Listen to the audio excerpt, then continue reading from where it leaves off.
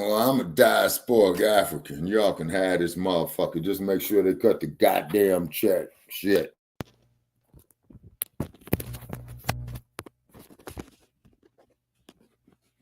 For 200 trillion. The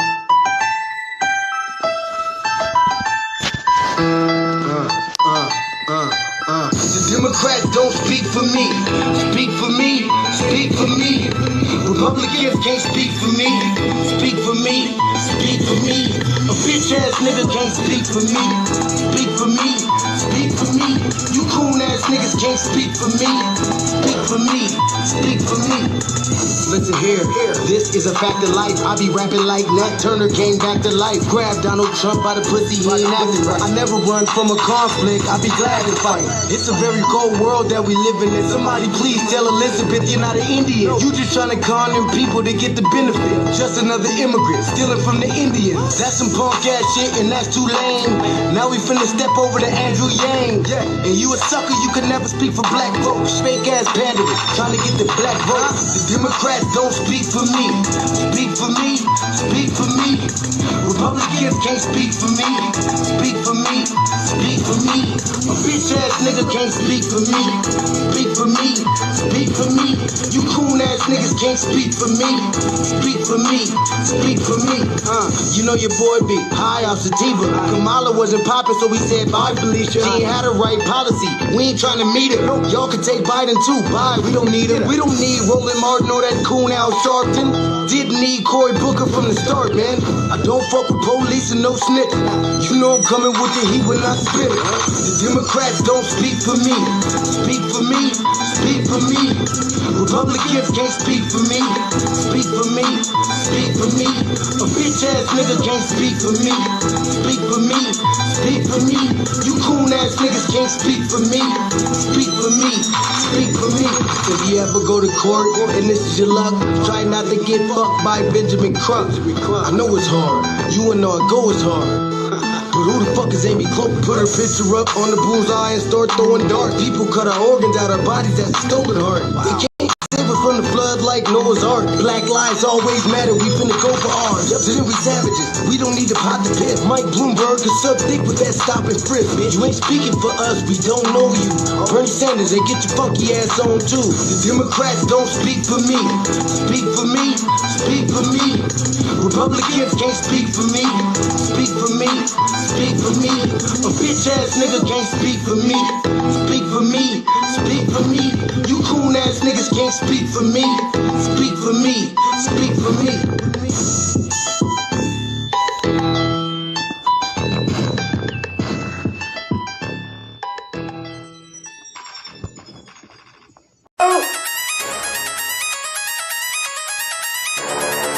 I'm talking about shout it going crazy. People going crazy in this motherfucker. Run that shit back, man. But it's nothing. Nothing about a woman on a day.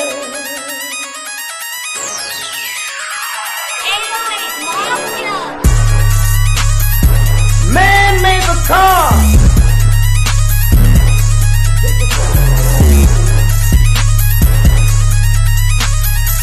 Man made the train to carry the heavy load. Man made the electric light to take us out of the dark.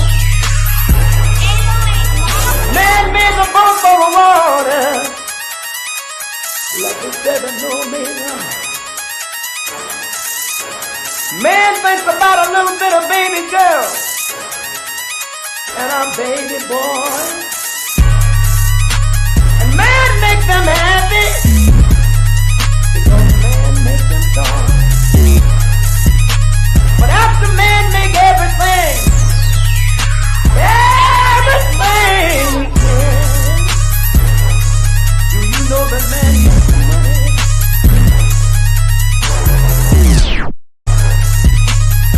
To buy from other men. This is a man's world. But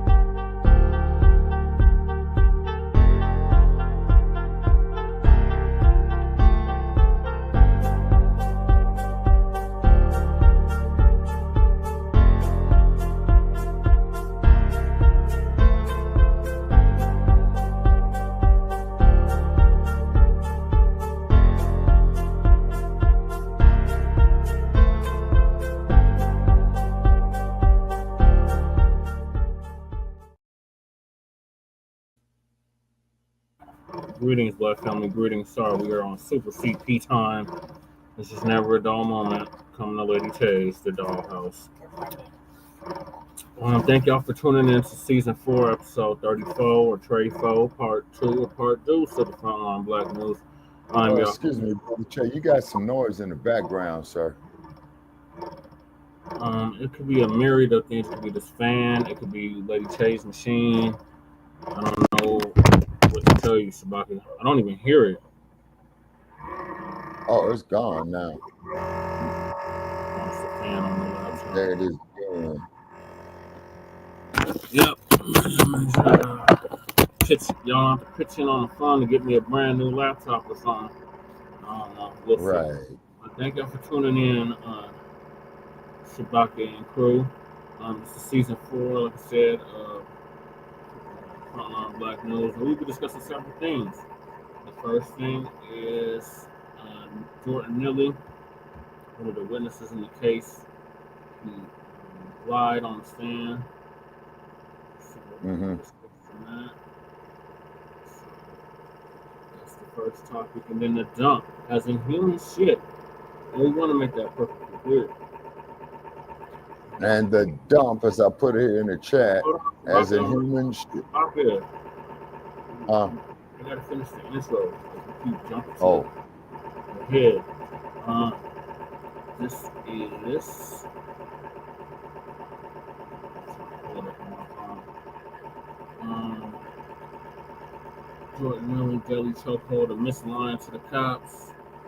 Malcolm X's daughters are suing the CIA, FBI, and the New York Police Department over alleged roles in his death. Why hasn't Trump picked any blacks in top positions in his cabinet?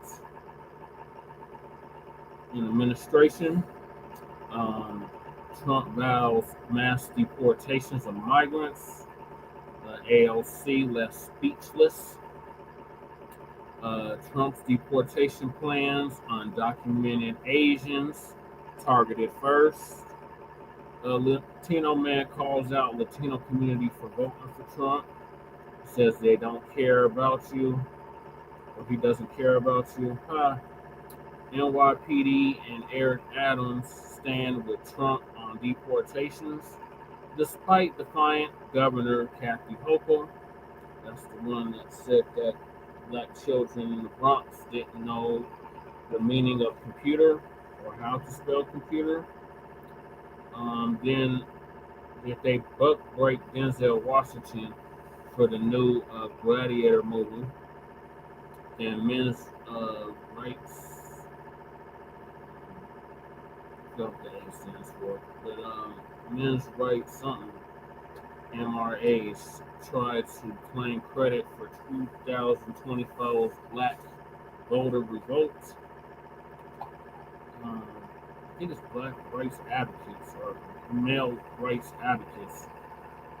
Advocate Jane Elliott tells Roland Martin on his show, no reparations without Indians getting paid first. Again, we haven't even covered that on here. Oh, yeah.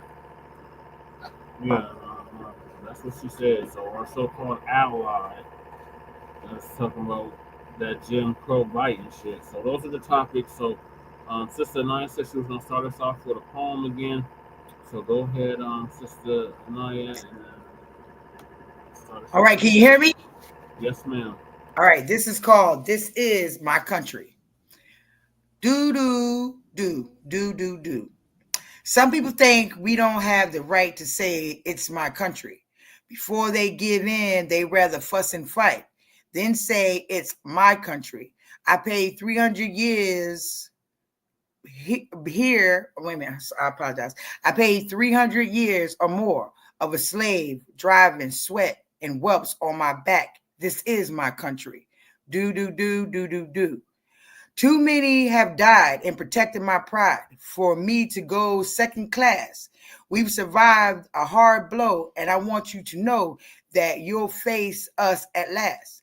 And I know you will give consideration. Shall we perish unjust and live equal as a nation? This is my question. This is my country. Do. And I know you will give consideration. Shall we perish unjust or live equal as a nation? This is my country.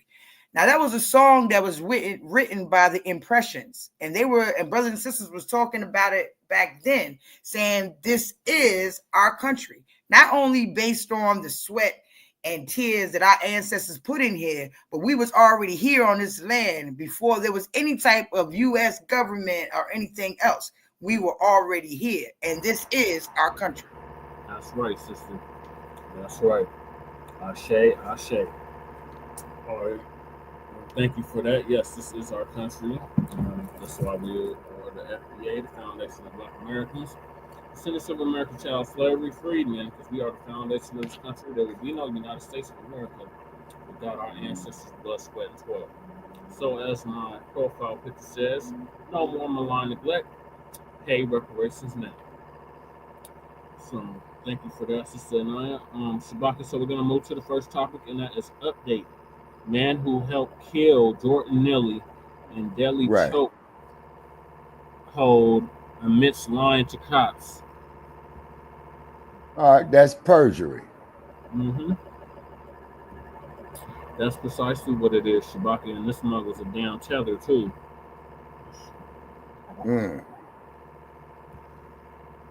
Okay, Jordan Neely. Okay, that's not the brother who was killed on the subway, right? Yes, that is the brother that was killed on the subway. Okay.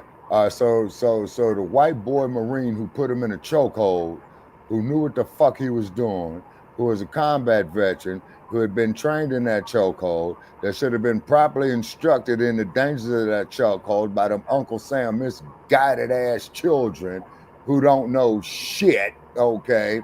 And then on top of it, with a brother who was emaciated because he was hungry, plus he was dehydrated because he was thirsty, who only weighed 140 pounds, just like Mario Woods, who was murdered by the goddamn San Francisco Police Department because he had a knife. And anytime that you got motherfuckers built like heavyweight contenders and dumped on that man 36 times, you see what I'm saying? That is cowardness. I agree, Shabaki. That is straight fucking cowardness. I can see if they went up there, man, and whooped his ass with a nightstick. Just like what the fuck they did in the city of Los Angeles, where they laid down Ezell Ford, a deaf man, meaning he was special needs, bound, okay? That means that he was handcuffed, and then they shoot him in the back. That's special circumstance under California law. Yeah, so this is Dr. Rashad Ritchie. Okay. He's going to give us an update on this. And he's advertising for Sonic Burgers. No, I had a queue already set up. No, it ain't exactly. You don't save no queue. So you actually save it with a name and title. Okay. That's what I usually do, is save the queues. Lady Chase trying to accuse me of jacking her queue. I bet you $20 right now. I'll have my brother come in here and look at it. No, that's not the same queue. Say yes, you can. No, because I didn't. No, say you assumed when you tried to make ASS out of me. No. Sonic Department of Research and Deliciousment. We topped off the new Sonic Smasher you love with our creamy queso with hand smashed patties. Man, fuck the goddamn commercial. He lied claiming Jordan Neely tried to hit him. I'm going to remind you of the video, give you the update. Here it is. No, I already got this queue set up. That's the protocol. And it's got two individuals right there, aiding and abetting in this murder with intent. Okay, Where it says, put up the screenshot that we have full mass here. This was when Jordan Neely was being choked on a train. A man who helped Daniel Penny restrain Jordan Neely on an Uptown F train in May of 2023 lied to law enforcement after he learned Neely had died. because he feared he would be charged with murder. That's according to his own testimony at Penny's criminal trial on Tuesday. Eric Gonzalez, wearing the hat on the left, told police and prosecutors in his initial interview that he was on the subway with Mr. Neely and Penny. Gonzalez said Neely had tried to hit him, and that's why Penny was restraining Neely. He also told law enforcement that after he and Penny had let go of Neely, he asked Neely whether he was okay, and Neely responded, yeah. All of those details were made up. Gonzalez told members of the jury in a packed Manhattan courtroom. He bowed his head as the assistant district attorney, Daphne Yoron, questioned him about the lies and about why he fabricated such a story. Quote, I was trying to justify my actions for me having my hands on him, end quote. Now, where are we at so far? Evidence of a guilty conscience. Engaged in a conspiracy to cover up. No, what we got here is a case of you committed murder in the first degree with a co-conspirator. You know you committed a crime. But remember, the nation was divided based on the lies of individuals who had every reason to lie. There's more. Penny is on trial now for manslaughter and criminally negligent homicide charges for a chokehold prosecutors say started with good intentions but went way too far. After Neely boarded the subway, Penny was riding and started yelling that he was hungry, that he was thirsty, and willing to die or go to jail, according to witnesses. Penny wrapped his arm around Neely's neck and took him to the ground and put him in a chokehold for about 6 minutes. A video that captured several minutes of the encounter included Gonzalez holding onto Neely's arms. And then it became this Rorschach test of New Yorkers divided about whether it was ever appropriate for a subway rider or riders to take matters into their own hands when someone else on the train posed the risk. And I want to say this. Instead of offering him a chokehold, offer him some food. He said he was hungry. Instead of violently attacking him, asking, is there something we can do to help you? Novel idea. He was obviously going through a difficult time, maybe in a mental health crisis. And the response is to kill him and then try to cover it up. Gonzalez said he was answering emails on his phone when he walked into the Uptown F train and found two men on the floor. One was holding the other down with his arm around the man's neck and legs around his waist. Gonzalez admits he did not know what was happening, but he remembered people frantically yelling for someone to call the police and decided to grab Neely's arms. Quote, I jumped in and tried to help, Gonzalez said. He added that he waved his hands to catch Penny's attention. Quote, I'm going to grab his arms so you can let go, he recalled saying. But Penny didn't let go. Instead, a video shows Penny continuing to restrain Neely in a chokehold as Gonzalez holds onto one of his arms. Gonzalez says Neely continued to squirm from side to side. At one point, broke his grip, so he put his leg over Neely's arms to keep him secure. He said he grew frustrated as another man on the train told him and Penny to let go because Neely might die or pass out. Gonzalez said he told the man that Penny wasn't squeezing Neely's neck, even though he couldn't see how tight the hold was. He lied again. I was doing everything possible to basically shut him up. Gonzalez all them testified. people on the train should go to jail. How can somebody just Tuesday, an sit back there investigative analyst as an analyst with the individual DA's and watch office somebody do that? presented a timeline of the I would have chokehold jumped based in on and bust transit that joke records. in the head, not tell him Video to let go. timestamps I and would have hit him. medical records. It showed Penny held Neely for at least 5 minutes and 53 seconds, including almost a minute after Neely's last voluntary movement. An emergency medical technician who responded to the scene said his team administered 6 doses of drugs to try to restart Neely's heart. None were successful. He was dead. Gonzalez is one of the 2 men who appear to be helping Penny restrain Jordan. Neely, in the video of the chokehold that went viral due to Neely's death, after his death, the other is a German tourist who has refused to testify at trial.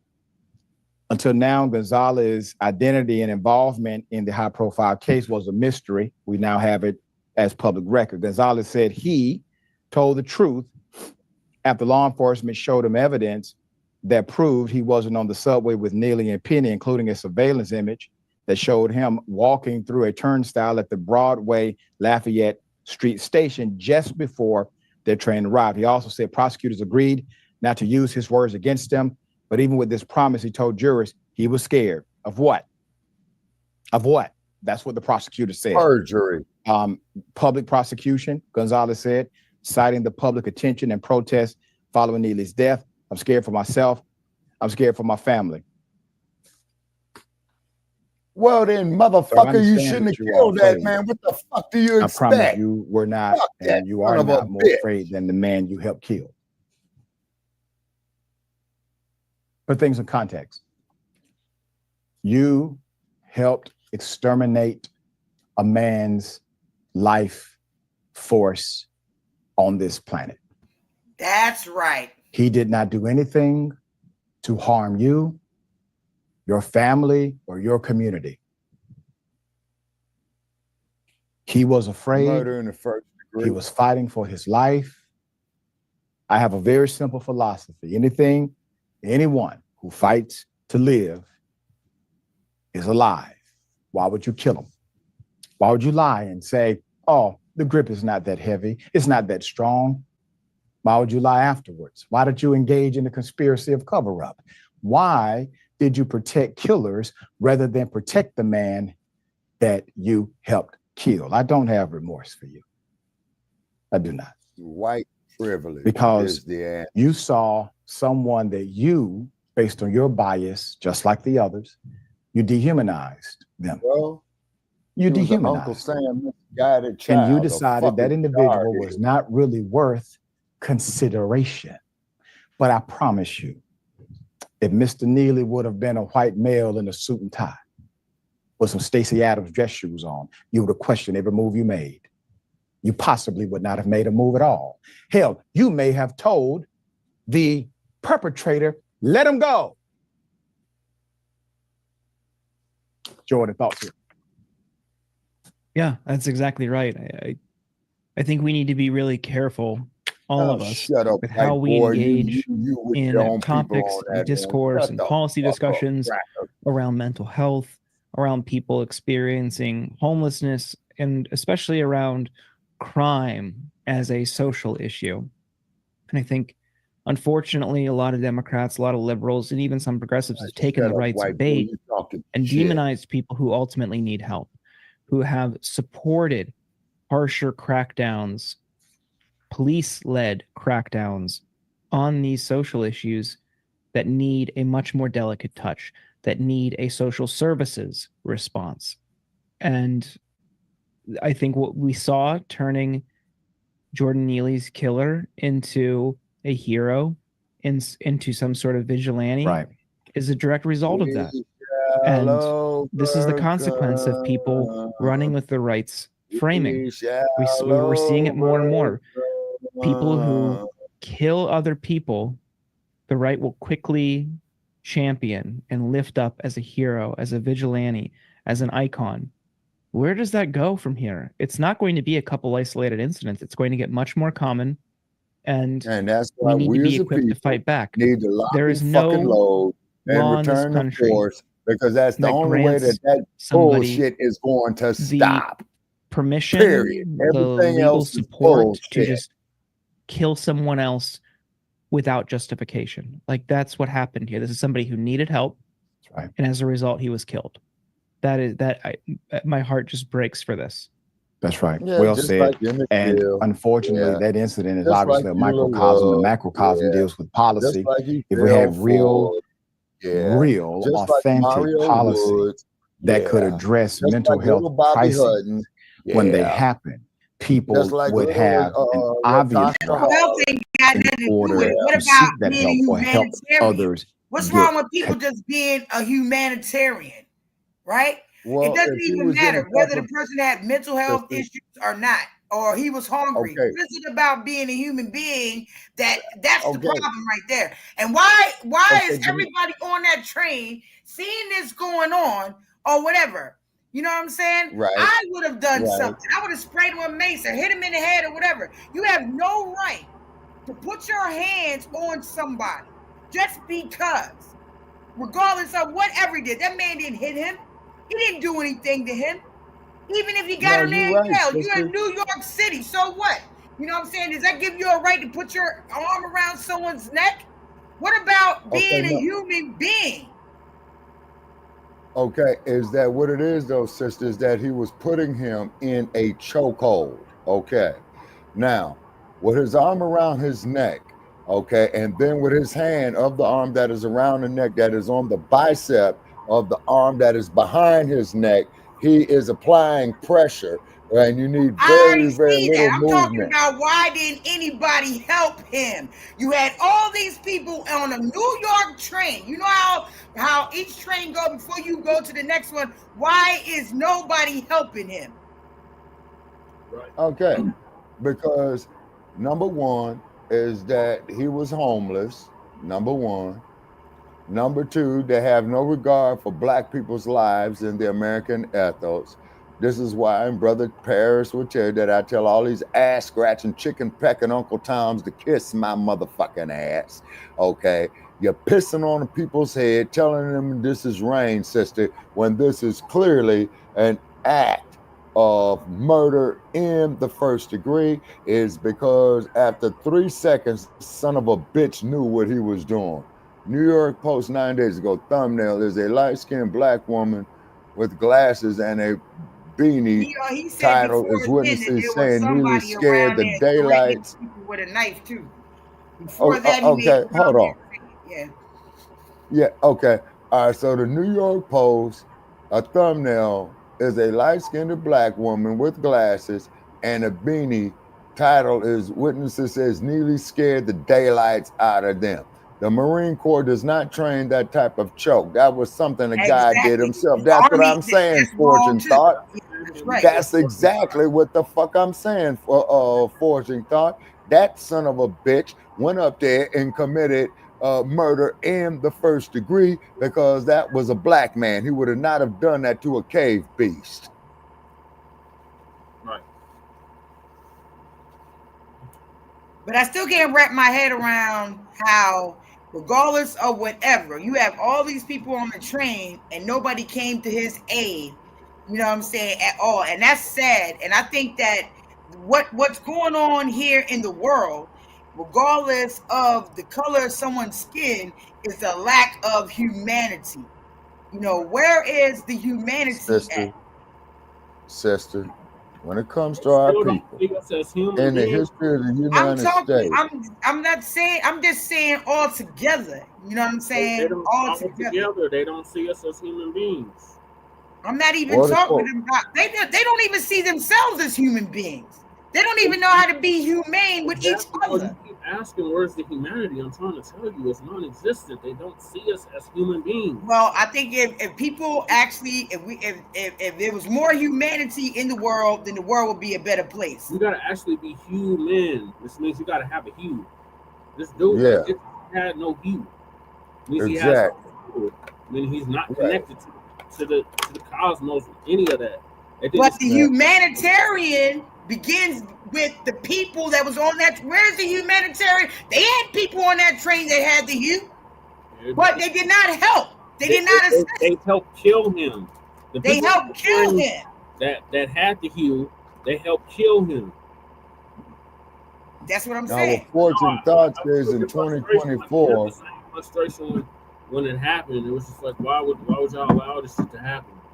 But people are afraid of their own shadow. It would not happen in front of me in a million days. It would not happen in front of me in a million days. Right. Move or whatever. It would not happen. And I wouldn't give a damn what color the person was. We are a last of a dying breed. Good people are a last of a dying breed in this society. That shit, that's like when the old man fell in front of me and I picked him up. Me and the bus driver both picked him up. Instead, we could, the new people, today's society, they would just let them stay there on the floor, on the ground. Yeah, you're right. And then keep in mind, when the last time I was down there in Angeltown, there was a brother in a wheelchair with just one leg trying to cross Crenshaw. Trying to cross Crenshaw Boulevard. Nobody helped. I helped the brother cross. I helped that brother cross cross Crenshaw Boulevard, where you got two lanes going in opposite directions, and plus the big wide lane in the middle of the people to turn left, turn up in there. I wasn't gonna let that brother sit out there like that. There ain't no telling what that man was probably trying to get to do, of why he had to get to cross the street. But everybody on that fucking train, after about the first, I'll be right back. Excuse me, please give me a second. Oh, okay. All right, okay. So the dude knew what he was doing. Yeah, they do. Okay, and you're right, Fortune thought social media is a big contributor. Or they stand there recording the shit. Yeah, think that they're the main character and some real shit goes down and they stand there with their mouths open. Yeah. And the cold part about it is this was clearly an act of intentional murder. They say, now, is the state of New York, okay, do they still have this son of a bitch that murdered this man in custody? Is he on a no bail hold? Initially, remember, they wasn't even going to charge him initially. They wasn't even going to charge him initially. Okay, so then it seems to me that the chief executive of that city there, which would be Eric Adams, his ass should be booked as being an accessory to this murder. I agree. I mean, if that makes any kind of sense. Yeah, that's what we said when it happened. We said literally the two people that held him down while he choked them out, they need to be charged as accessories to murder. Yeah. Yeah. A season ago, we covered this because this happened last year. Yes, sir, it did. Okay. And then, of course, as well, too, the other dude, okay, who was holding his feet, yeah, his ass should be charged as a not an accessory, but as a participant in the actual murder itself. But however, each state is different in how it administers its form of justice. But for all practical purposes, that this was murder in the first degree, meaning murder with intent. Yeah. Yeah, that's bad. You know what I'm saying? That's real bad. So, when these ass scratchers come up there and talk about taking part in a political system that has no interest in us whatsoever.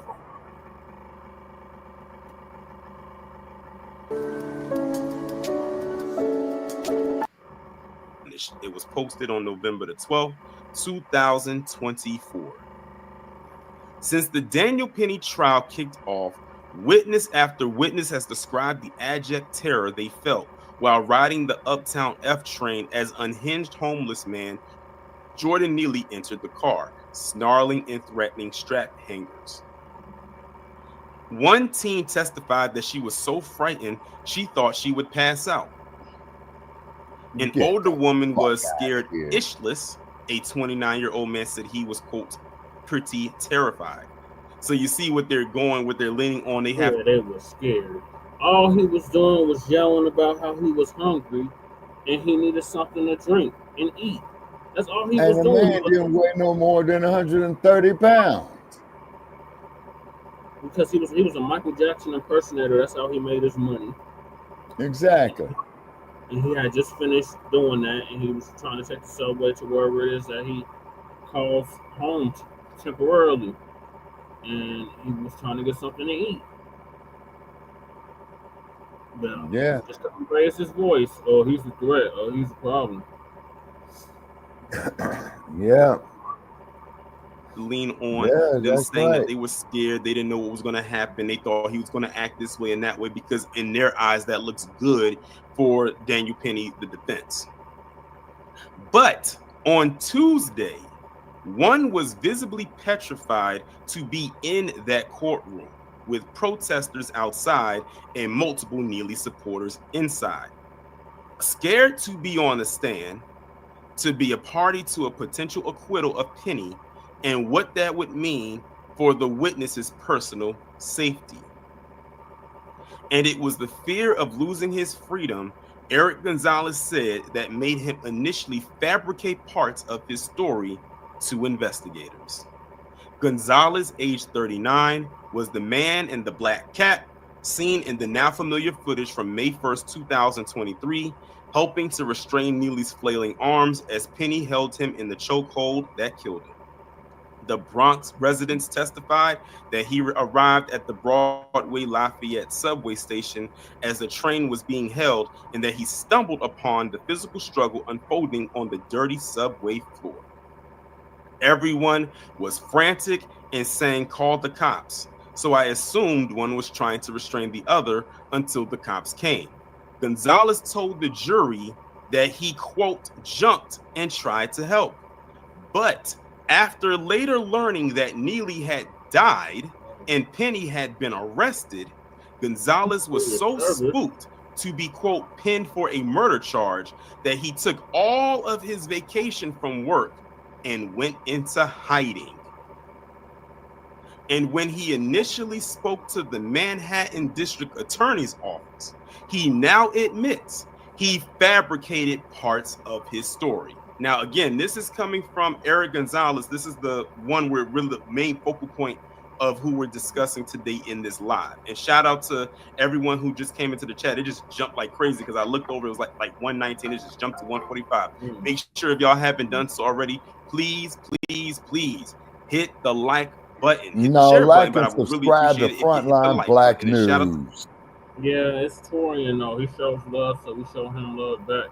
Oh, okay. My bad. Okay. Calm down, Debo. Calm down. All right. So, Fortune Thought brought up a good point about when he was a firefighter. He said, honestly, the biggest danger of anyone who's really going through it, mental episodes, drug dependency, alcohol, homelessness, etc., worst stress, police and civilians. Yep. That's why we fought so hard to get this STAR program going here in Denver, but it's still not receiving the funding that it's supposed to get. They always want to send the police or these punk ass vigilantes to deal with the situation, opposed to trained professionals that know how to deal with people that's having these mental episodes on drugs, on alcohol, and on health. Right. Yeah. And then too, and once again, you got that white supremacy privilege right there. Street team assisted response. It was based off the CAHOOTS model, which is crisis assistance helping out on the streets. This is based out of Eugene, Oregon. And, okay. Brought that to Denver. The city co-opted it, named it STAR. It was something else before that. And one of our good friends, his cousin, was influential in getting that off the ground.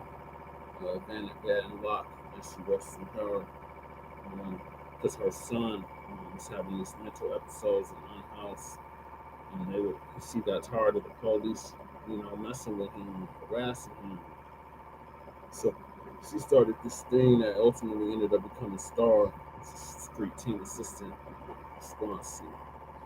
Myself and Lady Chase said in some of the meetings, but even before Lady Chase got involved with it, the organization I used to be with, Denver Homicide Loud, we were like at the forefront of getting it off the ground along with her. So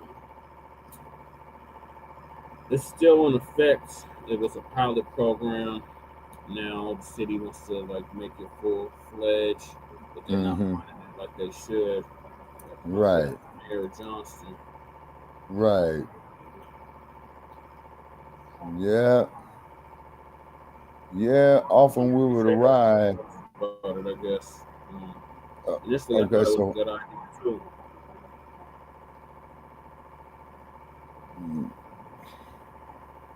yeah, and so therefore, man, you know, this is a really sad state of affairs. The time slick with the $10 super sticker. I appreciate it. You talking about set? You talking about the set team?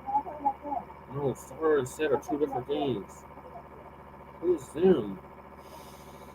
Star be harassing unhoused people?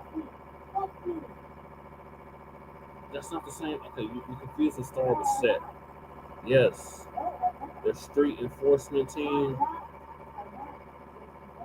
Yes, you are. From who? Exactly. So how you got first-hand knowledge that you can't prove? She's confusing Star with sets. There's this thing called street enforcement team, and now they changed it. They changed the name to something else. I'll tell you this though. I tell you this right now, first-hand knowledge, right? First-hand knowledge. I don't have to lie or anything. Okay. I don't lie. First of all, okay? It affects you to think that it's fucking crazy. 4 fucking years, I even told you, I won't fucking lie. I don't lie. But let me finish. First-hand knowledge, right? At the hospital. Okay. Star doesn't come. Okay. Star doesn't show up. Star doesn't show up in a crisis like that. Okay, so I know because I personally know. Okay, so when did they show up? They don't. They don't show up. Not for us. So who do they show up for?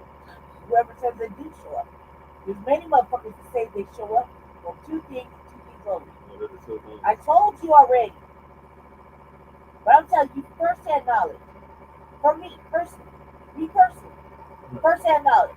Denver. They don't come when you need it. Okay, well, I thought you seen the bands. I did. I'm telling you. You seen the bands? I know, Jesse. Just trust me. I don't have to lie. Okay? And I told you it was a bad idea for the start of this shit. How did you tell me? I told you weren't even nowhere in the picture when it started. Are you serious? Yes. I can pull that footage, Jesse. Okay, pull it. Jesse, please. Go back to 2017 and pull the footage. Jesse, when we took it to the city council, that was when we took it to the city council, for like 5 minutes before that. You stop, talking about please when we stop, sent sir. the Please don't recommendations? do that.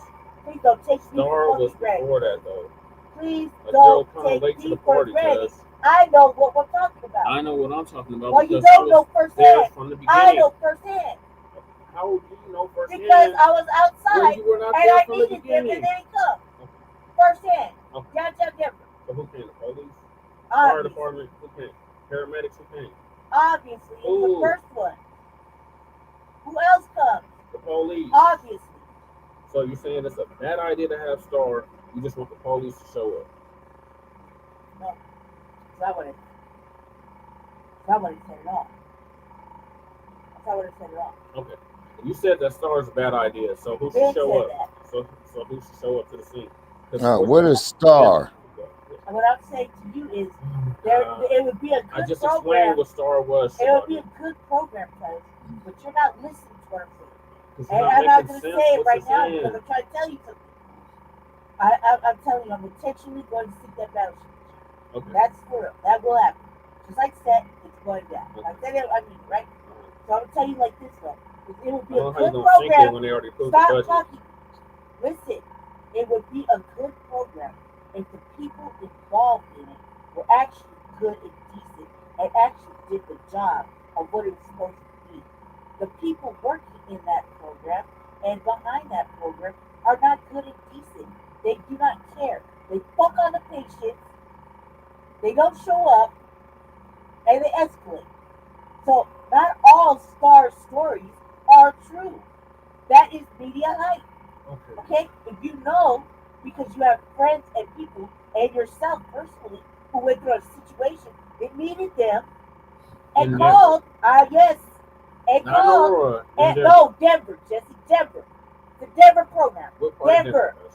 They don't Jesse. service all of Denver. So oh God, cuz are you very serious? Fucking yes, I'm dead serious. Look here, cuz. Look here.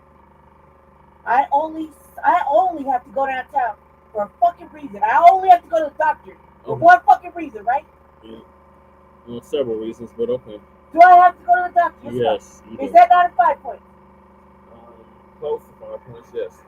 5 fucking points, Jesse. Fucking A, cuz. Don't be fucking stupid. This is semantics. No. Whether it's fucking 4 or 5 blocks and 5 points or not, still the fucking east side. Okay. I have to go down there for whatever fucking reason I gotta go down there, right? I have a situation. I tested the fucking product, cuz. If I can't speak on it, I can. I did it. Record of it. I called. Record nobody of it. Showed up. The police showed up. I'm telling you, the fucking police showed up. Okay. I'm telling you, they came like 30 minutes later. Call Star and the police showed up. Jesse, if we implemented the fucking program, don't you think I have access to calling too? Am I not a regular citizen? Do I not have to have the option? I can call if I need them, right? They're there for specific reasons, right? Okay, maybe I have a specific reason. I call, they don't come. I also have friends and family that are still outside, right? They actually have real problems. You, nobody's outside. Oh, Jesse, you are on the same fucking bus, cuz. Don't you fucking do this.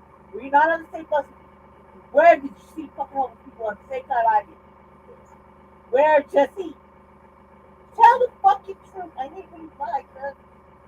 Tell the truth. We're on the same bus at the same time. The fuck we having problems in the Garden of Eden. Did it look like a scene? Yes or no? You made it back, sid. Where the fuck is this? Okay, I see you made it back. Yeah, you typed it now. I'm back. So let's go back to, it says ultimately arrived and either bystanders or police was already tearing them up. But you know, like I was asking my Muslim, he was like, hey, if I was there, you already know we got that character in the I'm sure if either one of us was there, that brother wouldn't have got choked out. Oh my God. No, because I would have been bashing that motherfucker in his head, you know, killing that man like that. But once again, though, sister, it all depends on what state you're in. Because in the state of California, if you was to see that situation right there, like on the BART train, you could intervene and smash that dude in his head to get him up off that man. Okay, but in some states, being righteous anytime wherever you are, it doesn't matter because my ancestors, my God's gonna take care of me. Yeah, you see, and then on top of it, that there was a act wrong within itself. You see what I mean? Exactly, dead wrong. Where's the homeless people? Dead wrong. Yeah, and so therefore that man there should not be dead, and the son of a bitch that killed that man, his ass should be facing murder in the first degree with intent, because it clearly showed his intent when he kept choking that man again and again and again. Okay, and then like the Dr. Rashidi said, he had him like in that position for about 2 minutes. So after about the first 5 seconds, it had went and showed his intent, just like that bastard by the name of Derek Chauvin when he murdered George Floyd. Right. Say that was intent. And anytime that you have use of force experts from a murderous police organization called the Los Angeles Police Department that said that there was excessive force and that there was intent, then something is extremely wrong, is because the Los Angeles Police Department has no bones about killing a black person. Like, look at the case of Ezel Ford that happened in LAPD's Newton Division. And for those who don't know, a division in the city of Los Angeles, like what a precinct is back east, or what a district is, and some other jurisdictions.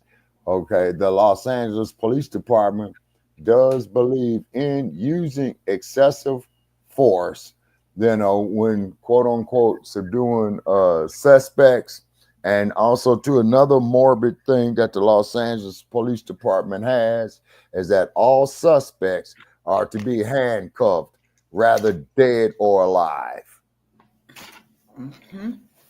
I mean, the LAPD will go out here, will kill a person, dead as hell. Okay, no heartbeat, no pulse, blood, guts, brains all over the area, and they will handcuff the suspect. Mm-hmm. That is morbid. Mm-hmm. That is morbid. Morbid. So therefore, like I try to tell Sarge, Brother Parrish, you still with us? He's handling some business right now, Shabaka. Oh, okay. Well, anyway, just like I try to tell Sarge, okay, you have acts that are wrong against statutes, okay? Then you have acts that are wrong within themselves. And this dude here that murdered this man on the New York subway with his hold, this was an act wrong within itself because it was clearly his intent to kill this man. And you know what? Mm-hmm. It wouldn't even probably have to been that man. He just happened to be there because you never know what was going through him. Maybe his girlfriend cheated on him. You know what I'm saying? Or whatever. He had a bad day at work. His boss fired him or whatever. But it had to be something more of a motive. He want to choke someone out because he's having a fucked up day and he just wants somebody to fuck with. And he saw that this person is smaller than he is, skinnier than he is, and then he's going to take advantage of that situation. And then not to mention that the man was black. Right, because he think he had white privilege going on. That's precisely my point. To put it in a nutshell, that is exactly what that son of a bitch was implementing, was his white privilege. I'm having a fucking bad day, and I don't give a fuck. This skinny old black man, I'm gonna fuck his ass up just because. Yeah, right. Yeah, precisely. So that there proves intent, special circumstance, depending on how these kangaroo courts want to hop around it. You know what I'm saying? You know. I think there's something else that needs to be done. Brothers and sisters need to patrol the streets at night. You know what I'm saying? Well, once everything gets settled, we need to start going back, putting our feet on the ground and patrolling the streets at night. Funny you should say patrolling the streets, because that's what Huey Percy Newton, the Forte brothers, little Bobby Hutton, and what Bobby Seale did in the 1960s. Well, look like, it's going to have to come back in fruition. We need to patrol the streets at night. We need to get together, take whatever city we're going to do this night, and trust and believe. They ain't going to want to see us coming anyway. They already know what's there. Yeah, but what it is, though, sister, is that the Black family unit and the Black community has been shattered. You see what I mean? Okay, so we're going to keep on using that for an excuse. No, sister, it ain't no excuse. Only thing I'm just saying is that is an element that has to be dealt with. You see what I'm saying? To implement these patrols. You see? Mm-hmm. Well, the main, like we asked, what are we out there patrolling? Our community. We live there. You want to make sure our streets are safe. Mm-hmm. And that's it. I'm a citizen. Okay? I'm a taxpayer. Well, I have a right to patrol the street. It's called neighborhood watch. Mm-hmm. Yeah. And then of course you have to check with the state laws as well, too, of what you're in to do this, is because, as you know, sister, each state is different on its laws. Every state has a neighborhood watch. It's like they have a citizen's arrest. They have it. It may be twerk as well, but you have to understand that follows under a bill.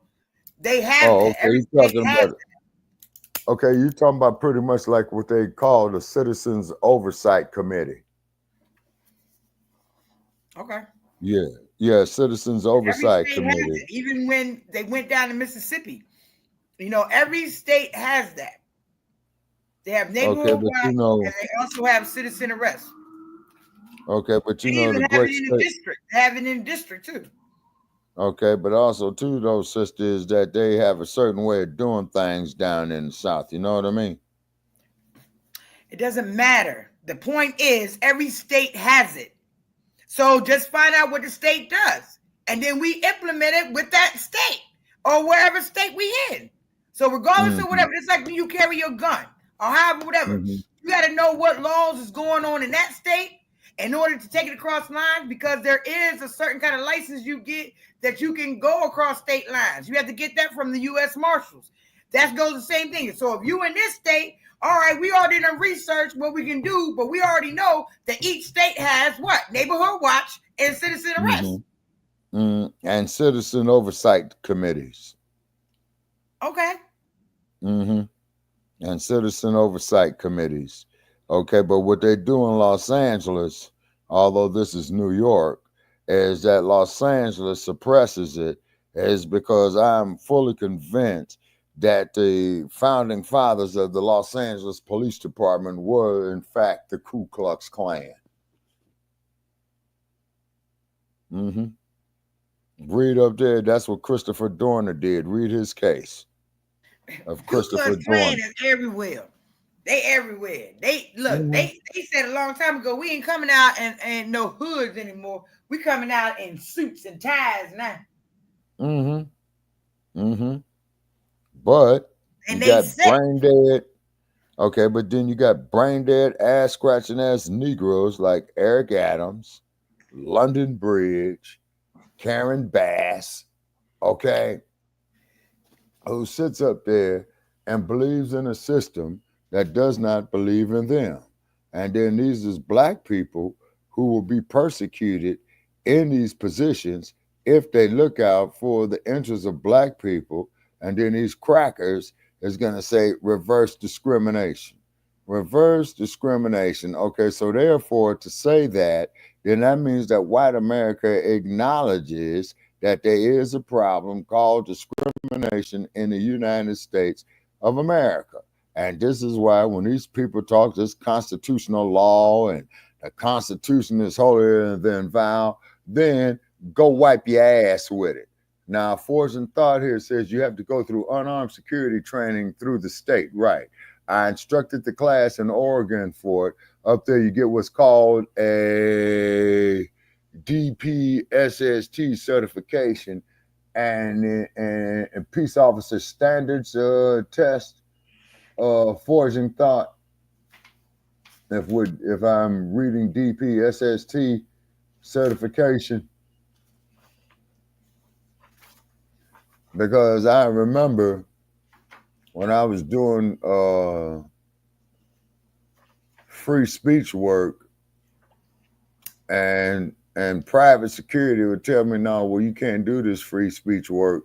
The first thing I asked them was if they were in possession of a California Peace Officer Standards test card, and then they would tell me no, and I would just simply inform them, then you need to call a law enforcement agent, is because the only thing that what you are is a glorified Barney Fife security guard. Well, let's go back to This Is My Country. So, like I was telling you in the song, and I'm going to read something by, Anthony Broder from the I've heard the name of Anthony Broder. Yeah. He says, when he was talking about this is my country, he says some people think that we don't have the right to say this is my country. Before they give in, they rather fuss and fight than say this is my country. But I've paid 300 years or more of a slave driving sweat and whips on my back. This is my country. And the words written by Curtis Mayfield, but it was sung by the Impressions in the late 1960s, and they reflected a new attitude. What was the name of the song? This is my country. I don't recall Curtis Mayfield and the Impressions making a song about that. Then so you're gonna debate me on that? Go ahead and look on while I'm reading this. Go ahead and look up again. This Is My Country, and look up the lyrics of the song by the Impressions while I'm reading.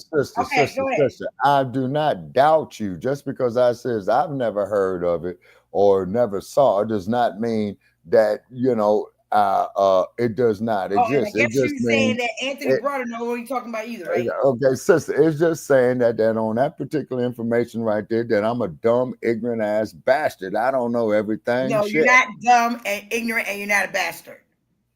Okay, so as they reflected a new attitude in which was evolving in the minds of many African Americans, slavery was no longer being looked upon as a period of disgrace, but a period of investment. Black folks had invested their lives, whether they wanted to or not, in the development of the United States of America. It was the slave who was responsible for making America great.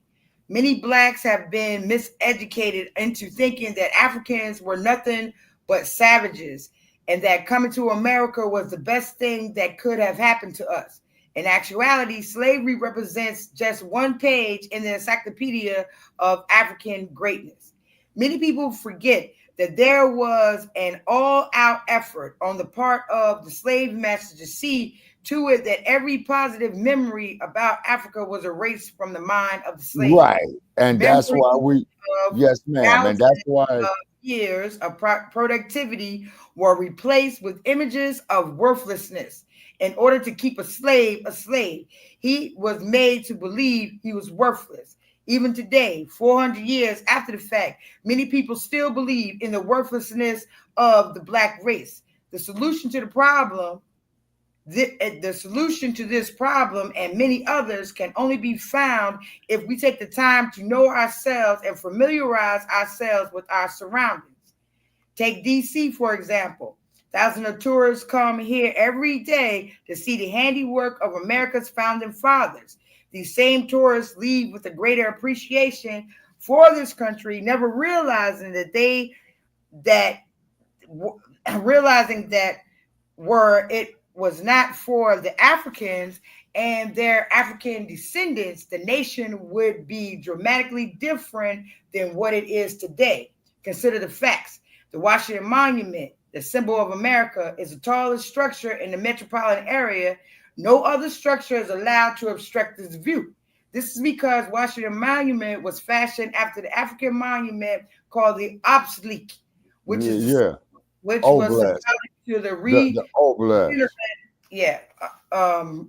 of the regenerative powers of God. The design of the Lincoln Memorial was patterned after the Temple of Honor of Ramses II, constructed approximately 1225 BC, who was the pharaoh of the 19th dynasty in Egypt. The designation of the Meridian Hill Park, aka Malcolm X Park, was designed to align the city with the same meridian, the pathway of the sun, which passes through ancient Egypt. The layout and design of this city would not have been possible without the assistance of Benjamin Banneker, America's first Black man of science. It is no accident that so-called. Okay, what are you saying now? Okay, I'm almost done. I only got like 3 more. Go ahead, sister. It is no accident that the so-called founding fathers sought to recreate here in America the same energies which has guided and directed our ancestors in ancient Egypt. They utilized African architecture, science, and symbolism and removed the African signature. Only a properly trained eye is capable of seeing the truth. Further attempts to utilize the knowledge of the Africans can be found in the development of masonry in the early foundation of this country. The Masons patterned themselves after the so-called mystery schools of ancient Africa. Many of the founding fathers were Masons and were all of the generals who fought in the Revolutionary War. George Washington insisted that only his Masonic brothers would command his troops. The links between the Masonry and ancient Egypt is irrefutable. Not only are the symbols of Masonry derived from Egyptian culture, but also in their name. The word Mason from the Latin word means Latin words mass and son means child of the sun. The recipients of the highest level of education in Egypt were also called the sons and daughters of light, children of the sun. The Declaration of Independence and the Constitution are both Masonic documents which were written in Masonic code and have a totally different meaning to members of the Masonic order. Over the years, the United States have had at least 13 presidents who were members of the craft. For the second time in history, the African was responsible for building the greatest nation ever known. This is a living testimony of our greatest as a people, our ability to survive, and our ability to create. This is our legacy. This is our country. Okay, well, the only thing I could say about that is this, sister, I'm not doubting your wisdom. Then that is the more reason for them to cut the goddamn check for reparations. Okay? Is because, as you know, as I've stated on Shabaka's Black Experience Enhanced, we had to show the Caucasian of how to wash his funky, stinking, nasty ass is because the son of a bitch thought that it was against God of proper hygiene. Our women have given the world the concept of feminine hygiene. Okay, so it is incredible of how these individuals call us savages to get us to hate ourselves and from the great legacy that we come from, because they are in turn the true savage. Okay, now, as Brother Paris and I was discussing a few weeks ago, the concept of navigation and what have you, and things of this and the sciences, is that, as you know, that any time that a slave invented something, it was automatically the intellectual property of the raping, slave trading pedophile that owned his ass. That's why they had the Copyright Office. You see what I mean? So therefore, they can come up with bullshit. Well, you know, I got my name on this is because the intellectual property of the slave was also that of the slave master. The physical property of the slave was also that of the slave master. The wife of the black man he used as his bed wench was also the property of the slave master.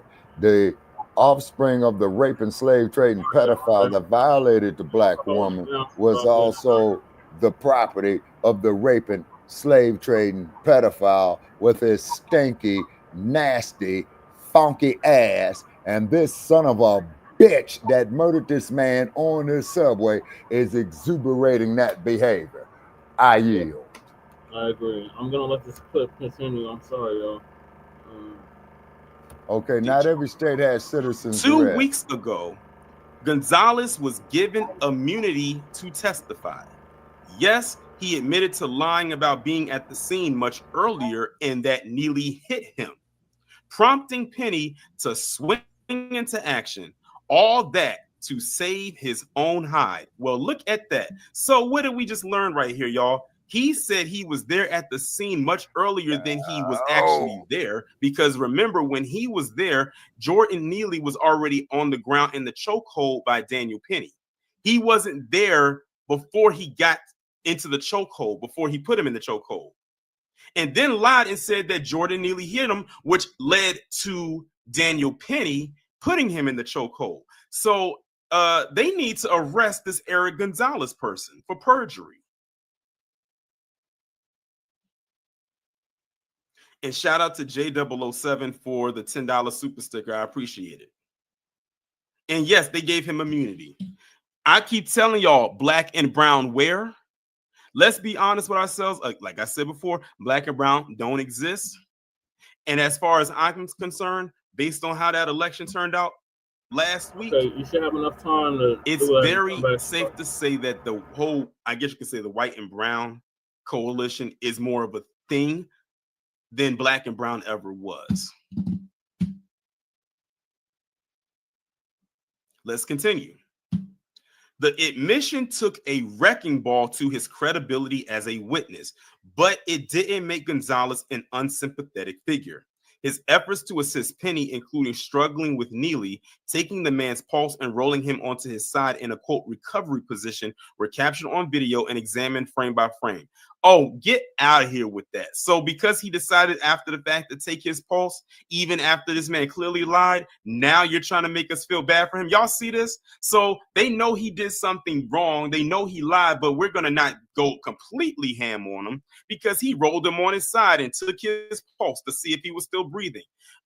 We know he wasn't breathing because they said Daniel Penny held Jordan Neely in that chokehold for a number of minutes. And one thing I had always asked was, how long does it take someone who's in a full chokehold like that to lose consciousness and later pass away? They said it probably takes about a minute, maybe even less. He held him in that chokehold position for a number of minutes, which means Daniel Penny was holding on to a dead body. The footage proved that both he and Penny were ensnared by the old adage, no good deed goes unpunished. Despite his deal with the prosecutor, Gonzalez was still worried what would happen if his testimony were to help Penny go free. Well, you're going to have an angry mob after you. That's what's going to happen.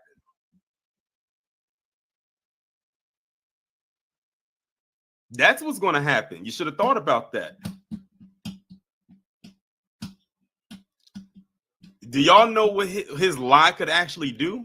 And they better hope that the jury goes a different way and still finds Daniel Penny guilty. Because if Daniel Penny walks, they're going to look back at this, and that Eric Gonzalez person, let's just put it this way, there won't be a corner held up anywhere that he could hide.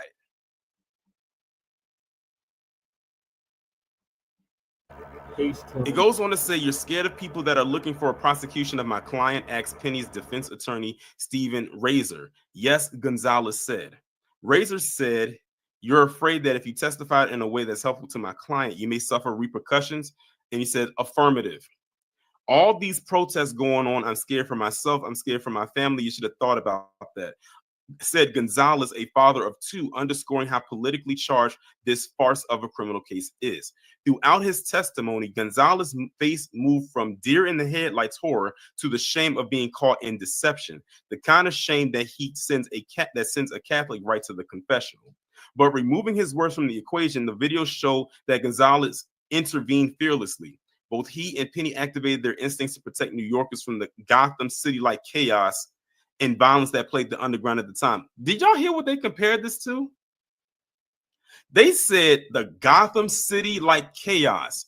Y'all made it seem like they opened up the doors to Arkham and just let people run wild and free. Like, listen to the verbiage that they're using here. They compared what happened with Jordan Neely to Gotham City-like chaos. And we got 202 people in here. Smash the like button.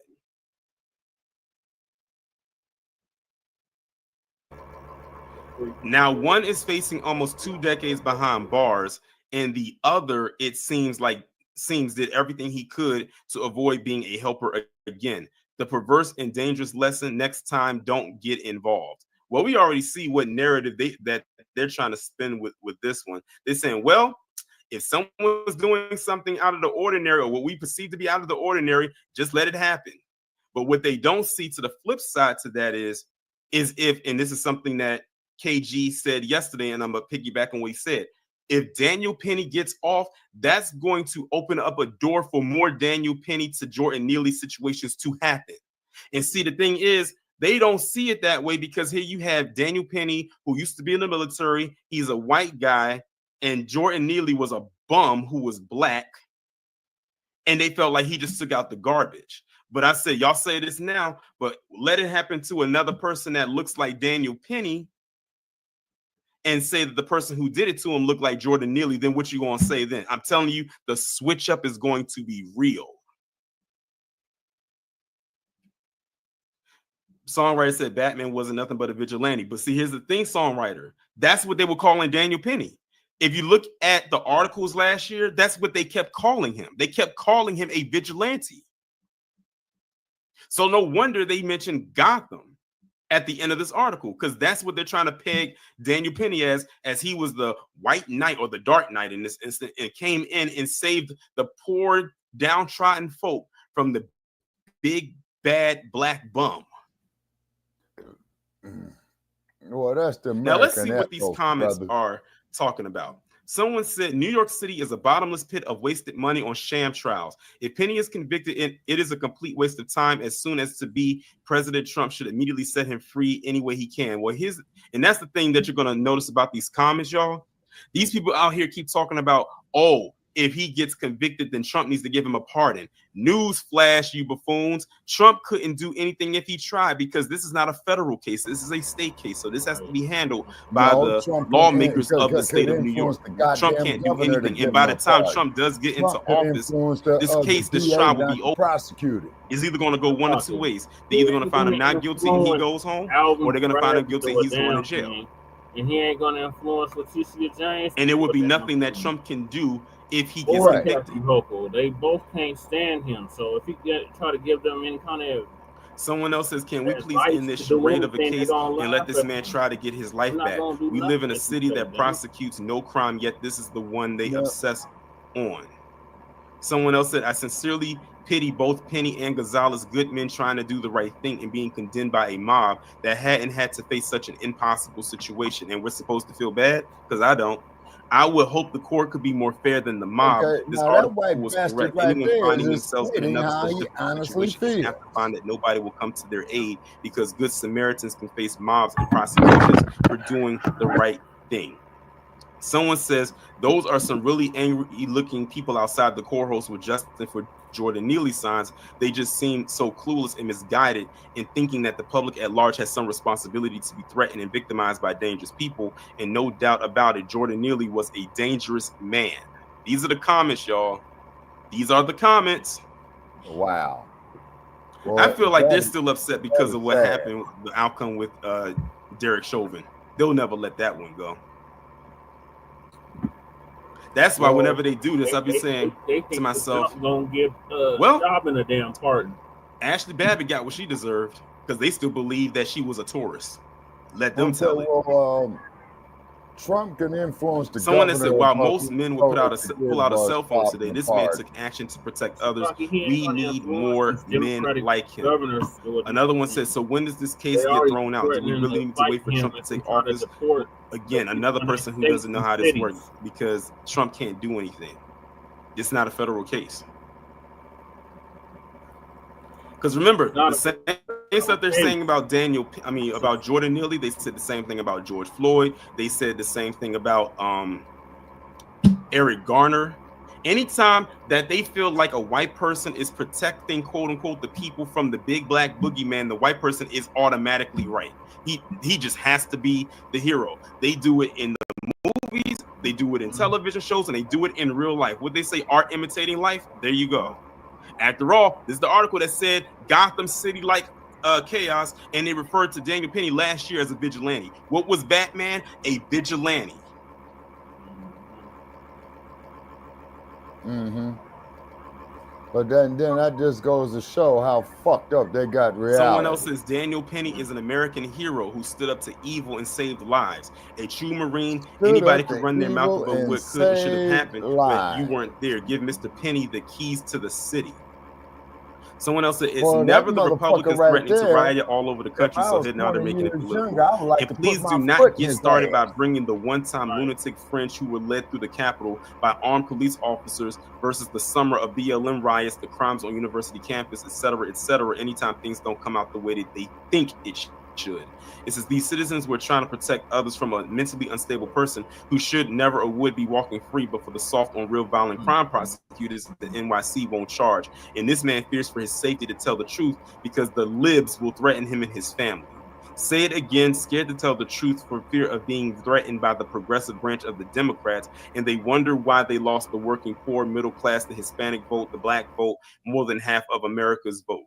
So this person went on a whole political tirade about this case right here that was happening outside of an election season. But as I continue to go on and on, I don't have to keep reading it. Like every comment starts to sound the same, whether it's short or a longer narrative like the one that I just read to you. They all believe that Daniel Penny was in the right, that that Jordan Neely deserved to die. That's basically what they're saying. They don't say it, but that's what they're saying. But like I said, let Daniel Penny walk. This is going to open up the door for them to do it again. And when it happens to them, I'm going to see what narrative they try to come up with then. Because you already know they're going to try to say, oh, send that person to jail. No. Because remember, when it came to Jordan Neely, y'all said he was unstable and he deserved it. And that Daniel Penny did the right thing. So no, in that case, that person, if it ever comes to that, they did the right thing. And the other person, they were unstable. So I just want y'all to keep that in mind when this happens in the future to them. Because I'm telling you right now, one thing PC has in common, no matter what side of the political aisle they think they're on, they all think that they are above the fray. But I just dropped the link right there in the chat. If anybody would like to come up, feel free to do so. Well, only thing I could say about that there is this, people, is that this is an American tradition. Anytime that white people murder unarmed black people, the crack is automatically justified. So this is why I say, take your U.S. Constitution, wipe your ass with it, take your fucking red, white, and blue flag and use it for a doormat. That red, black, and green, the red, blue, and white, that's our shit, Shabaki.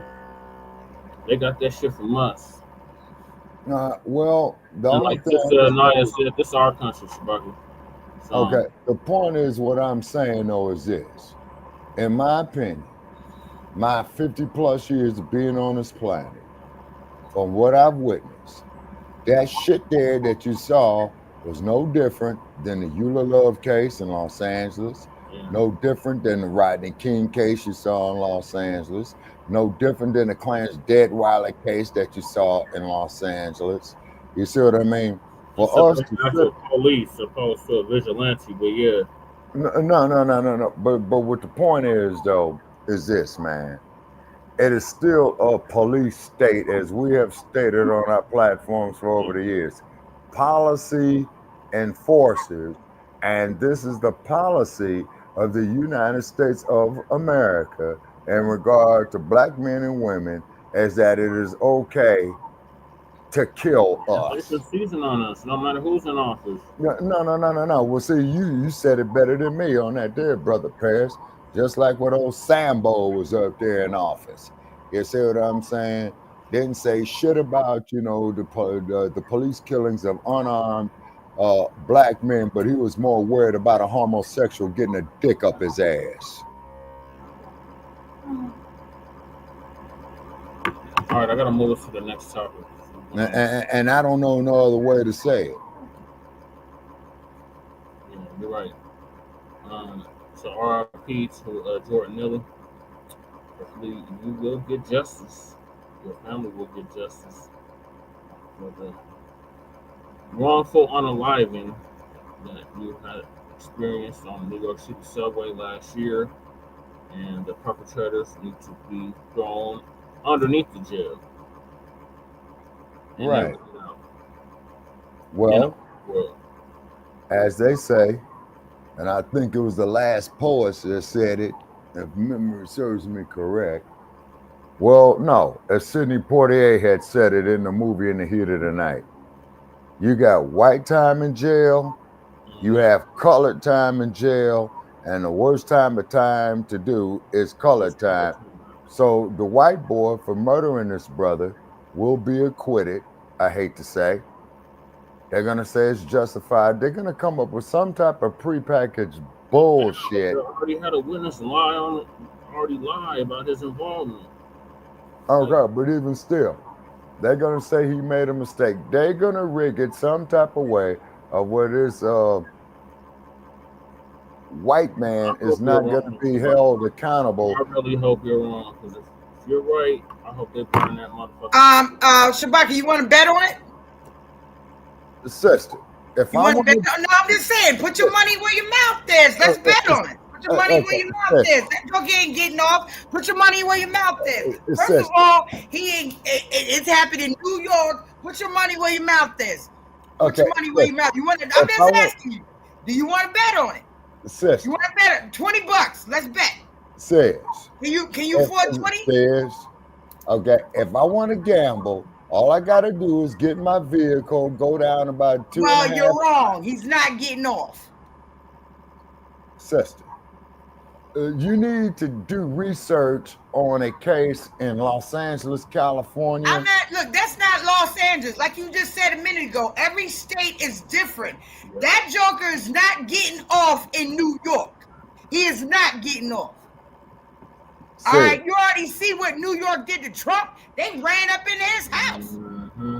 Come on. Well, then they should have whooped his ass. Then that's what the fuck they should have did to Trump. If New York is all that, then they should have went on and beat that motherfucker ass.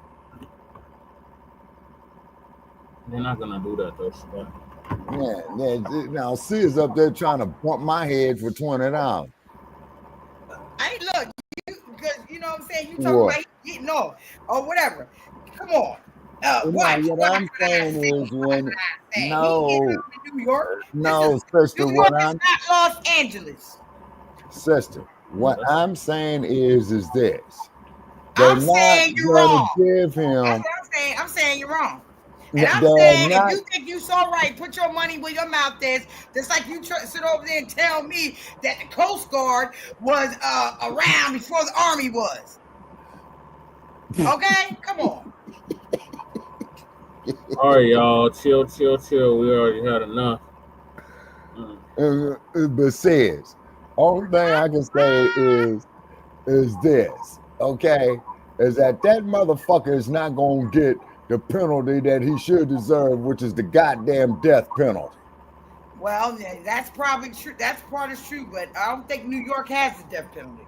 Yeah, they got rid of the death penalty. Yeah, they got rid of it.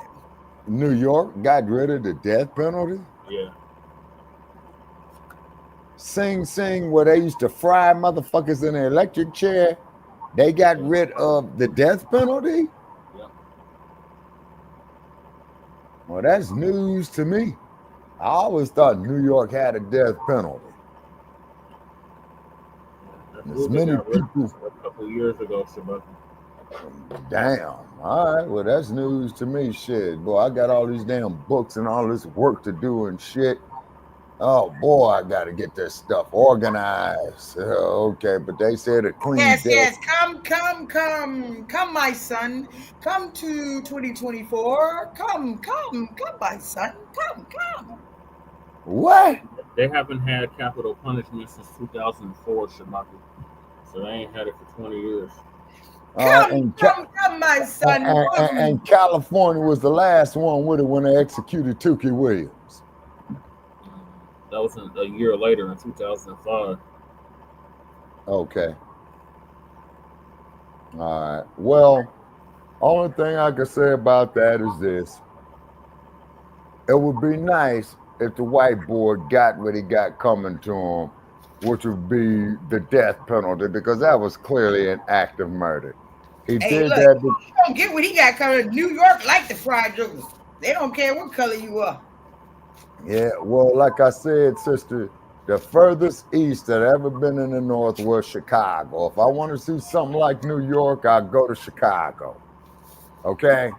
But I had a loved one go to New York that said that New York City makes Chicago look like a hick town. It really does. Yeah, it's really big, Shabaki.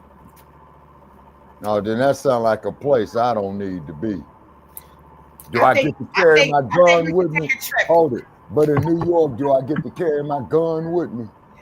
New York you can have gun rights, but you better make sure it's registered the way New York says registered, because you come to New York with that gun and you get caught, they're gonna slap 5 years on you if you don't have all your paperwork together. Oh, that sounds like California. 5 years off the break. New York don't like nobody coming from out of town that ain't no New Yorker trying to start from top. We're gonna use an excuse. Oh, you coming here to New York to start some trouble, huh? Yeah. They're gonna make a mockery out of you. Make an example out of you. Okay, well, I will not be visiting the state, the county, or the city of New York. There's different fucking gun policies. If I want something like New York, I'll go to Cook County. Yeah. You can't just have it's not like you take your gun permissions from fucking Colorado or California right to New York because you get caught with that shit. It's not registered in New York. It's like a whole different fucking animal. You're going straight to jail, and this shit's gonna be like it's gonna cost you more to get out and get in. That's right. Straight to jail. Do not pass go. Do not get $200. What? When you got there. You know what I mean? Okay, but California passed its gun laws with the Mulfer Act in 1968 to disarm the Black Panther Party. They didn't change them. I think they updated the rules. They've amended them or something just recently. But either way, there's a different gun policy there than it is anywhere else. I think California got, or not California, but New York got some pretty kind of strict fucking gun rules for legality, for legal guns. You get caught with a burner, that's your ass supposed to have. You know what I mean? But to register your gun, I would just recommend when you got in the city, go register that motherfucker immediately. If you're not gonna be doing no dirt, you know what I mean? Like just go do that immediately because you don't know. You just never know what could happen. You know, you could just be an innocent bystander to get fucking searched and there you should. And you gotta apply for the pistol license. Yeah, you gotta get like it would just behoove you to go right there and register right when you get in before making any kind of plans. If you're a non-resident. You know, there's anything can happen from the subway to the sidewalk to your place of destination. Yeah, you know what I mean? So it don't matter. It doesn't even have to be you. It could be anybody. But you could just be in the vicinity of it. And the motherfuckers right now all the cities are kind of like on a weird little alert. It's weird outside. So you can just behoove somebody to get this shit registered there and then re-register it. I mean, it doesn't take much. It's not because I don't cost you anything either. Go do it at the station. That way you don't get in trouble. It's better to have it and be prepared than to not be prepared. And then having to lie and it costs you more if you just don't do it. You know what I mean? Financially than if you just did it. Yep, and then in New York, even the people that is with the person that has a gun, everybody's going to jail. Yeah, everybody's in trouble. Yeah, everybody's going. Yeah, because you don't know that. You know when they get you, you know how they already assume guilt, but everybody's guilty. You know what I mean? Everybody's guilty. They by association. New York is a beast. You know what I mean? So all of you are going in. They don't know whose gun it is. I could say it's mine, but it really might be Jesse's. That's right. It could be Jesse's, or Jesse could say it's his, but in reality, it's mine and it's a burner. You know what I mean? Yeah, we're all in trouble. Okay? Right.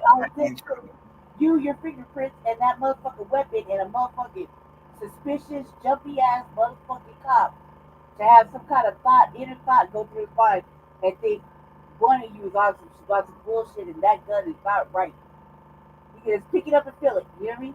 That gun is about right. Next thing you know, everybody go to jail. That gun's been confiscated and given to the police that'll later on put it back on the street on the low. You know what I mean? Yeah, they just changed some shit recently. Yeah, just recently.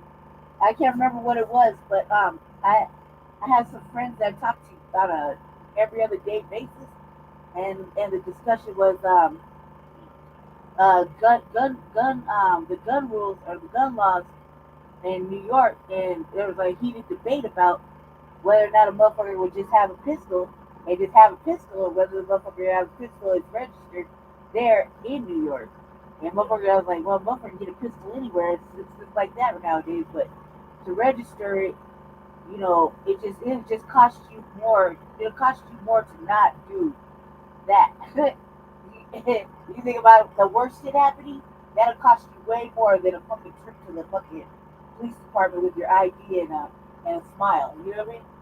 Versus fucking the worst shit, especially with you being black, male or female, doesn't even fucking matter. Guilty. Stolen. Not yours. and is involved in some sort of incident. You know what I mean? It always says under suspicion. You're a suspect. The gun was may or may not. Oh, so I can say, why is he not in the studio? Yeah. Because he probably left. He said, how come I'm not in the studio? So he must have dropped out. Oh, there he is. No, I didn't drop out. It was probably some technical difficulty bullshit that they. It was probably New York. That's what it was in New York. We're gonna blame it on New York. Blame it on New York. Probably shit. I don't put nothing past none of these motherfuckers. Oh yeah, they just made some recent changes. So I was looking it up while y'all was talking. So moving along, we've been on this topic way too long.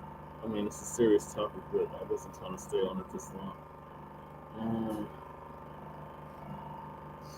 What's that?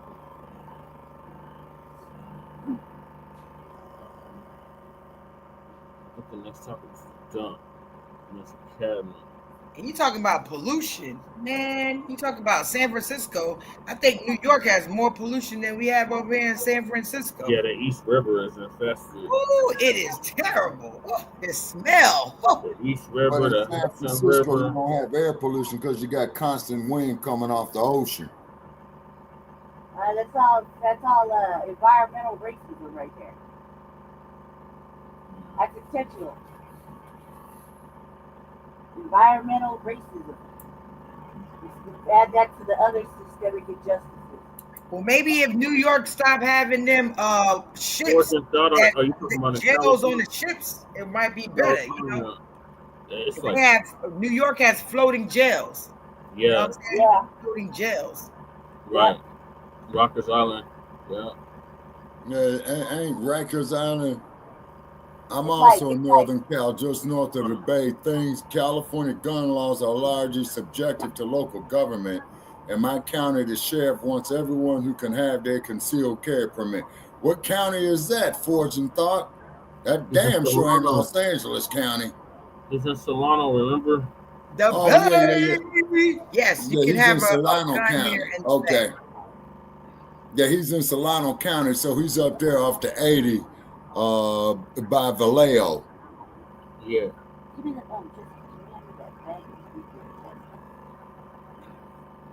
Okay. All right. So, which means is that then maybe the U.S. district courts, man, have picked up that case, man, that they tried to put on delay for a long time when they said that California may be a violation of the Second Amendment. And I say people could possess guns, remember, you get square on that. Bucc, you sound distant. Oh, wait a minute. He's on the headset, moving away from the laptop and all of that stuff. He don't think we hear him, but we hear all of that because the headset is very sensitive. But moving along. Malcolm X's daughter sued CIA. I gotta pull the damn article, but I had it on Twitter. Malcolm X's daughter sued CIA, FBI, and the New York Police Department over alleged roles in his death. Great news. Great news. As well as she should. Great news. Great news. Great news.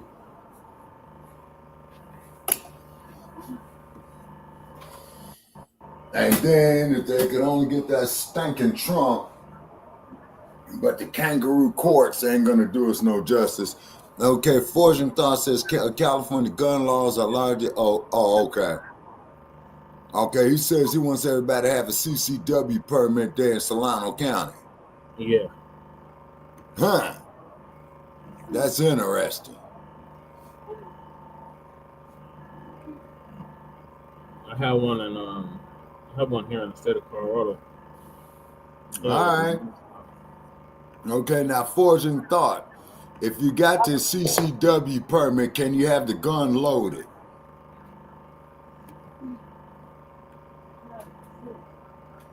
News break. The family of Malcolm X. Okay. Man, don't tell me they got the damn ambulance chaser with them. Oh, shit. But then again, he might fuck around and get them paid. Yeah. I had that Same thought process. You know goodness well he gonna get him paid. That's why he with him. He don't mess with nothing if he can't get no money.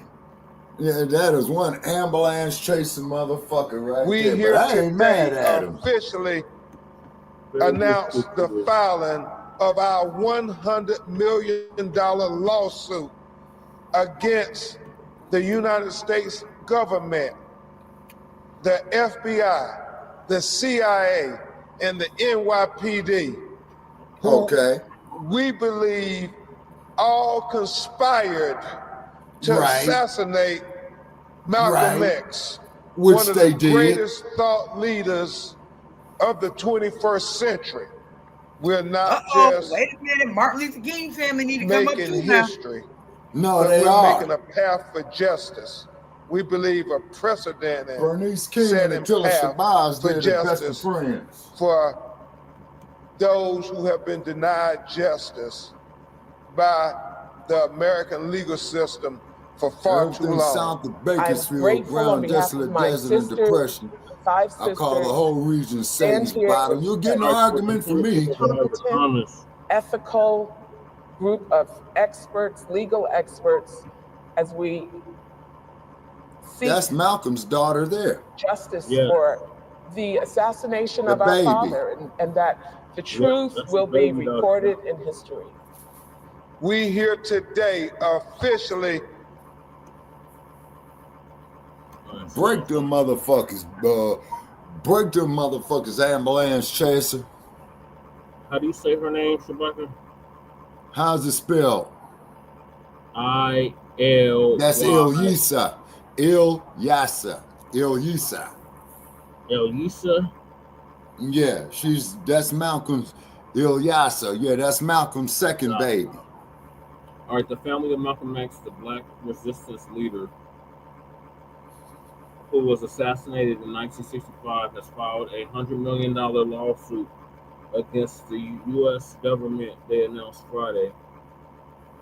And you said Aisha?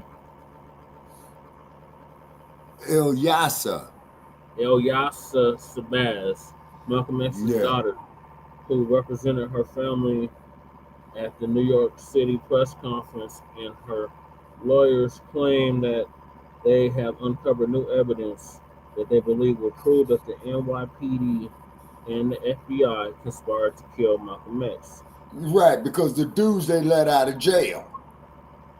Right. And all the charges were dropped against the dudes they alleged assassins. Yes. Dick Gregory had stated before he had passed away is that they said that Malcolm was shot with a shotgun and a firearm, I think a .45, from an upward angle below the stage where he was hit. According to Dick Gregory, is that the rounds that entered Malcolm's body that killed him had came from an upward angle. So from above. And them sons of bitches will be the ones to have the resources and the ability and capabilities to do just that. Right. So he fought primarily for our mother, who was here. Ilyisa Shabazz.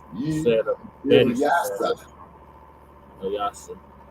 Okay, Ilyasa Shabazz said of Betty Shabazz, who died in 1997 from the site of the former Ottoman ballroom. Right, which is in Harlem. Right, where her father was killed. My mother was pregnant, and when she came here to see her husband speak, someone who just admired totally, and to witness this horrible assassination of her husband. Right. So that's his daughter.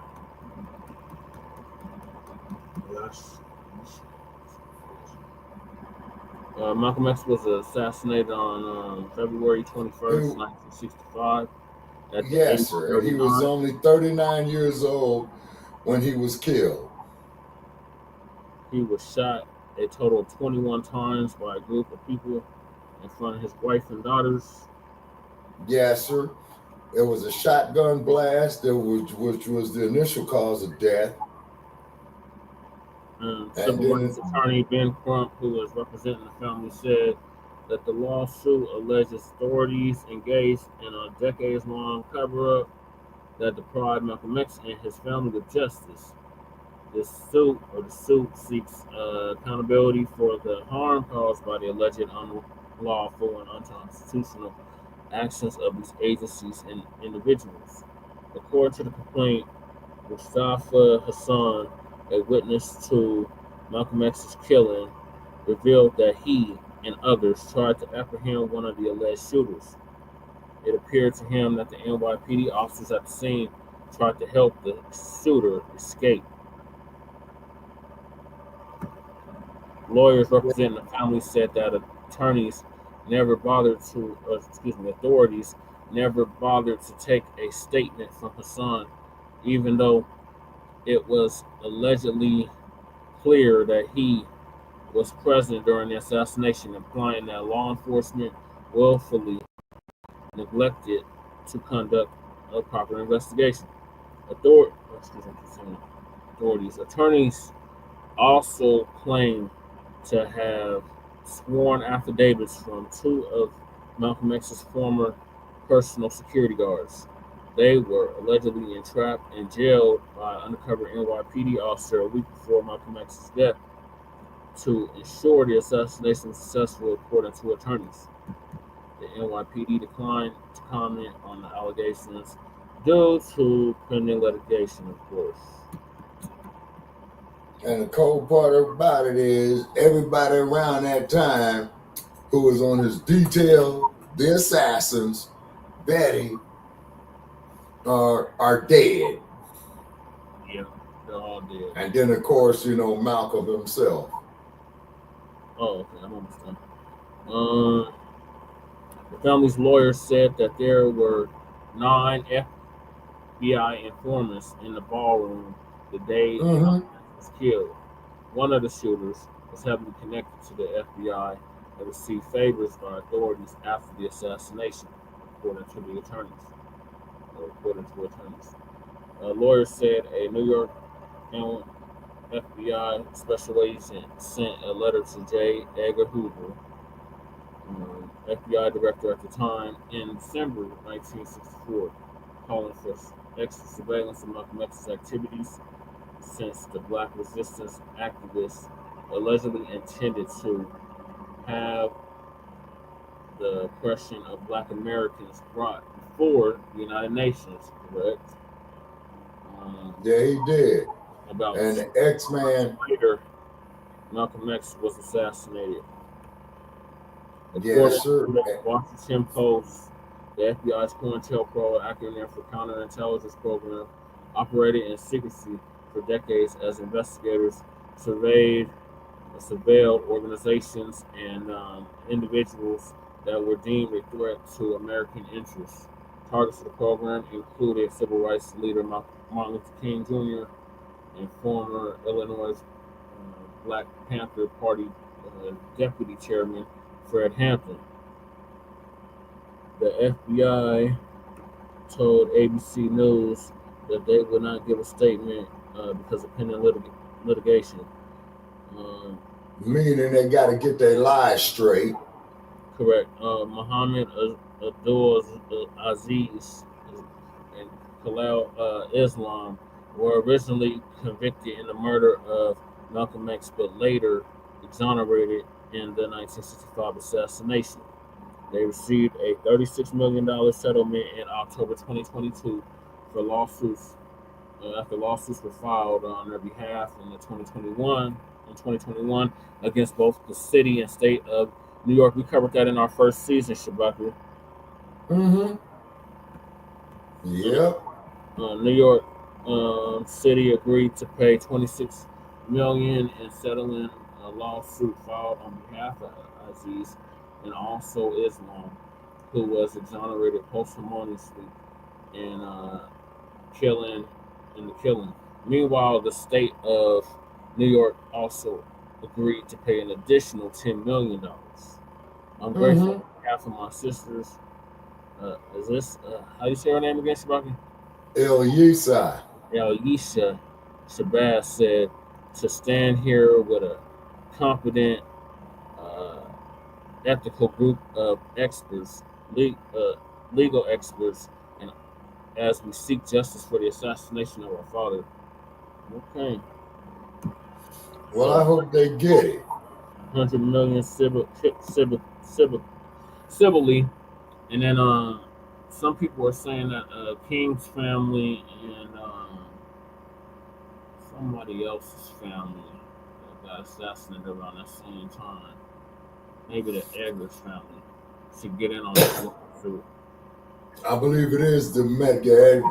Yeah, I think it is Medgar Evers' family. Now, keep in mind, going from memory, here's the hit list: Medgar Evers, John F. Kennedy, Malcolm X. Wait a minute! Don't forget about not Martin Luther King. Don't forget about Malcolm X parents, the Littles, that had their house burned down in Nebraska. Yeah, that was in 1925 in Omaha. Yes, ma'am, you're correct about that. But I'm going from memory, sister, through the 1960s. Okay, and correct me if I'm wrong. I'm just trying to see, how good or what's fucked up of my memory is left. Okay. Medgar Evers, he was killed in his driveway in 1963. John F. Kennedy, the president, he was killed November 22nd, 1963 in Dallas, Texas. Yeah. Malcolm X was killed February 21st, 1965 in New York City. Martin Luther King was killed April 4th, 1968. That was the decade of the hits. Yeah, it's like that in Denver too, fortune God. Oh, then of course, the murder of Fred Hampton in his bed, December 4th, 1969 on the west side of Chicago. Oh, okay. Yep. That's what the Fred Hampton Jr., he needs to start his lawsuit too.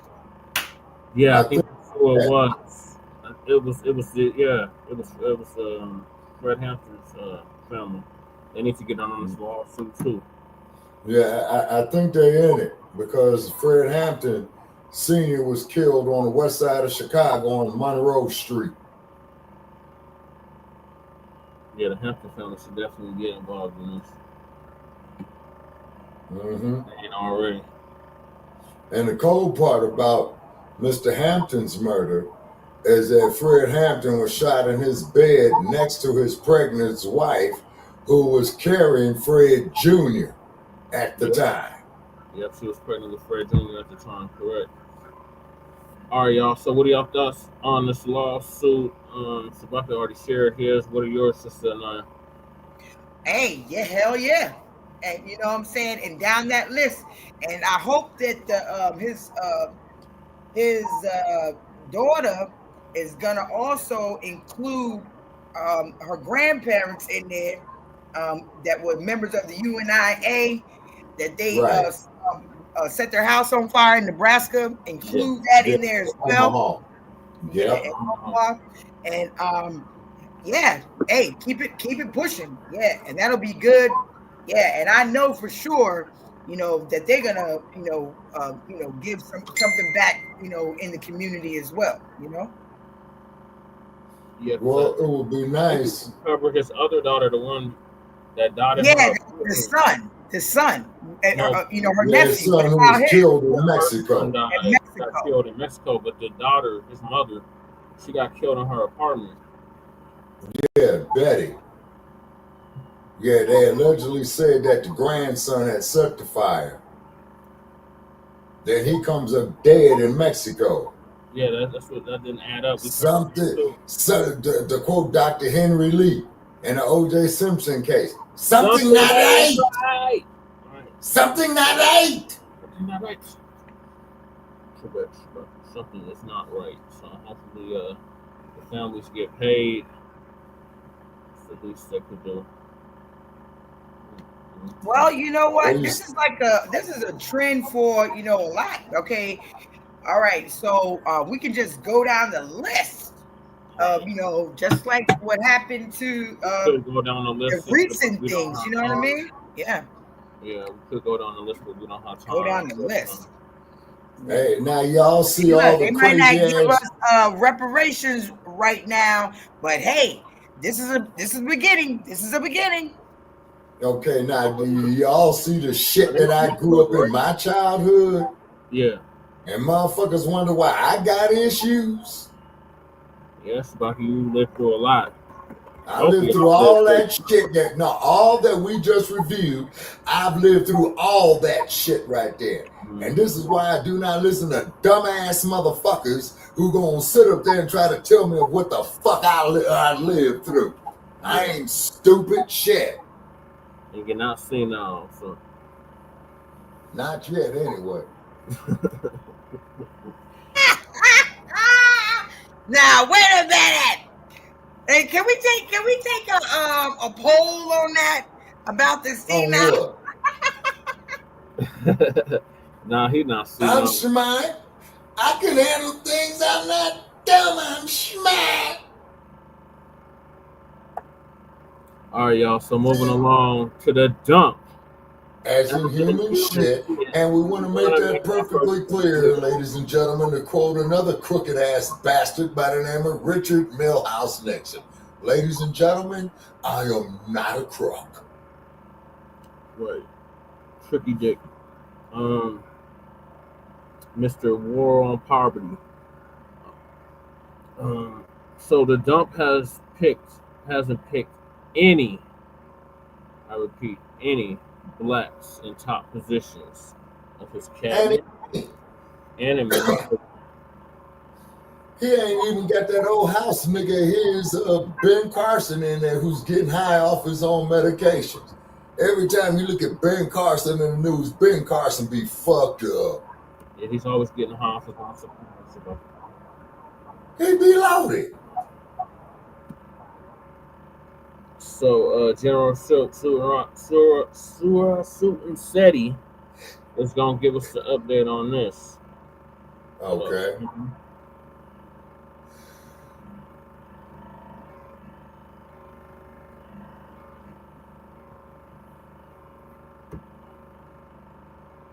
Shout out to Su'Nseti. I met him back in 2016. General Steady. Su'Nseti, rock that notification bell. Get a video a thumbs up, like it because you love it, share it with your family and friends, and comment. Just don't say nothing stupid because I will ban your ass. Now, shout out to the viewers. Why hasn't Donald Trump picked any blacks in top positions in his cabinet and in his administration? We're not surprised at that. See, we knew what he was gonna do. This is something that this is what we expected. That's what come with it. An ultra white cabinet or ultra white administration is in there, and so right. you ain't got no power. But see, you know what? I like to speak because a lot of the subjects they kind of intertwine. Yeah, because a lot of you motherfuckers say, "Hey, we American." Okay, well, where you at, nigga? Where you at? Y'all don't see you in no cabinet positions. A lot of people say, well, Kamala wasn't gonna do shit. If she was gonna do something, she should have said it. She should have been up front and said, this is what and so she fumbled the ball. Not to ask a dumb question, is that guy right there, isn't that the one that used to be a police officer a long time ago? I don't know if that would have determined the outcome, but she should have just said it. Okay. And yeah. But that's Donald Trump. He's like Donald Trump is like a goddamn old country ass. That's what he is. The picks that he chooses. You said somebody used to be a police officer? That brother that used to be a police officer a long time ago in New York? I'm just asking. He looks like him. Who this dude here hosting this clip? Yeah. Nah. I don't know, sister. I have not been no further east than Chicago, Illinois. He's from Detroit, sister. Oh, he's from Detroit. Okay, just asking. Yeah, that's General Su'Nseti. Okay, all right. He's been around for a minute actually. Right. Yeah, he's out of this. Yeah, I think he's been around longer than us, brother Trey. Yeah, he's been around about as long as Sarnetta, if not longer. Yeah. Right. Sarnetta used to be on the street corners. Mm-hmm. So I'm gonna let him give us an update on this lily white cabinet that Dump has selected so far. Because he unqualified is the truth. Yes, indeed, it is. But see, he want lapdogs. He don't want nobody that's gonna challenge him. If he put in qualified people, then qualified people who know what they doing and far above and specialize in their field, gonna tell him what to do, and how to do it. He don't like that. You feel me? So he wants some lapdogs in there that he can make sure that Oh, nigga, shut up. The fuck is you talking about? You silly ass nigga. You gonna bring your ass over here. Nigga, if we are part of this goddamn nation, we should have representation, nigga. We pay taxes, nigga. We should have representation. Use a liquor store, nigga. You see what I'm saying? You don't want nothing. You just want to, yes, master. Yeah, nigga, you run right on in with your house shoes, with the white man house shoes in his newspaper. We know what kind of nigga you is. Gonna come right on, let him do his thing. Motherfucker, it's about time that if you here, we here, then we should be represented. The hell you talking about? This nigga, it's always some weak nigga come from out of nowhere. You see what I'm saying? Come on, bring your ass. Don't you dare get rid of that nigga. Leave him right here. Yeah, nigga, no, we ain't worried about it. He ain't finished. God damn it, he didn't pick the major of goddamn the Secretary of Defense. He didn't pick the Secretary of State. He didn't pick the goddamn VP. He didn't pick the goddamn Chief of Staff, nigga. What is you talking about? See, you one of them niggas. You just get your ass out of and pick cotton, nigga. Don't worry about don't worry about no management, nigga. You just get out there and get that cotton. Does he sound like someone? He's arguing with somebody in the chat. He sound like somebody familiar that we know personally? I don't know this cat. No, he's not, but he sounds like somebody we know. Yeah, I know who he is. Like I said, I met him in 2016. Shabaka. Nah, I ain't never met this dude. She said, "Well, are you trying to say he sound like Shabaka?" Yeah, doesn't he? No, that motherfucker don't sound nothing like me. I think she's just saying how you be going off on people. Yeah. No, that ain't my style. No, I go from people when they get up there and they talk bullshit, and you don't hear me constantly using that word nigga all the time. Shabaka, that ain't me. I've seen you go smooth the hell off on mugs, just like that. Yes, but not using the word nigga. Well, you might not use the word nigga, but you do go off. Go off on who? What I say? Who was? Look, what did you say to that guy that when we was over there by the store and he pulled up in that truck telling you that you had Nevada tags? What'd you say? Oh, that fool. Yeah. Yeah, we're home. We don't drive like this here in San Francisco. You got them Nevada plates. And I looked at this trick and I just kept on driving. Plus, I was tired as hell driving 15 hours.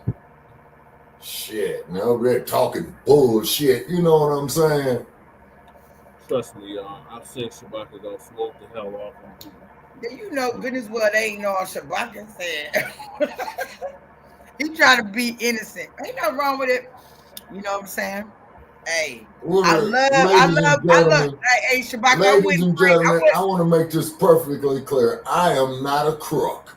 Okay. You see what I'm saying? So you mean to tell me in all the things, my team, Shabaka. it ain't nobody. Don't y'all dare put that man. You. He'll argue with this dude in the chat. Let's see. Got greasy hair, slick back and shit, like he the Fonz or some goddamn. What was that motherfucker name? It was I forget that nigga name, that white man name. But anyway, yeah, and then got Rubio in there. Yeah. Oh my God. Why they ain't put his ass out with the rest of them motherfuckers? Yeah. And the goddamn the damn Secretary of Defense looked like he got, that motherfucker looked like a pure Neanderthal. Goddamn ridge of his guy. Rick Rude. That's it. Rick Rude. Yeah. Rude. Rick Rude. That's him. The one at the top. That motherfucker come down there like John Travolta. This motherfucker got what is that wax and shit they be putting in there? Yeah, this motherfucker come down here with wheel wax on his head, slick back.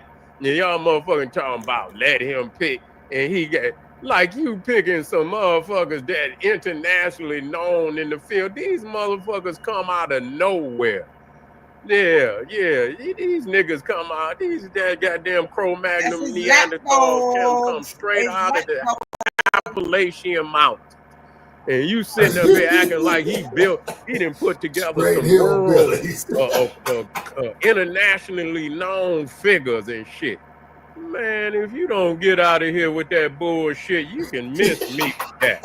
You fucked up right there, man. You can just go. I mean, leave him in there, but I'm gonna just let you know you fucked up right there. It ain't even no cleaning that up. And here it is, man, and you talking about let him. Yeah, I knew he was gonna do it, but goddamn, the fact that goddamn you come in and you come in wagging your tail, nigga, with his newspaper and house shoes is fucking me up, man. How you do that there? God damn, like, oh my God, I tell you, boy, if I had that goddamn Thanos, I wish I had that goddamn infinity goblet. If I could just snap my motherfucking fingers and half of motherfucking niggas would be gone, goddamn it. I'm sorry, dog. You might you be looking like Sadie, that motherfucker start disappearing. I might snap my fingers on you for that one, dog. That motherfucker, no, Sadie, I take that back. No, nigga, it's too late. I can't unsnap them. Once I snap these motherfuckers, it ain't no trying to snap them back. You motherfuckers just start disappearing and shit. Please get me an infinity goblet. Straight up. Help me out. Shit. But like I say, but it just show you. It just show you that, and like I say, Ray, we wasn't and I explained that. You see? I explained that, but I said, it's either Lilith or it's Lucifer. So we ain't even got and that show you what the predicament we in. It show you, it ain't like, oh, okay, vote for, it was like, well, this is really busted, and this is busted, and this is really busted, and this is gonna be even more busted. And so you want the illegal immigrants out, you want to balance the budget, but now you got this look, and he gonna fire half of them before the first 6 months. He gonna fire half of them. They gonna fire. He gonna fire half of them and have somebody already, because he need a bunch of lap dogs. You see, he need a bunch of lag. Well, it's good, family. I still, hey, it's all good. I ain't mad at you. You can still come. I want you to still come over, but you know what I'm saying. But try to ease up on on veneration of Donald Trump if you can. It is all about getting this money. It is. But we still got to have an atmosphere of, where we'll be able to, we don't want white supremacy, thick and shit all over, like a blanket and shit, you know what I'm saying? Hovering over us and shit like that, But that just show you, man, it is what it is, because niggas is still, and motherfuckers can say what they want. That's why Malcolm X and Khalid Abdul Muhammad and Marcus Garvey and the message is still true today. I don't give a goddamn who you listening to. I don't give a fuck, because the bottom line is, when you sick and tired of not having no choice, when you sick and tired of not having no representation, when you sick and tired of looking at all these racist ass Cro-Magnon, Neanderthal, it's gonna cause you to do one fucking thing: get your own. Yeah.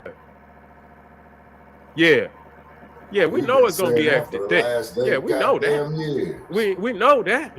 Yeah, we know that. It ain't never been nothing else. But I'm just saying, it is what it. You know, you ain't got to go and venerate it. You see what I'm saying? And say, oh well, you know, no, fuck that. We need somebody in there at least.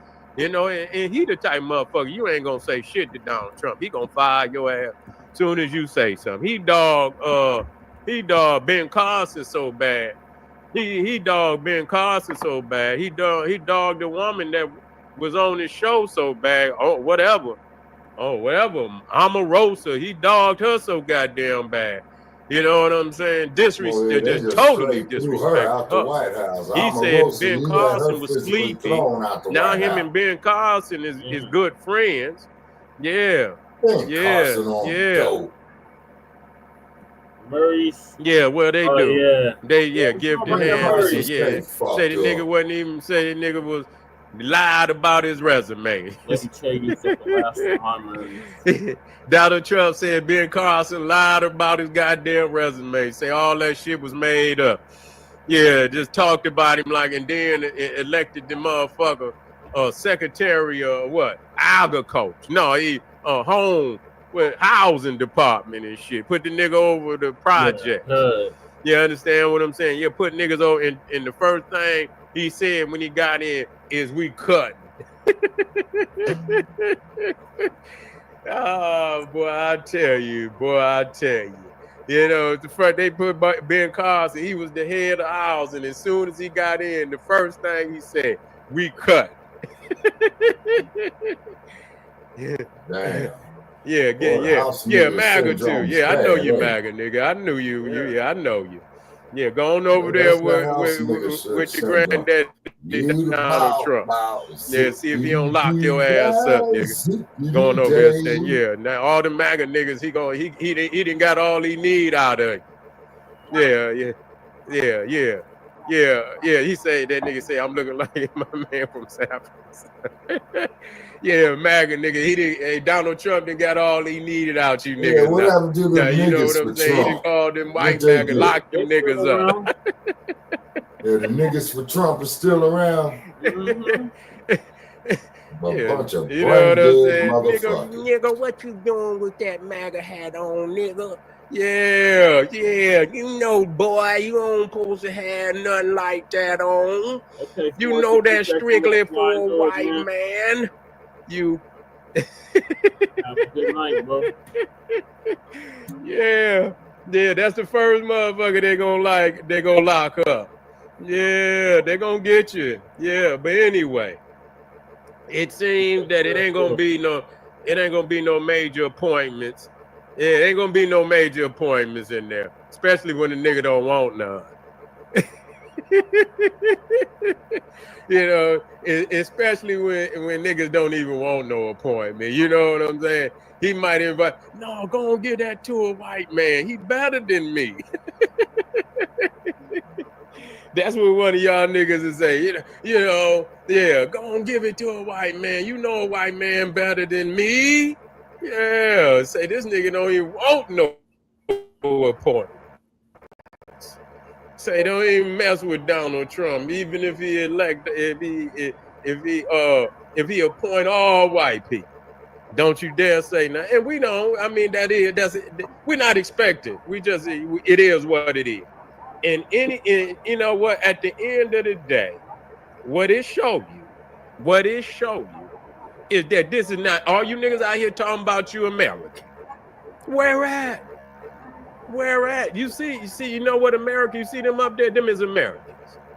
Them is Americans right there on that screen. That's what he's showing you. He say, "Make America great again." European, And so you seeing it right up there on that screen. You know, this is this is not your home, nigga. This paradigm is not you. But the paradigm is not you. That brother is You right see, we about had that. to do for self. We got to do for self. Ain't no ifs, ands, or buts about it. You see, is no ifs, ands, and so anybody out there that and we didn't fought as as hard as we can. Where's their vote? What if you ain't trying to be in power? What is you trying to do here? The numbers need to increase. They need to increase. You ain't, because you already know that 2 or 3 niggas in the Senate, and 2 or 3 niggas, and one time it had dwindled down to 1. They had one, and that wasn't but long ago. 1 nigga in the House of Representatives, 2 niggas in the Senate. 1 nigga in the House of Representatives, and two niggas in the House of Senate, in the Senate. And so, if that's what if this is the best that y'all can do, then y'all go right on ahead. You know what I'm saying? Y'all niggas is plantation, liquor store land niggas. That's what y'all is. That's what y'all want to do. Y'all don't want to go no further than the plantation.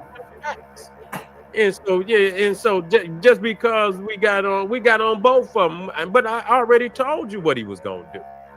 You understand what I'm saying? We know he's a racist. We know I didn't say it all that I needed to say about it, and he's proved it. You see, say we have two black women in the Senate. That's it. Ain't got no more than that. I mean, ain't no black men. Yeah, liquor store land. They ain't from the motherland, they from liquor store land. They ain't from no damn America. They ain't from no America. This is a paradigm. They don't understand that America is a paradigm of white power. And that's why he made sure when he put African or black in front of American, that's designating that you his nigga. Yeah. Say he say he gonna put what he gonna put. Well, he say he gonna have Ben Carson. He probably will put Ben Carson back in there. Yeah. Yeah, he gonna be. He Carson to prescribe his meds for him. He ain't gonna be the head of housing no more. He probably gonna be his limousine. Ben Carson gonna be his limousine driver and shit. Yeah, Ben Carson gonna be Donald Trump limousine driver and shit. Yeah, that's what he gonna do with him. Yeah, he ain't getting no position. He's sleepy too. His voice remind me of love Trump. They love him. Yeah, I mean, we know he gonna put motherfuckers out of there. Yeah, but you got an ultra. You got an ultra white guy. The House of Consciousness, or some people call it the House of Coons. Any of that, they've been around for a minute. I said at least a good 20 years, probably 25 now.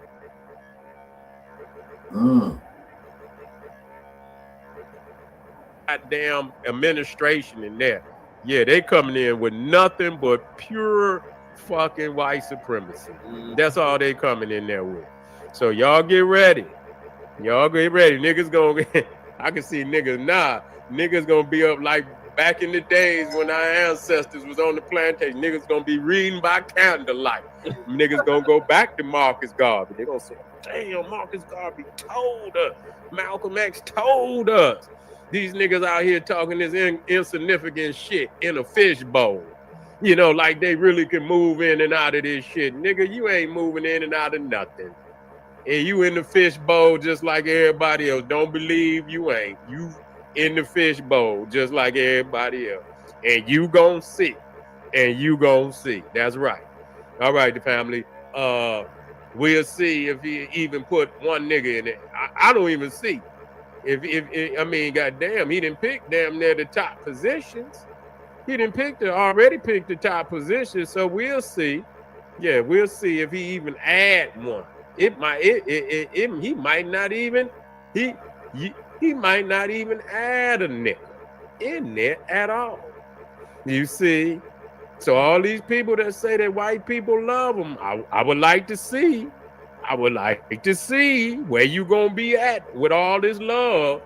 Let me see what with all this love, I'm gonna see where you gonna be at.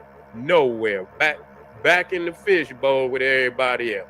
All right, family. This is General Sarah said. He said, hey, arm yourself with knowledge, bang on that wicked ass beast daily liberation through African education and confrontation. Black power.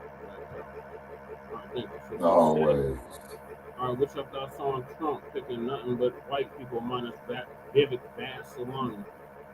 What was to be expected? You know what I'm saying? Exactly. Be expected. What was to be expected? See, now one thing about the dump as in human shit, and I want to make this perfectly clear, ladies and gentlemen. This raggedy Cheeto cheese looking bastard is telling you of how he honestly feels. I don't have a problem with that. As opposed to a Sleepy Joe minded motherfucker who shits on himself, as opposed to some coon ass motherfucker talking about, change that we can believe in. The dump, as in human shit, is telling you how he honestly feels, and you still got these brain dead Uncle Tim Scott motherfuckers sitting up there, zippity-doo-dah, zippity-day. But like the brother did, I should love you. that he said he made a good point when he did say that, Trump is known for getting rid of people too. You know what I'm saying? If they don't he said, let's see how long they even last. You know what I mean? Trump turn around and fire right behind him. And then Donald Trump, he threw Omarosa, had her physically thrown out of the White House. He fired everybody. He straight threw that broad out just like she was garbage in the garbage can. And then I almost had his damn vice president lynched doing the J6 shit. Oh yeah, hang my Pence. Yeah, that was fucked up. Oh, yep. And Mike Pence said that he has to do what he had to do to announce Biden the winner, just like Kamala Harris has to do what she has to do as the vice president presiding over the U.S. Senate to announce that this bastard won the electoral votes. I wonder what Pence is doing right now, especially after he found out Trump won the election. Is he taking cover? Is he still in the United States, or did he go move overseas somewhere? If I was Pence, I would take my pension. If I was Pence, I would take my pension. I got an update on Pence. Okay, from the state to Blacc. Yeah, I got an update on Pence, Sabahu. Pence is what's up with Pence? He's trying to keep one of the appointments from happening. Oh. Who, Mike Pence? Yeah, she's trying to keep one of them. Man, what that motherfucker need to do is take his pension money from the state of Indiana when he was a governor, take his pension from the vice presidency of the United States, and that motherfucker need to bail like Diddy. I don't know, but wait a minute. Did he start? Pence need to bail. He might have started drinking like Bush, Bush Jr. Maybe he became an alcoholic. You know what I mean? Because it probably was a lot going down when they were sitting there watching them votes, and I'm sure Pence was taking it down. He was probably taking shot after shot after shot. No. I'm sure that he was concerned. Now I'm sure he was concerned. Very concerned. One thing. Now the motherfucker who I'm laughing at out of all this bullshit is Rudy Giuliani. Behind Donald Trump, this motherfucker got disbarred, arrested, booked, convicted, and sued. Isn't Giuliani on his deathbed right now? Isn't he going through some kind of illness or something going on with him? Yeah, his illness is called surrendering all his assets and wealth over to motherfuckers that's suing his ass. You might be seeing Giuliani out there on the side of a goddamn expressway with a sign talking about I'll work for food. Yeah, we they breaking his ass. Oh, they breaking that motherfucker there for real. There's some sisters down in Georgia that's suing him, and they yeah, seizing all his assets. Yeah, they already got the car. He turned over the car already, Brother Che, the Mercedes. Yeah. Yeah, he had to turn over the watches. They got his ass on that. Mm-hmm. And I'm saying, break that motherfucker, sue him for his pension as the Dump's lawyer. Plus, he gets a pension from the city of New York, being a mayor. That motherfucker went from being America's mayor to straight garbage. That motherfucker there, man, is worse than a newscaster by the name of Stan Duke in Los Angeles. Stan Duke was Los Angeles' first black sportscaster, right? Okay, so his wife was a bed wench. He caught her fucking a white man. He gets his gun, shoots and kills the motherfucker, and does 17 years in the state penitentiary in California. And Stan Duke got out of prison, ladies and gentlemen. And Stan Duke said, you know, it took me 17 years. Yeah, he wants to block RFK. He don't want RFK to be the head of the health department. Who is that? Mike Pence. Man, RFK Jr. belongs in a goddamn insane asylum. Okay? He really do. Kennedy isn't that bad, but the thing is, you know, he's nervous. He's very nervous. Very nervous. Well, you see, sister, you have to understand, RFK Jr. had been rich all his life. That motherfucker would not know what the fuck to do if his ass had to go sit in a goddamn donut shop all night and pouring down rain and didn't have no place to go. That motherfucker wouldn't know what to do. All right, y'all. So is that your final thoughts on this? Yeah, Donald Duck. At least you state how you honestly feel. You Cheeto-looking cheesehead, orange creature-ass motherfucker. Yeah, that motherfucker there is the creature from the Orange Lagoon. That's what I'm gonna start calling that motherfucker, the creature from the Orange Lagoon. Well, at least he's not a liar like the rest of them, like majority of them politicians. Sister, but, he speaks and has no chaser. Yeah. Okay, sister.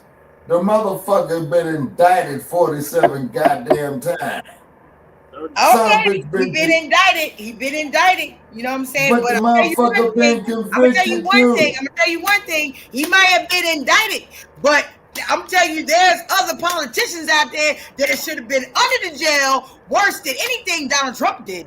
Yeah. Well, you get no argument for me. I can name 3 of them. Yep. We can name right now. I'm gonna name the main one, and I'll never forget this. Hillary Clinton need to be under the jail. Under the jail. Barack Obama belongs under the fucking jail. Karen Bass belongs under the fucking jail. London Bridge belongs under the fucking jail. Gavin Newsom belongs in the goddamn jail.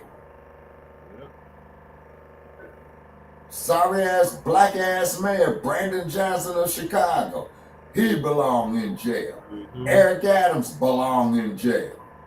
Any of these black ass politicians who get elected to come to the black community, oh man, I need you, bro, man, you know, vote for the brother, vote for the brother. Well, I'm gonna go serve every other group except y'all fuck. The only person that I'm voting for any political office is Jesse Parrish of the Colorado State Assembly. That is the only man that I'm gonna vote for. Jesse Jackson needs to be under the jail. You know what I'm saying? And Jesse Jackson. You know what I'm saying? And Kamala need to go somewhere with all that twerking and carrying on with that plantation stuff she was doing up there during her election. Yeah. Okay, sister, let me tell you something about Jesse Jackson. Talking about shit once again that I've lived through. In 1972, at the Watts events at the Los Angeles Coliseum, Jesse Jackson is up there with a big natural with a red, black, and green dashiki on, talking about, we gonna do our thing, this, that, there for the other. We remembering the Watts ride and all this old type of shit. And what this motherfucker do when Ferguson went down after they killed Mike Brown, him and that sack of shit Al Sharpton came through there. Who was that with Jesse Jackson, brother passed? Was that Al Sharpton with him? Where the thugs went and stepped to him and said, look, man, get your ass the fuck up out of here, trick. Yeah. We out here handling some business, and you coming here with bullshit, man. So you get up out that car, man, we gonna beat your ass, man. Fuck you and keep it moving. Yeah. That was big. All right, moving along. We've just been dwelling on topics too long. Trump vows mass deportations of migrants. AOC left speechless. Trump next on deck with Tim Blacc. Of the many that you recommended family separation. I recommend zero tolerance. Which includes family separation. The same as is whenever U.S. citizen parent gets arrested when they're with a child. There was nothing that you could say to that. When I started criticizing the border, how we were handling the border, a lot of people got upset with me. I lost a couple friends for it. I lost a number of subscribers because their brains are stuck on the Democrats' way of looking at things. Some of them are progressive, and they thought about, oh my God, what about the children? Well, something's going to be brought up in this clip that I want people to think about, and it's part of the reason why I've been so vocal and willing to shed a few people in order to make this statement. This memo. You're not the author, but you signed the memo. Yes, a zero tolerance memo. So you provided the official recommendation to Secretary Nielsen on for the United States to pursue family separation.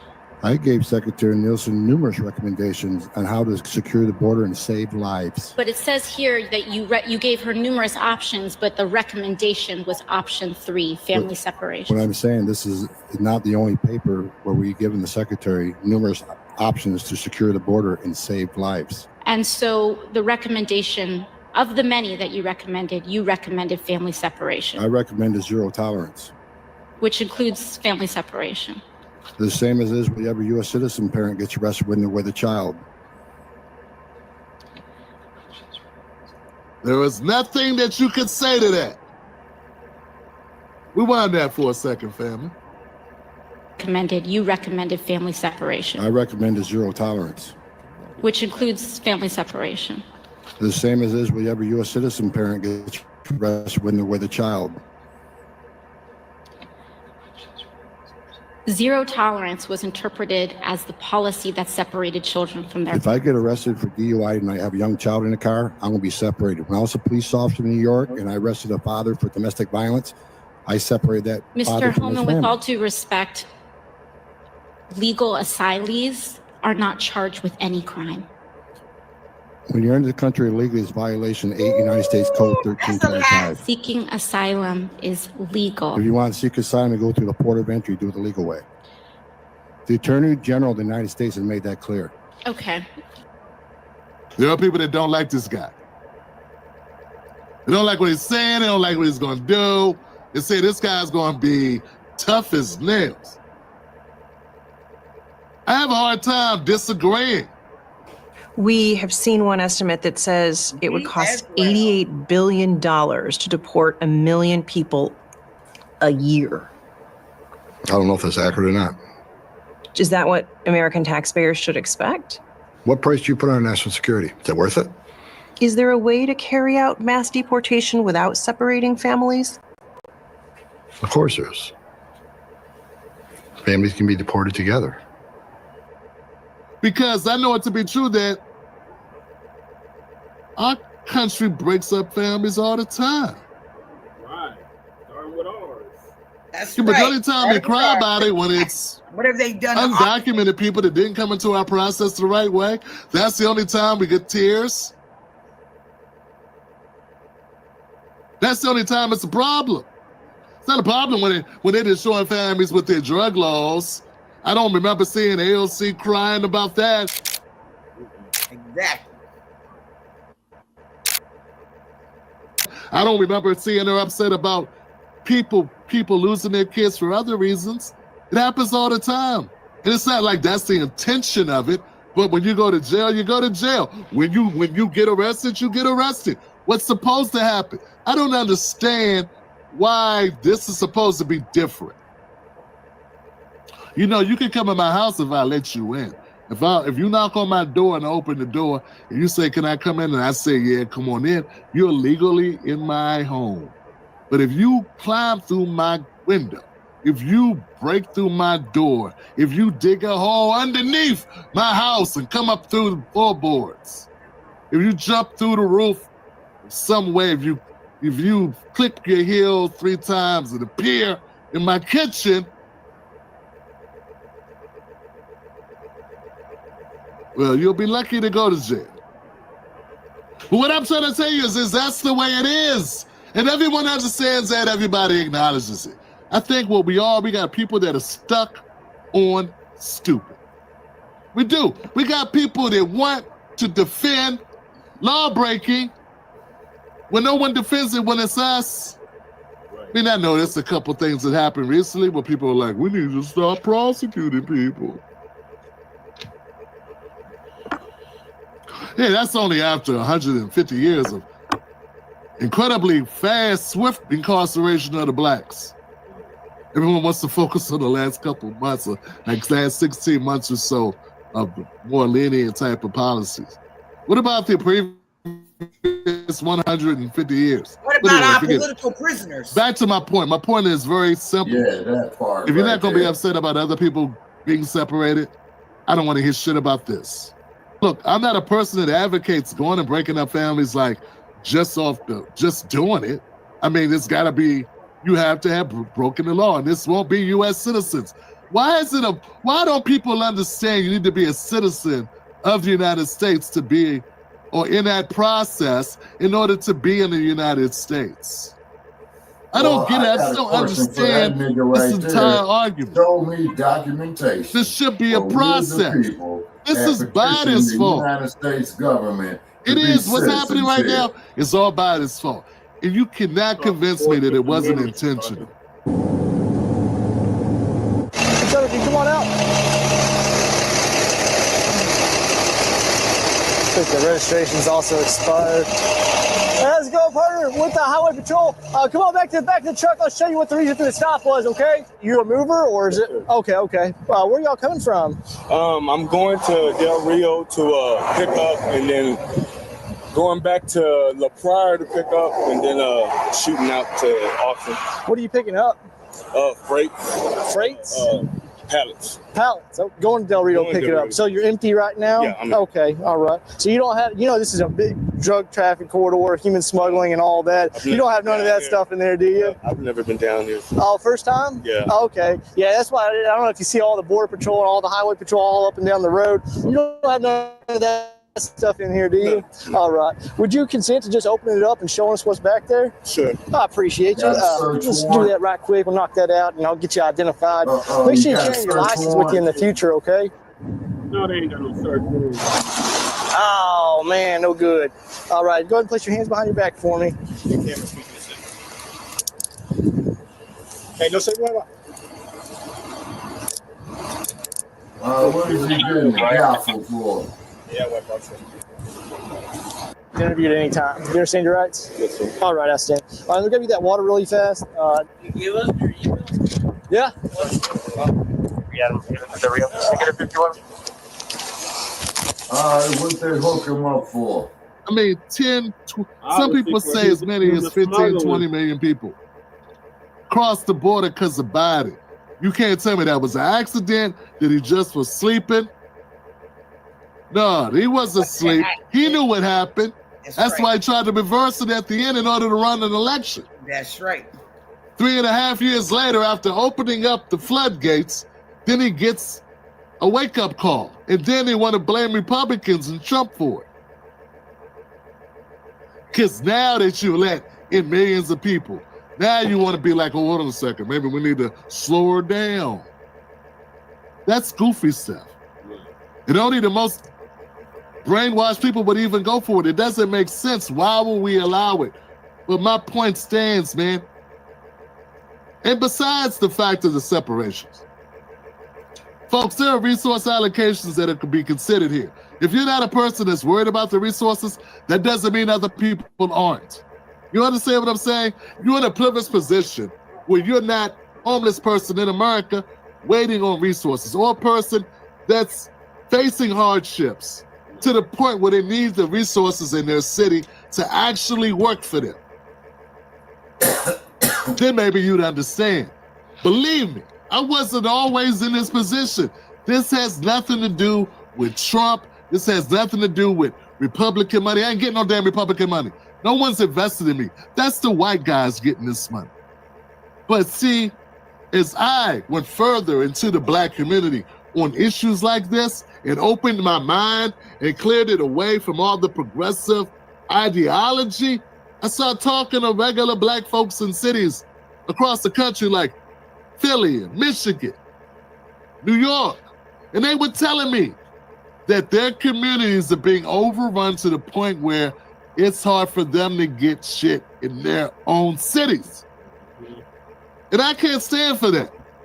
So we got cities where Black Americans are double or 3 times higher the homeless rate, and we got migrants coming in and moving into high-priced hotels and getting thousands of dollars on cards and getting special dietary card money because they might not want to eat what we got to eat. And you're telling me I'm wrong for calling that out? Well, folks, what would you have me call out? And that's why you're not me.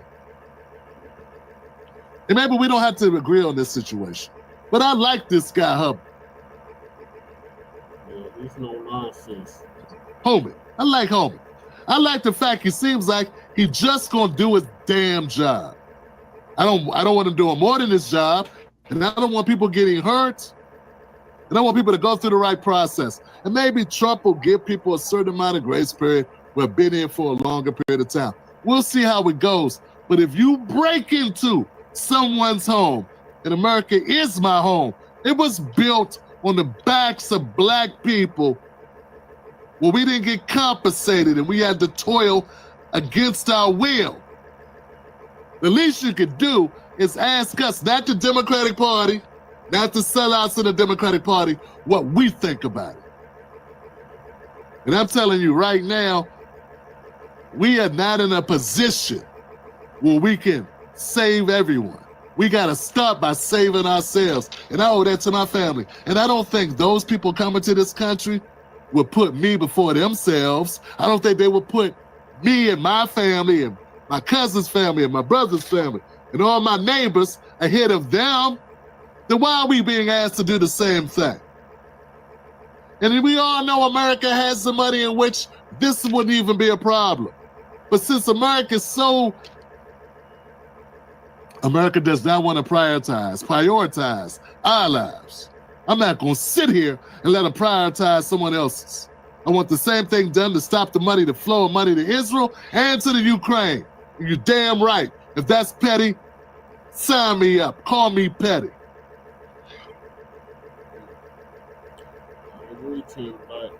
All right, what are your thoughts, Shabaki?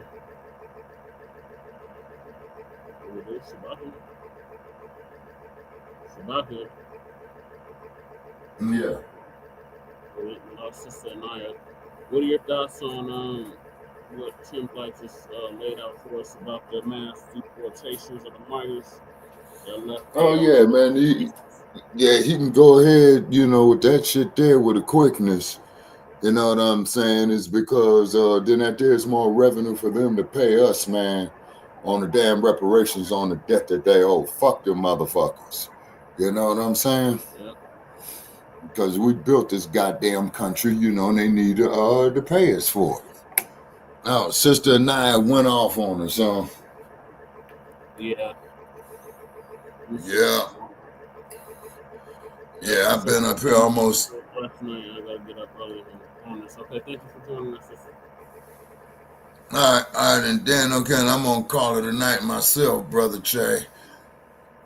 And thanks for having me. Okay. And I'll be in touch. Huh? What is your closing on the way out?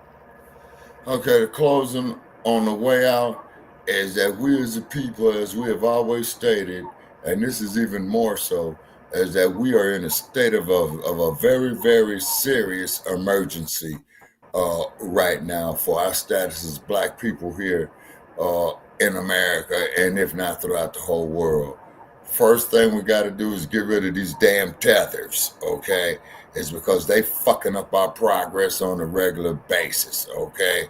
You motherfuckers over there in the diaspora, they're coming after your black asses too, just like what they're gonna do to us here in the United States, okay?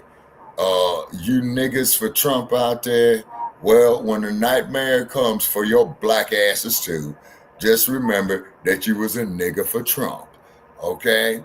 And then Kamala Harris, go back to washing your greens in the bathtub. Better yet, Kamala Harris, when you go do your greens, put them in a washing machine because your ass sounded stupid and asinine with your bullshit, you know.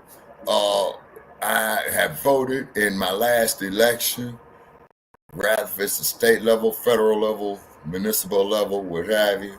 Due to my age, I'm convinced that all these courts are kangaroo courts. They're not serving that one goddamn bit of justice. They line in their own pockets. It's because if the courts had any justice whatsoever, any type of morality when it comes to enforcing the law or interpreting the law, this orange son of a bitch would be sitting in a goddamn prison jumpsuit right now. But that's none of my business. Okay, so check with us on Shabaka's Black Experience Enhanced on Tuesday. We will have an episode pending, you know, we're about to go into hiatus. So only thing I can say is fuck Ben Carson, fuck Donald Trump, fuck Joe Biden. He needs to go to a retirement home. Some bitch need to resign tomorrow. Hell, swear Trump in tomorrow. Then let him choose his goddamn crooked ass cabinet. You know what I'm saying? Because it's all bullshit. And I'm just sorry to see that I have to say this here in my time of life to pass on to the next generations. Get you some generational wealth. Also, too, get you some damn land, control your own labor, okay, generate your own capital, and do it for your risk management. Inclusion is an illusion, okay? You believe that bullshit, your ass is going to be sitting out there in the middle of this damn desert in the FEMA camp just for us. And when it gets 120 degrees, they're going to turn off the water. Oh, yeah. Oh, yeah. All right. So, I'm bidding everybody good night. Shabaka and Corey for Frontline Black News. Signing off from Sin City.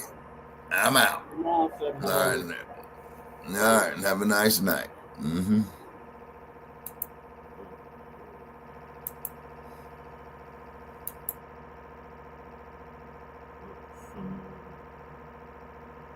I like this Tom Homan dude. I think he's gonna be no nonsense. He's definitely who we need for what borders are. Like he really gonna get straight to it with these deportations. Like we're saying, nobody batted an eye when it was separating our families. So I feel nothing. As Twain Reigns would say, I feel nothing in regards to this. Lady K, you have returned. What are your thoughts on Trump's deportation, mass deportations plan for the migrants? I left AOC speechless. I like what you said. It made me laugh. I like what you said. Shit, yeah, there is a way to, do this. Everybody gets deported. Yeah, that's what we said. Put them together. Everybody get it. It's not just for the adults. Kids get it too. You get deported right along with their families. Fuck everybody. You need all of them. I like it. I like the word because that's how it's for. He's like, yeah, fuck their kids, fuck their young teenage people, fuck their air rain, K-rain, illegally, fuck the rules, all rest of them for the deportation. Yeah, fuck it. Take it all together. Hold hands, shit. Straight up. Don't even worry about it. You know, we don't have to separate nobody here. One of the people come back and get it. Or come back and sneak in. We all go together. Well, you got to build to the country that they got to go to. That's all I'm going to say. By further and shit. Get your motherfucking people back.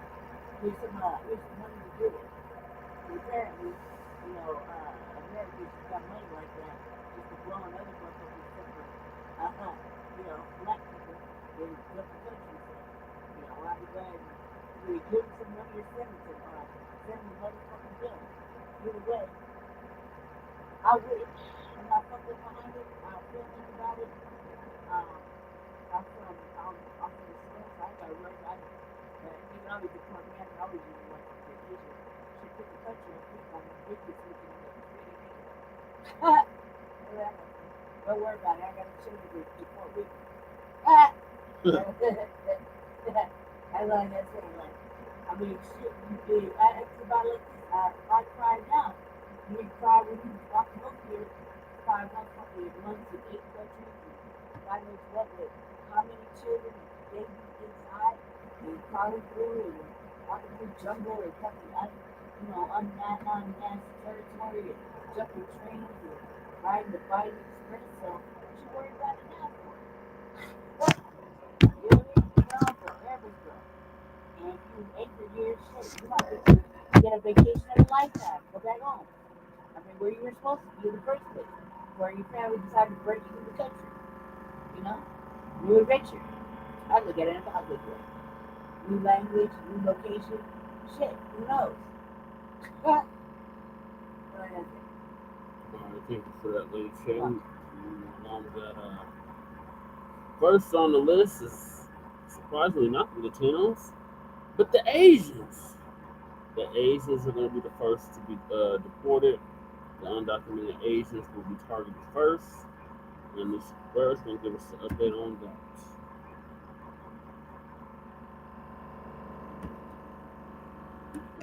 Good to see everybody here. Boy, I tell you, this is going to be very interesting, especially with the immigrants. And one thing that I have to say about the Asians possibly being the first targeted to be deported, and I saw the same thing about these East Indians. You know, a lot of times people think the people coming south of the border are the biggest illegals. No, there are a lot of people from the Asian countries as well as these East Indians. They're here in big numbers illegally too. Many of them are. A lot of these Canadians that cross the border, but because they look the same as them folks, they don't bother them. You know, and I've worked with a couple of the Canadians that were here illegally, you know. So I'm not surprised. You know, Donald Trump he doesn't favor these folks at all. And we've seen evidence of this when he was still president, especially during the pandemic, and they were getting real upset with Donald Trump. And, you know, I would not be surprised if he does something to that Asian crime bill. I'm just saying. I get the impression that if Donald Trump had the chance, they would not have that crime bill at all. And just think about what these folks have done. Number one, in order to get the crime bill, who did they use? They used us.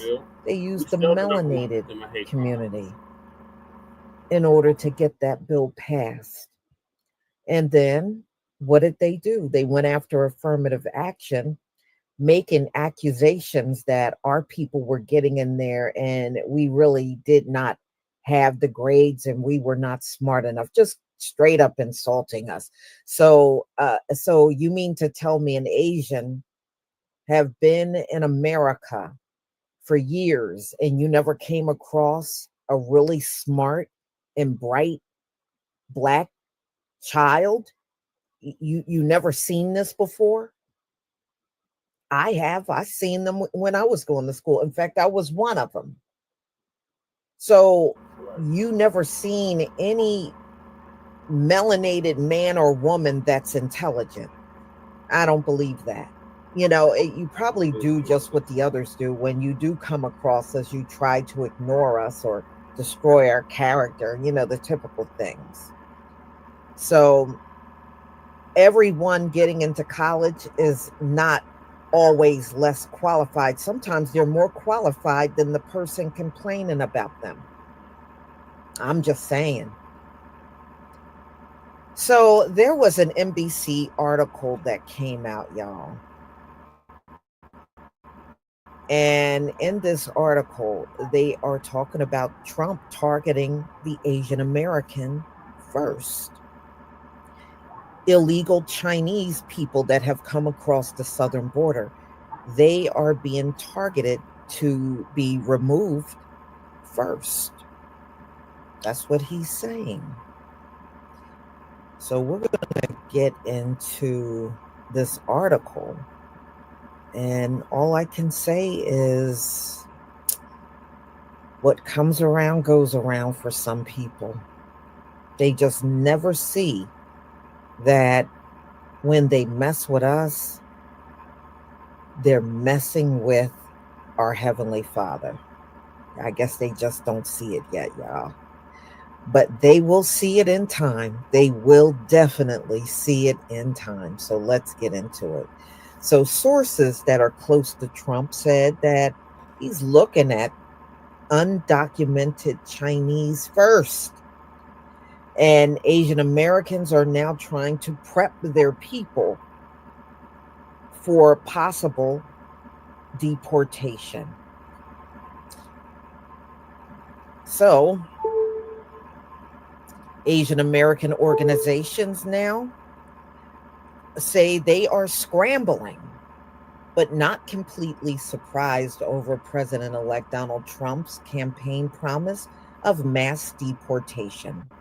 Undocumented immigrants from China who are deemed to be of military age will be among the first groups targeted for deportation by the incoming Trump administration. This is what sources are saying.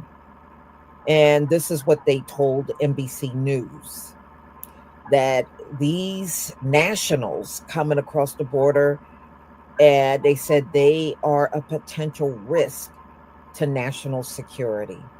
While many community organizations have been making plans for months in anticipation of a Trump's immigration promises, the potential to be targeted has left many groups prepping immigrant materials across Asian language and coordinating with other community nonprofits to help serve the potential spike in families impacted by deportation. Yeah, this is definitely going to split up families big time. So Asian Americans had the longest, and they are right now, they are the fastest growing undocumented population, tripling over the last 15 years from 2000 to 2015. And the number of Chinese nationals crossing into the U.S. has skyrocketed in recent years. Between fiscal years 2022 and 2024, the number of undocumented Chinese nationals crossing both the northern and southern borders have tripled from just more than 27,000 to more than 78,000. Bethany Lee, executive director the Asian American Legal Defense and Education Fund, said the targeting of the Chinese community has been foreshadowed. She cited laws in several states that restrict Chinese people from buying homes and other real estate, as well as the Trump era security program, the China Initiative, which was accused of racial profiling towards Asian scholars. We know both the state and federal government have deemed China as a national security threat. We saw this in World War II with the Japanese American incarceration. And y'all remember when Trump first came into office, because you know these Muslims have amnesia, he put in place a Muslim ban, but many of them voted for Donald Trump. And a spokesperson for Trump's campaign did not respond for requests of comment. Sources close to Trump's campaign said the focus on Chinese nationals was part of a larger transition team plan to potentially end two Biden administration immigration programs and make those who have entered the country but have yet to receive asylum eligible for deportation. So Trump has repeatedly suggested that military-age men from China have been preparing to form an army against the United States. They're coming in from China, 31 to 32,000 over the past few months, and they're all military age, and they mostly are men, Trump said in April during a campaign rally. And it sounds like to me, are they trying to build a little army in our country? Is that what they're trying to do? Joanne Yu, executive director of the nonprofit Asian American Federation, a New York-based umbrella organization that works with 70 member agencies, said for the past few months, her group has convened meetings and engaged in scenario planning in an effort to get ahead of Trump immigration promises. In the next few weeks, she said her group will be reaching out to attorneys with language skills and others who can support families of mixed immigration status, in addition to connecting with member agencies so they are aware of potential sweeps of U.S. immigration officials. They are also planning to create in language material about potential deportation, you said.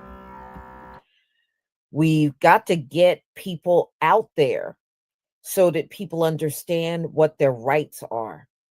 So I'm surprised that the Democratic Party is not giving them tips like they did the last time. Y'all remember they were telling them, don't open your door to ICE and telling them exactly what they need to do. Don't answer any questions. I remember all of that. I remember that shit too.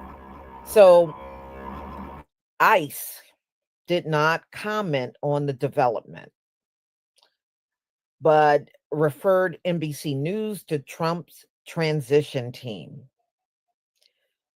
So y'all, look like the Asians may be one of the first groups out of here when Trump gets in office. And I also saw another article out here about the East Indians, them being rounded up and deported out of here too. And it's getting to the point where it doesn't matter if you got a green card, it don't matter if you got a visa, they want you out of here. They want you gone. And, you know, Trump put together that type of cabinet because they are trying to get rid of a lot of things, policies and laws that are already set up. And right now, there is nothing stopping him from changing a lot of things. They got the Congress, they got the presidency, they have the Senate. There's nothing to stop them from doing literally whatever they want to do. And you saw what his cabinet looked like. He didn't appoint one Black person to a cabinet position. Now, some people said Tim Scott.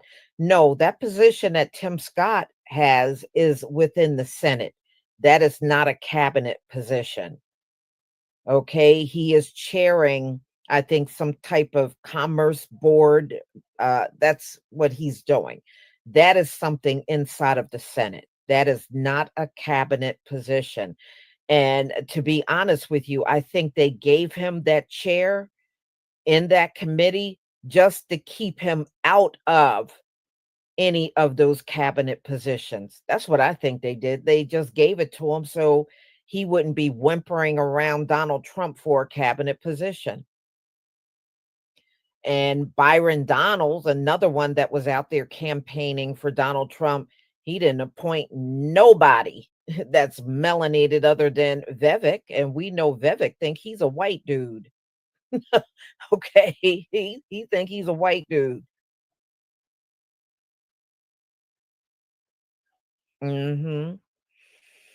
So it's going to be interesting. It's going to be some major shakeups across this country, for real. It's going to be some major shakeups. So if you are here illegally, more than likely they're coming for you. They're coming for you. Well, Carrie Wright, you're right. He did in his first administration appoint Ben Carson. He didn't appoint him this time around.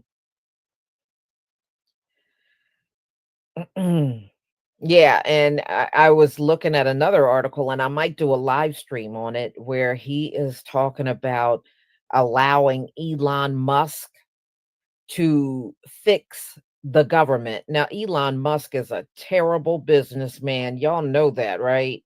He is not a good businessman. This man can't even fix what's wrong with Tesla and all those lawsuits he gets slammed with. But he got the ability to fix the government. I don't think so. Elon Musk. Yeah. And number two, Donald Trump ain't going to be upstaged by Elon Musk. I can actually see those two falling out. I really can. I really can see it. Yeah, well, Donald Trump want them all gone. And if he can, even if they're a naturalized citizen, he don't care. He wants these people out of here. He wants them all gone.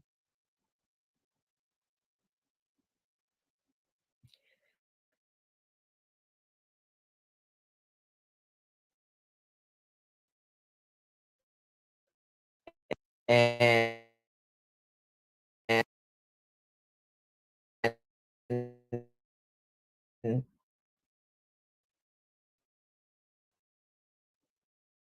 look like the Asians know in languages that these know that you could be deep out of here.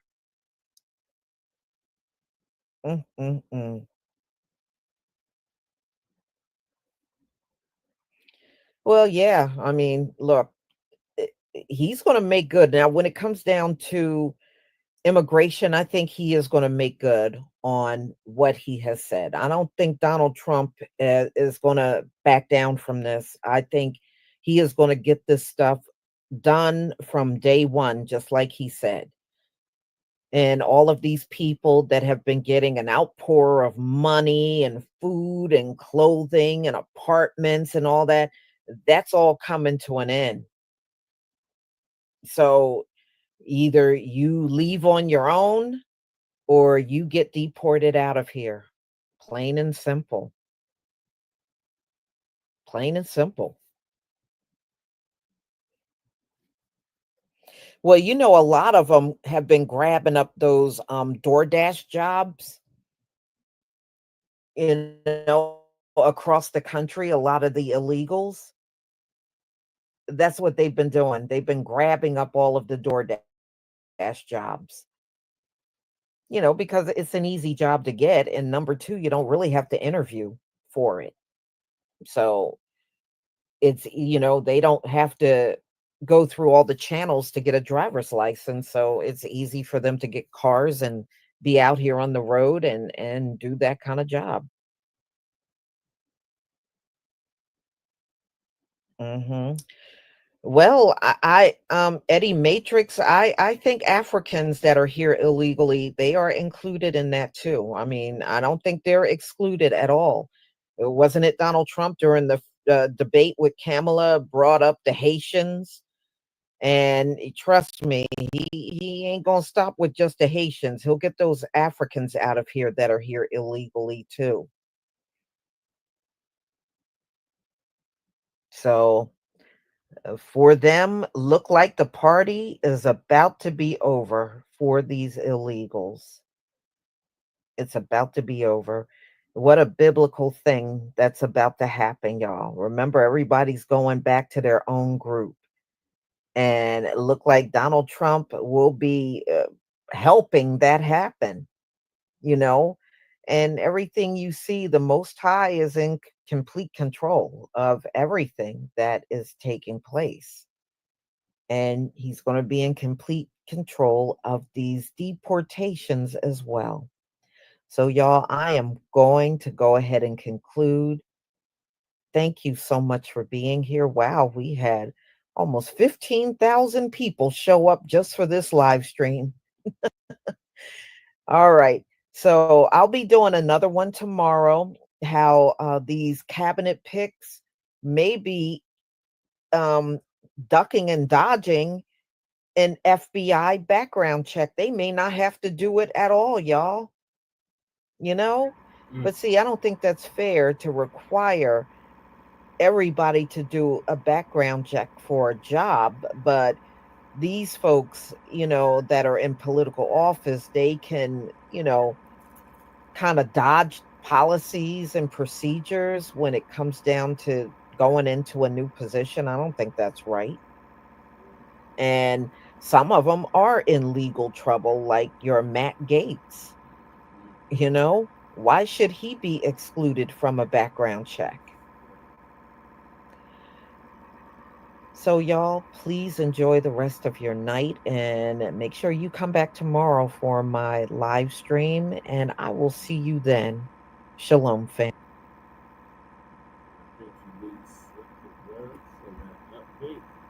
So, you illegals, y'all got to go. Trump is not playing. He's going to start with the Asians and he's going to move on down.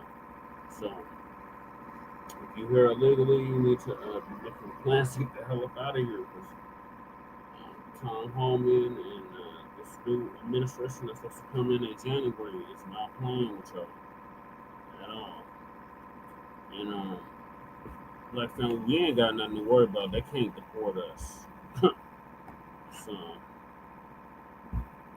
this don't even affect us like that. I mean, it affects those in the diaspora that's here illegally. But it don't affect us because we are the original Americans. You can't deport us. Where you gonna deport us to? They ain't nowhere to deport us to. So, Lady Che, what are your thoughts on this? The Asians? Yes, the Asians being the first to be deported. Oh, Seriously, right. I think I reported about it once on the RBA. Where I was talking about a lot of these Asian Europeans crossing the border on the Biden Express and taking all these routes. Asia had the line on how to get in, how much money to bring in, how much money to bring with them, who to talk to, where to meet them at. And they were going crossing over illegally for like a while, long before the Hispanic little wave had happened. Like in and out, they were always coming in, and they would just use their apps on their phone. They had it all mapped out how they were going to get here, what countries they were going to come from, what route to take, how much to bring, to pay certain coyotes, for people to bring through. That's how the Biden Express got found out, is because the Asians, a whole little route that they refer to as the Biden Express. It was the Asians that basically gave that little jewel away, and it was a combination of shit. You would have then you have the journalists taking the route just to see what it would take. I think I pretty much reported that on the RBA, like maybe earlier last year. Don't quote me on that, because they're all got semantics. However, I knew that the Asians were a big problem, and when it comes to it, if you listen to the mainstream media, whatever side you are partaking, they basically have made it like China is something we need to worry about, and fear, because of whatever they could get it cracking however, whenever. And you would see like the balloon, for example, it got caught, taking surveillance or whatever, and they shot the fucking balloon down. They said that was Asia. They blamed the pandemic on Asia. It's like, a lot of this shit, that these little problems that got like Asian crime bill stuff happen. This is like a media, I want to say, a media propagated situation, where all of a sudden, if you upset the balance of one group, that gives them the parlay to go ahead and try to go ahead and insist on a crime bill, insist on certain protections and treatments, insist on, and always leapfrogging and jumping over.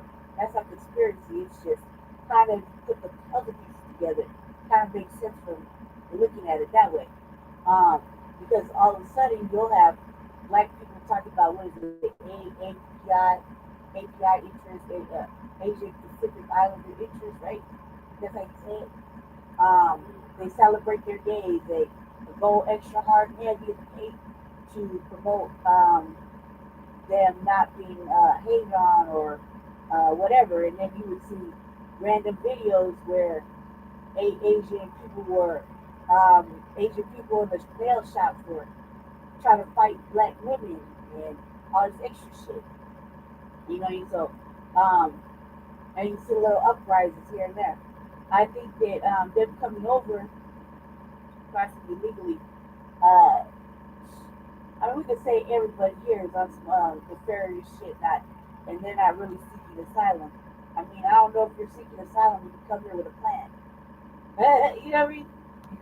You're already ready, you have a route, you have a destination, you have a plan.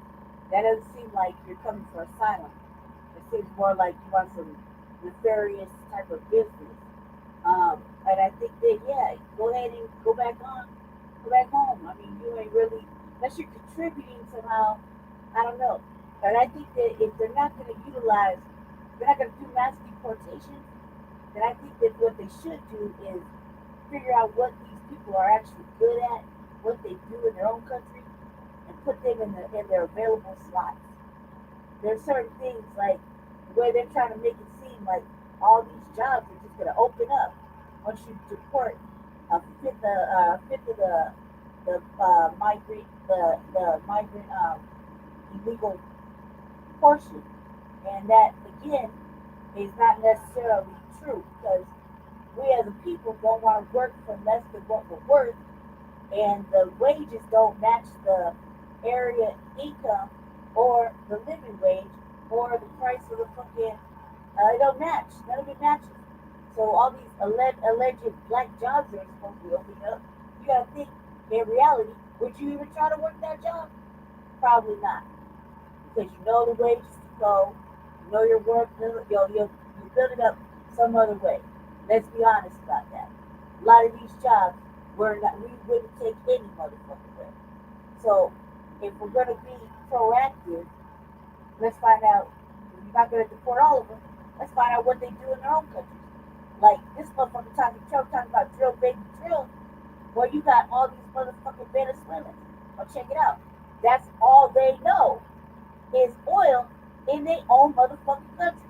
Look it up. That's all they know. They know how to drill it. refine it, figure it out. They live under oil. Like apparently all the motherfucking dinosaurs died in Venezuela. That's your predominantly all they know. And the way they're sitting in Venezuela, for whatever reasons, they have all that wealth and get all that motherfucking debt from mismanagement. So if they came over here because it's so fucked up, because they can't afford to live with one fucking water truck of wheat and no way to fucking fuel themselves or take care of themselves, but they got all the motherfucking wealth, maybe you should think about putting them to work in the oil fields. We do have those. We have natural gas, got all this shit. Trump was talking about oil, drill baby drill. Well, here's your drill team. They can work for any of the motherfucking companies we got here in the fucking United States. A lot of those jobs are manned by white people on the oil fields, like here in Colorado, for example. Halliburton is in Colorado. None but white folks. Barely any Hispanic. But you're talking about motherfuckers that grew up from babies to adults that know nothing but oil. How to drill it in the ocean, in the motherfucking ground. Why don't you put them to work in what they're actually good at? What they actually can do. That might stop upsetting the regular folk here. I mean, let's just think about it proactively. You know what I mean? Everybody got a spot they fit in. So if you're not going to deport all of them, you might want to think about actually utilizing them for what they're good for. A lot of these people come from countries like that. Asia. Well, what are they good for? What are they doing here? What can they do? If you're not going to deport them all, put them to what they're actually good at and tax the fuck out of them. Somehow, America's got to be compensated for all the money they pay out for all this fucking alleged asylum and sanctuary shit. So there's got to be some sort of money comeback, and that money has to go back to the people that suffered through this bullshit, with them flooding the black communities, etc., etc., etc. That's what I think. Here. Just for right now, I'm just brainstorming that idea. I know it sounds kind of crazy, but I mean, just thinking outside the box. You're not going to deport, and you're not going to do mass deportations because it's just not cost effective, and you can't get the sanctuary city police and the motherfucking ICE people to all work together. Don't think that this can't be fixed another way. There's always another answer or another way out. If you just use your brain to think about it, go for it. I'm done. I respectfully disagree. Why would you disagree? Because they invaded the border and this is your country. I can dig it. I can dig it. I'm not saying you're wrong. I'm saying that country could get a bill. They could get shit back. But if you're not going to ship them all back, and they are actually good for something that he said he was going to do, drill baby drill, then why don't you use them people for drill baby drill, since they come from a fucking nothing but oil fucking place? But I'm just saying, if you're not going to deport them, utilize them, right? Aren't they supposed to be economic migrants? That's what they claim. So if that's what we're going to hold people accountable, you're not wrong. You're not wrong. I'm not saying not to deport them. I'm saying if you're not going to, it's just filler, fluff, talk, then why don't they use them in the way they're supposed to use them? Yeah, that's what I'm saying. And would you necessarily do the jobs that are allegedly being opened up? You will. You would. I've done them. So you would. Yes. So right now. I've done them. Right now. Yes. What kind of jobs you talking about? Like when they closed down the damn chicken factory. That's on the same day they ICE raided the damn JBS. A whole bunch of black people went up there and applied. Yes, I would. I've already done it. I've worked out. I'm talking about you just right now. We're the president. That's fast. We're the president. Yes, Lady. Like what? Yes. Warehouse, construction, all of the jobs that we used to do.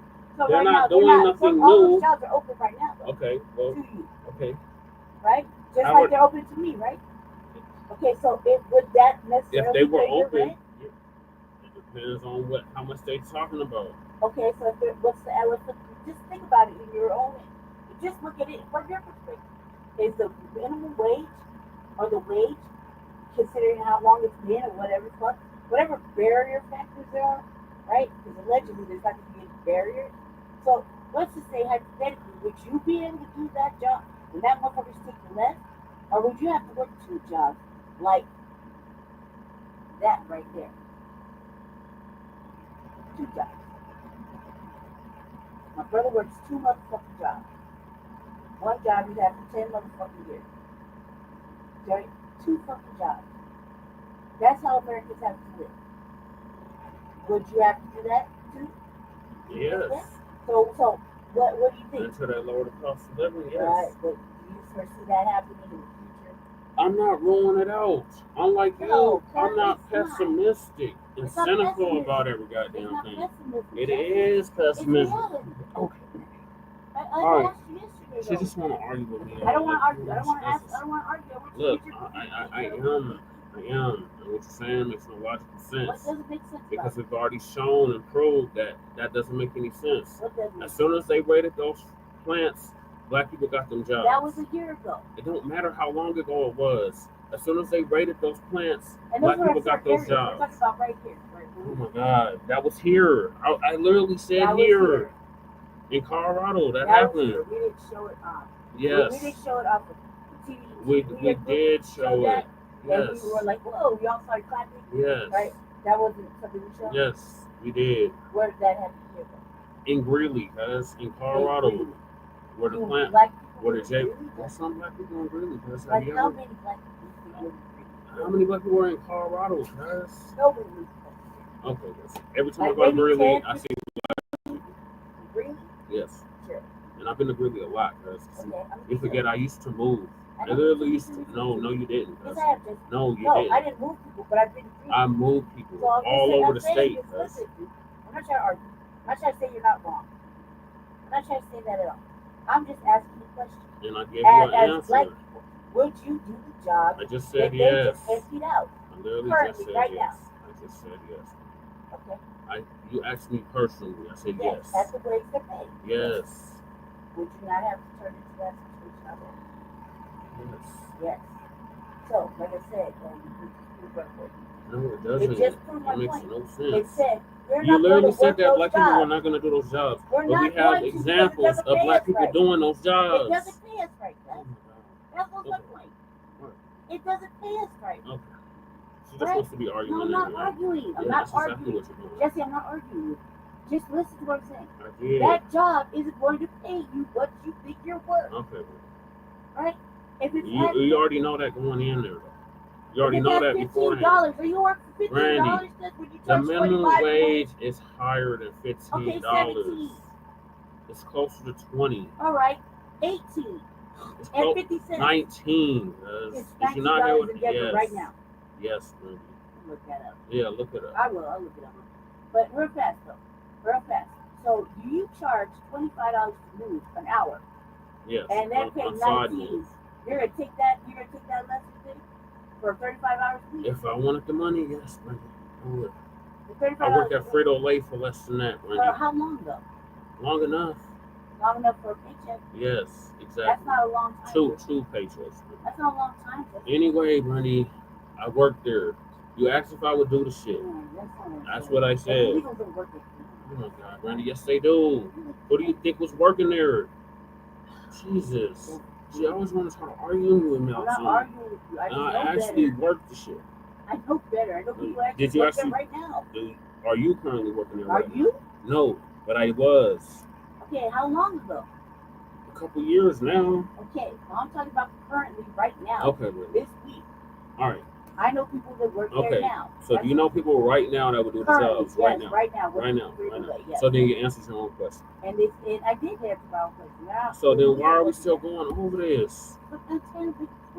That's your point. You're always trying to make a point.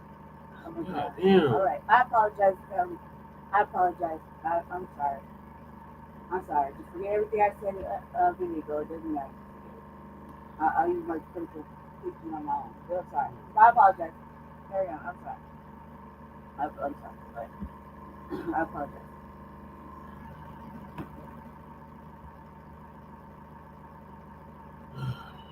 So yeah, like I said, the Asians gonna be the first to get deported. That's great news. Great news. What are you gonna do with your seat? They're all on the chopping list. If you're illegal, you're going. Well, he'll probably save them for less. Well,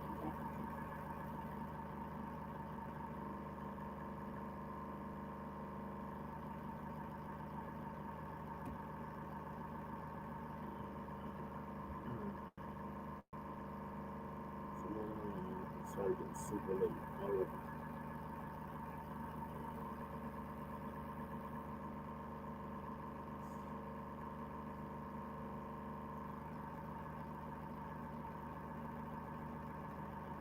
I like these well, deport some of these people. I mean, I think that it's they're not. I mean, they're not really. I mean, the list of the criminals that were just openly freely, not being monitored. That list that came out with the talk show. I think that's a good thing. I think when he gets all those people round up, that'd be good because them motherfuckers are just FOJs anywhere and everywhere. Like all out in the United States, nobody knows about it. No, they know about it. They just been lying about it. It's like the ones out here was lying about the situation here, trying to downplay it. Oh yeah. Oh, about the working. Yes.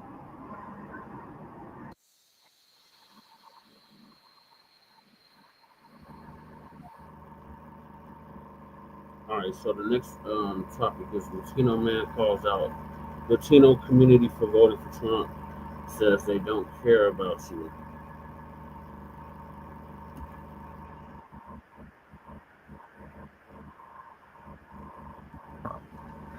I'm going to start with the message to the Latinos first, and then I'll get to the other people.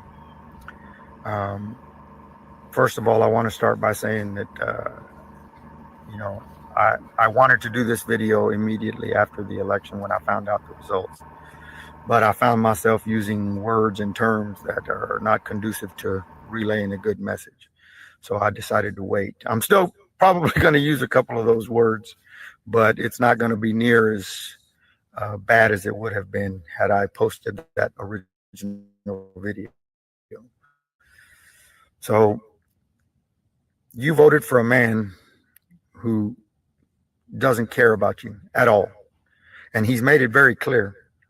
Whenever he talks about the immigrants and he calls them murderers, killers, and garbage and scum and the worst, they're sending their worst over here. He's talking about you too, and me. False. Because to him, we're all the same. False. If he was walking down the street and he saw you and one of the people that had just crossed the border, he wouldn't be able to tell you apart. And to him, it doesn't make a difference. We're all the same. They don't care. They just want to get rid of the immigrants. And I don't know if you know this or not, but there's a man named Stephen Miller that's probably going to be on Trump's cabinet. He's going to be one of his cabinet members, and he's going to be in charge of the deportation actions, right? And that man, Stephen Miller, wants to change the laws so that they can take away naturalization. You think that that piece of paper that you have, if you have it, if you've become a naturalized citizen, you think that piece of paper makes you different. But in their eyes, you're not different. Listen, man. First off, I want to say, man, listen, I love my Latino brothers and sisters, so this is no shot to them. But a lot of these Latinos, man, y'all upset because other Latinos have voted for Trump. And I know that Latino community, a lot of them tend to come together. They're very good at coming together and banding together to absolutely wrong. I mean, you're wrong with what you're saying. You're saying that they just want to get rid of the immigrants. Well, of course, if you're an immigrant and you came here illegally, then yeah, you don't deserve to be here. You don't deserve to be here. If you did not come through the process like you're supposed to, then yes, you're an illegal immigrant. Now, when he talks about he wants to end naturalization, he's referring to Trump's birthright and citizenship. That is not referring to people like myself or people like I can't be. I mean, my people indigenous to this land. That's number one. A lot of people have indigenous ancestors to this land as well. So he's not talking about those type of people. He's not talking about the Latinos who were born and raised here and their family have been here all of their lives. He's not talking about those people. The birthright, the citizenship thing is referring to people who had children here illegally. Okay, because under the 14th Amendment, he can't strip that away, and I'm going to show it to you. All right, and it's always the message that's, you know what, I'm gonna be honest. The more that I hear people talk negative about Trump, the more I go and do research, and I'm like, they lied on him right there. I go and look that up. They lied on him right there. Look this up. They lied on Trump right here again. Every time they say something about him, I research it and I find out it's a lie. That's why even more now, I've done more research, and I'm advocating for Trump even more at this point, because now I know they just land on this man for no reason at all. No reason at all. And I know a lot of Latinos feel some type of way because you feel like, well, they're deporting our people and blah, blah, blah. But at the end of the day, those people still came here illegally. There's Africans here legally. There's Latinos who've came across that border legally and been here for 20, 30, 40, 50, 60 years, however many years. Listen, all of these people have been here legally and nothing has ever happened to these people. You truly believe that the Latinos who voted for Trump and all of the other, have you seen Trump's rallies? There's Latinos in the crowd heavy. You think those people got up and voted for Trump, willingly voted for Trump, knowingly that they're going to get deported afterwards? You truly believe that that's what Donald Trump is trying to do? That the Latinos in the crowd, they went and voted for Trump knowing that Trump is going to deport them? Come on, man. Stop. You got to be crazy, man, if that's what you believe. You got to be crazy if that's what you believe. So these fake and false narratives, man, we got to stop the fake and false narratives when it comes to Trump. Understand the laws and what Trump is referring to, okay? Now watch this video, because Spoons, they're out. Panera's new ciabatta dippers are in. Each melty sandwich paired with a perfect portion. Something else he said in this video is that Trump calls those Latinos the R word. Well, it's happened.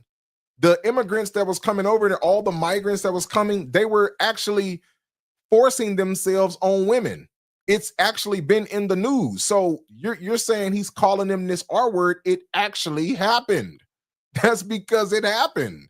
Like, I don't understand why people feel some type of way about this. It actually happened. But watch this. Watch this. Let's see, because the other narrative is that Trump does not like Latinos and Mexicans and all these other people. But watch what Trump said from his own mouth. And I know one person personally. So watch this. We're gonna get it from Trump's mouth. Watch this. And I have a lot of respect for Mexico, by the way. A lot of people said, oh, he doesn't like, I love Mexico. And I love the Mexican people. I've had thousands of Mexicans working for me. I sell apartments for millions of dollars to people from Mexico. They love me. They love me. So he just said, I have thousands of Mexicans working for me. These people work for him. So you think he want to deport those people? You truly believe that Trump wants to deport those Mexicans that came here legally and were naturalized here in the Americas? He wants to deport them? No, he's trying to get out the illegal immigrants. That's it. Of course, that's what you're supposed to do. That's with any country. Why? Because listen, okay, this is what you got to understand. The country needs to realize that when you are having these so-called, sanctuary cities that's housing these migrants, when these migrants come over, guess what? The crime rate rises up. Like you got them migrants that took over the apartment building in Colorado. The crime rate rises up. You have to spend more money because you have to house more people. You have to feed more people. You have to use more electricity. You have to use more water. People have to clean more. More food have to be ordered. You see what I'm saying? More than usual. So everything goes up. So yes, these migrants coming here is posing a problem to America because it's making them fork out more money to take care of people. It's almost like, well, I ain't gonna use that sense, but it's forking out more money to take care of people that you would normally have to fork out. That's why it's an issue. And I understand that a lot of these countries are in America, so it's all America, but this is the United States of America. These are the states. This is different than just America. These are the states. There are certain laws and procedures you have to go through to get into this country. Now, I want to show you guys this 14th Amendment so you guys can see it. This is on a government's website. I just showed it a little bit. But this is the 14th Amendment. This is Section 1. It literally says, all persons born or naturalized in the United States and subject to the jurisdiction thereof are citizens of the United States and the state wherein they reside. You see that? So if you were born there, you are a citizen there. That's where you're from. So it's no taking away somebody's birthright there. Now, what Trump is referring to is the people who came over illegally and had children here illegally. That's what he's talking about. He's not talking about any and everybody. See, the thing about it is a lot of our people have been programmed just to hate Trump no matter what. Just hate him no matter what. You know how many people talk smack to me about posting about Trump, and that's all this channel gonna be about. So if you don't like it, go somewhere else. So you know how many people talk smack to me about posting about Trump when they don't understand anything about the laws. They don't understand any laws. They don't read they haven't read the Constitution. They don't know anything about this country at all. I'm programmed to hate Trump. So if he posts anything about Trump, I'm gonna say something negative, even though they haven't read no Constitution. They don't know no laws. They don't know nothing about. They don't even know about the midterms of voting about these elections. They don't even vote. They don't even know who's in office in their own city. They don't even know who the governor is of their state. They don't know anything. You post something about Trump, we're gonna say something negative. Like they don't know anything, and it's sad to me, man, that you have those type of people who exist. They don't read anything. They don't know anything. I don't like Trump. I don't like Trump. I don't care. The name Trump, I just don't like anybody with that name. I don't care. It can be anybody else. Anybody else could have been in office other than Trump, and it wouldn't be no problem. But because it's Trump, I hate him. Because why? The black community brainwashed me to hate him. So that's why I hate him. The black community told me I gotta hate Trump, so I'm gonna hate him. Central Park 5, I debunked that. His parents was a KKK. I debunked that. He said he hate Mexicans. I just debunked that. What? It's nothing you can. Anything you say, I'm gonna go get it and debunk it. Then what you gonna say? Oh man, you a sellout. Y'all say the same thing over and over and over and over, man. It's getting to the point where it's getting old now. It's like we know what we doing, bro. We know how to research and we know what we talking about. If you've never really followed politics, you don't understand anything about what I'm talking about right now.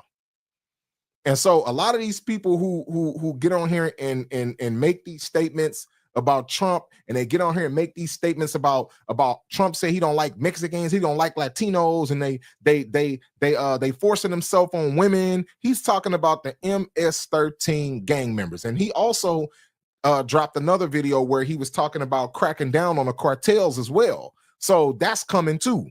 So yeah, get ready for like the mass deportation. Why would you not want these people deported? Why? Because guess what? It's you know what? It's not gonna be beneficial until these migrants start actually showing up in these cities where you're from. All of y'all watching right now, when these migrants start showing up in your city and they on the side of your house, or they're in your apartment building, or they unalive somebody you know, or they force themselves on somebody you know, or they kidnap somebody you know, then you're going to be talking about, oh yeah, get them out of here. See, the only reason why y'all not saying anything is because it's not happening to you. That's why you're not saying anything, because it's not directly affecting you at this point. But if we continue to allow it to go on, eventually they're going to be in St. Louis. They're going to be in, you know what I'm saying, this city and that city, Illinois. They're going to be everywhere in a minute. If we continue to let it go on, they're going to be everywhere. And guess what? It's going to be somebody getting unalive, somebody getting kidnapped, somebody getting this, something happening because nobody got these migrants out of the country. So, you know, people getting their feelings, man, and they feel some type of way about what Trump is saying, but it's the truth. It is the truth, man. So don't believe everything y'all hear. That's all I can say. You know what I'm saying? If you want to understand about anything, Don't believe everything you hear. Research first. Research first. Research first. That's why the scripture says, understand first and then rebuke. Understand first and then rebuke. You understand something first and get the understanding, and then you make a correction. You understand the whole situation. Don't just hear something and go off. Research and put these pieces together and then say, okay, well, hold on. If this is happening, why is that happening? Because trust me, there wouldn't be no whole bunch of Latinos voting for Trump if they knew they was getting deported. Make it make sense, y'all. But y'all let me know what y'all think about this video, man. Peace, love, and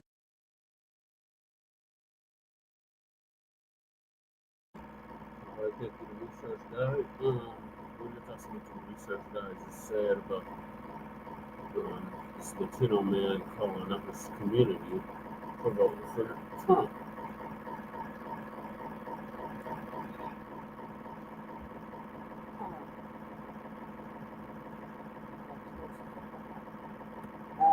I just say this. I was kind of curious last week to know why they did it, and I don't really know. Not really a lot to be said about it. I was kind of giggling around with the idea that maybe if they voted for him, they won't get deported. Doesn't really matter. Ultimately, why they did it, they're not really coming out and saying exactly why they did it, except they want a better economy in our country. Yep, that's pretty much it. What I think, I don't know, I live in a fucking immigrant ass fucking city. And this is probably because right here in where I live currently, are the immigrants living in my particular building? Yes. They're next door, above me, around. They're outside, they're everywhere. They're everywhere. Am I bothered by it? Not so much as Trump got elected, then we kind of put up. So for me over here, at least from what I see lately, I don't really know necessarily what I think. I know that I don't live in a sanctuary city. I live right next to one, and I don't foresee. I asked them, in the city council, maybe they should consider a hard cause. They didn't. They just kept letting people come over and lying about it and whatnot. So it's kind of an auditors and things like that. As what's going on with that, because money don't make sense. It doesn't matter now that Trump's elected. It doesn't matter. It doesn't really matter if he gets into office. And the way his immigration borders are, I mean, they're not going to play, but they got to work with each state. So, like I was saying on the previous, they're not going to be able to financially fucking do that all at once. And whatever they do, a significant portion is going to be taken out of our area. That they'll be deported. The thing about Trump deportation is like this. My children's father got deported. I got that 3 times. Once Trump got elected the first time, he was not able to get back in. Now, when the border went right to go, who knows? But as far as I knew, he wasn't trying to come back in. Again, he got to go serve some time here, and they shipped it back to the fucking good guy. So that right there means that Trump is serious.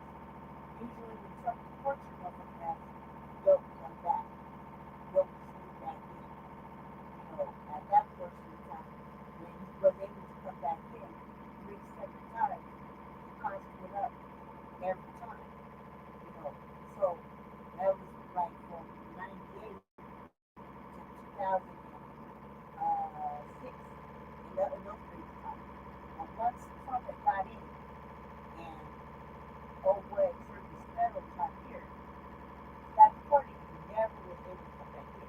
So that's a good thing about Trump deportation. So we'll see. Especially when you mentioned the war.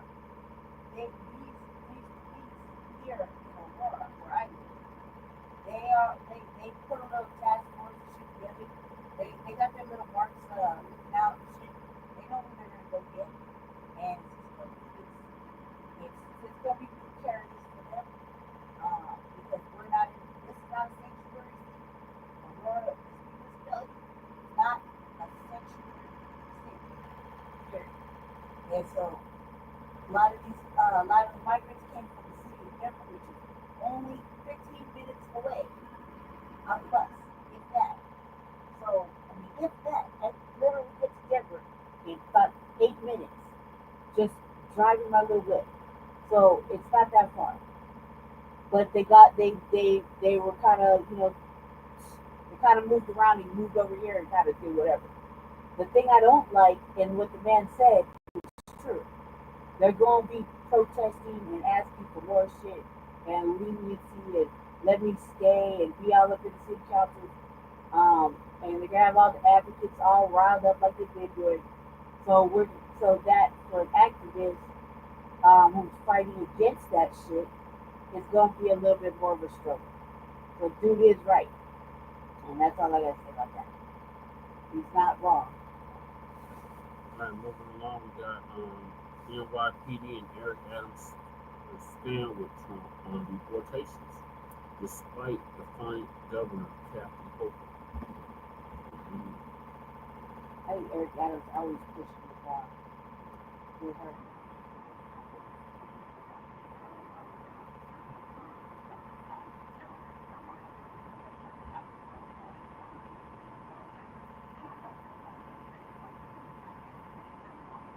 They're going to try to interfere with that to the best that they can. They're game planning around that already. And once again, that's not something that I'm coming up with. These are reports that came from CNN.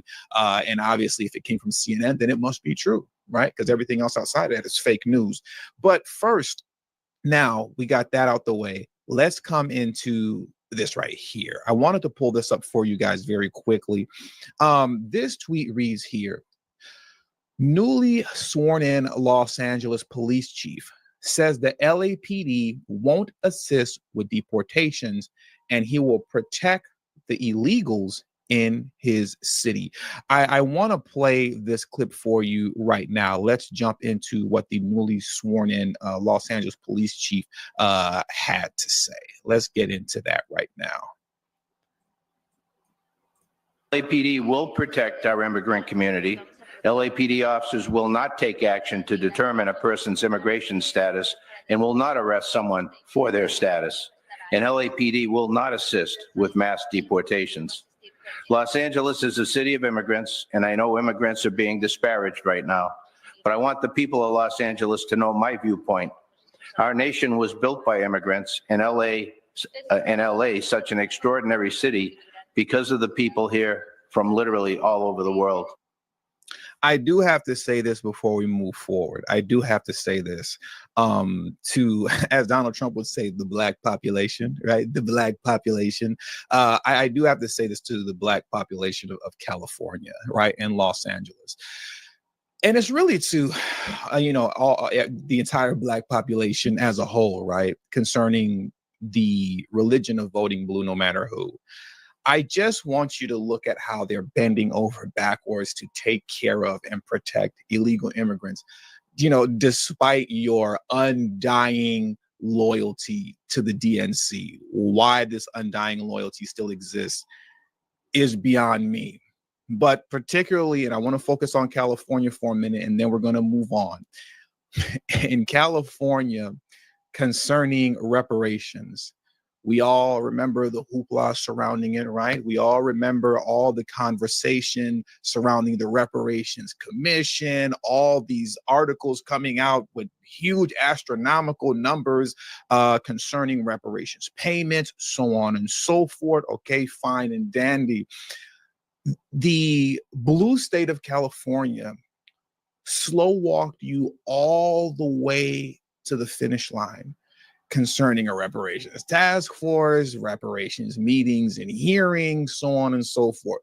Bills that were drawn up, and Gavin Newsom and the Congressional Black DNC Caucus of California slow walked you all the way to the finish line, just to slam the door in your face and say, psych, aha.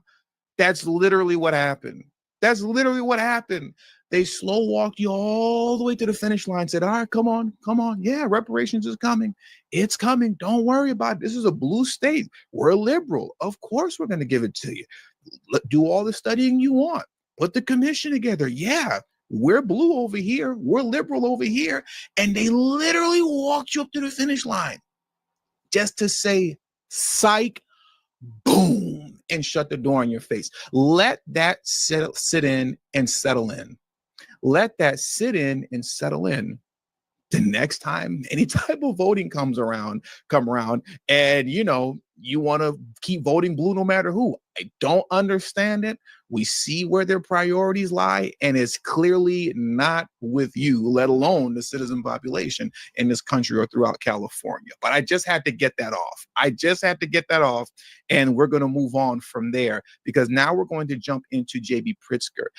Let's see what J.B. Pritzker had to say concerning mass deportations. He's been having a lot to say concerning Trump as of late, and he just can't seem to shut his mouth in defiance of Trump. So let's get into what he had to say very quickly too. It's only roughly about a little over 30 seconds long.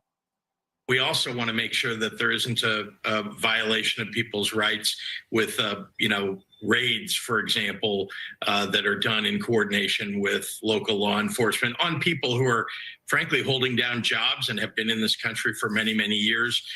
We think that's improper. And in Illinois, that's not something that we would condone. There's been some talk about using other states' National Guard, red state National Guards to somehow come into a blue state and try and enforce these new Stephen Miller inspired rules.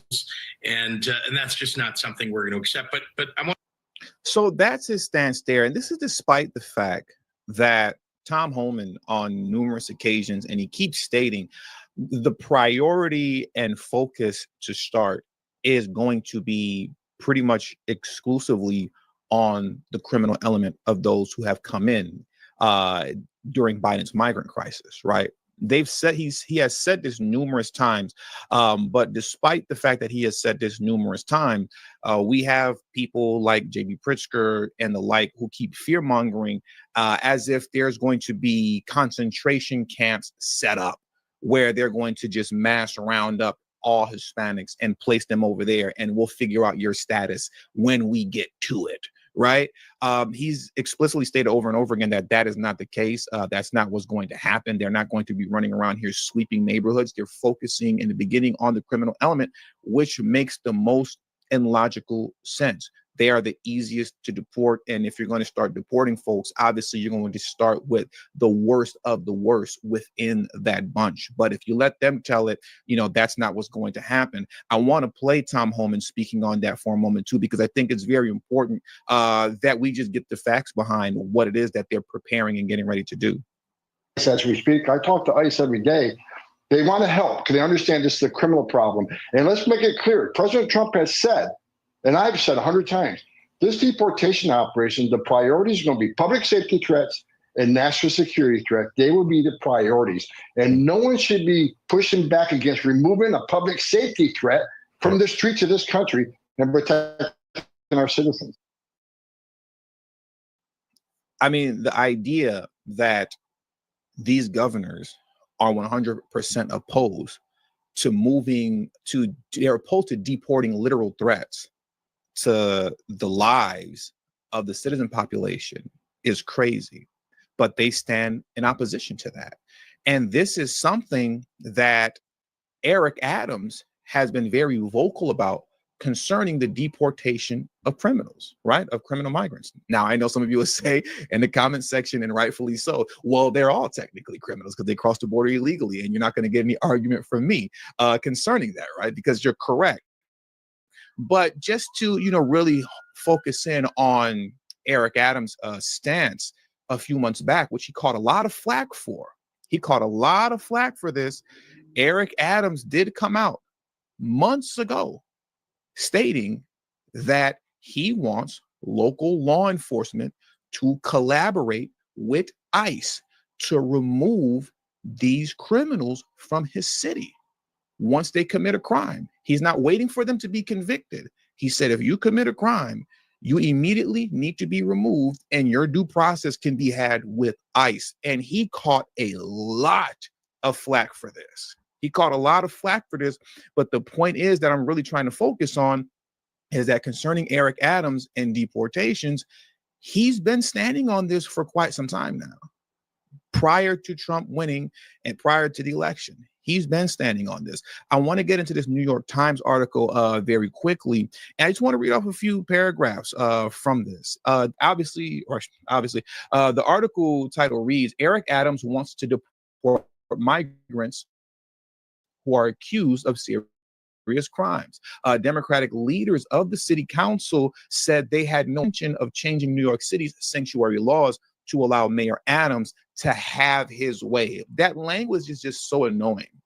To allow Mayor Adams to have his way. He's not having his way. For those of you who don't know, once again, and I already kind of explained it a little bit, but I'll give you a little bit more detail because I'm not going to go too much into this this article here, right? But what Eric Adams proposed was not to eliminate sanctuary city status altogether. What he proposed was to just simply make an amendment concerning those who commit crime. A common sense change. That's literally all he wanted. That's all he stated that he wanted. And him proposing a common sense change, trying to meet these folks on middle ground, they turned around and threw him under the bus and made it seem like he was xenophobic for literally just wanting to clean up the criminal element of those who have entered in during the migrant crisis, right? But now that Trump is in office, you know, once that element has been swept up, looks like hopefully a couple of more will be swept up as well, because you have a lot of folks that came here with zero intentions on even going through the proper channels of becoming an asylum seeker, let alone one to become a citizen in the future. I wish I had the data in front of me right now, and I'm really kicking myself for not having it. But if I'm not mistaken, and if I remember correctly, over half, and I reserve my right to be wrong for the censorship police that's out there, okay? Even though I'm pretty sure I'm not wrong. But over half of those who are, quote, seeking asylum skip out on their court hearings. They skip out on it. They never show up. Over half, if I'm not mistaken. Somebody please let me know in the comment section whether or not I'm right or wrong, but over a half skip out. So if you intentionally and knowingly skipped out on your asylum hearings while you're here, well, then guess who's up next to be deported? And rightfully so. And I think it's more than safe to say, I believe Eric Adams is on board with that too. He's on board with that too. But let's get into this article here, right? Because I don't want to belabor the point too much. For years, New York City leaders have relished the status of being a so-called sanctuary city where local law enforcement cooperation with federal immigration officials is limited. On Tuesday, Mayor Eric Adams made it clear that his views were different. If he had it his way, he said he would permit law enforcement in New York City to work openly with immigration authorities to more readily deport migrants who were suspected, not necessarily convicted of serious crimes. I want to read that one more time. If he had his way, gotta love that language, right? If he had his way. If he had his way, he said he would permit law enforcement in New York City to work openly with immigration authorities to more readily deport migrants who were suspected, not necessarily convicted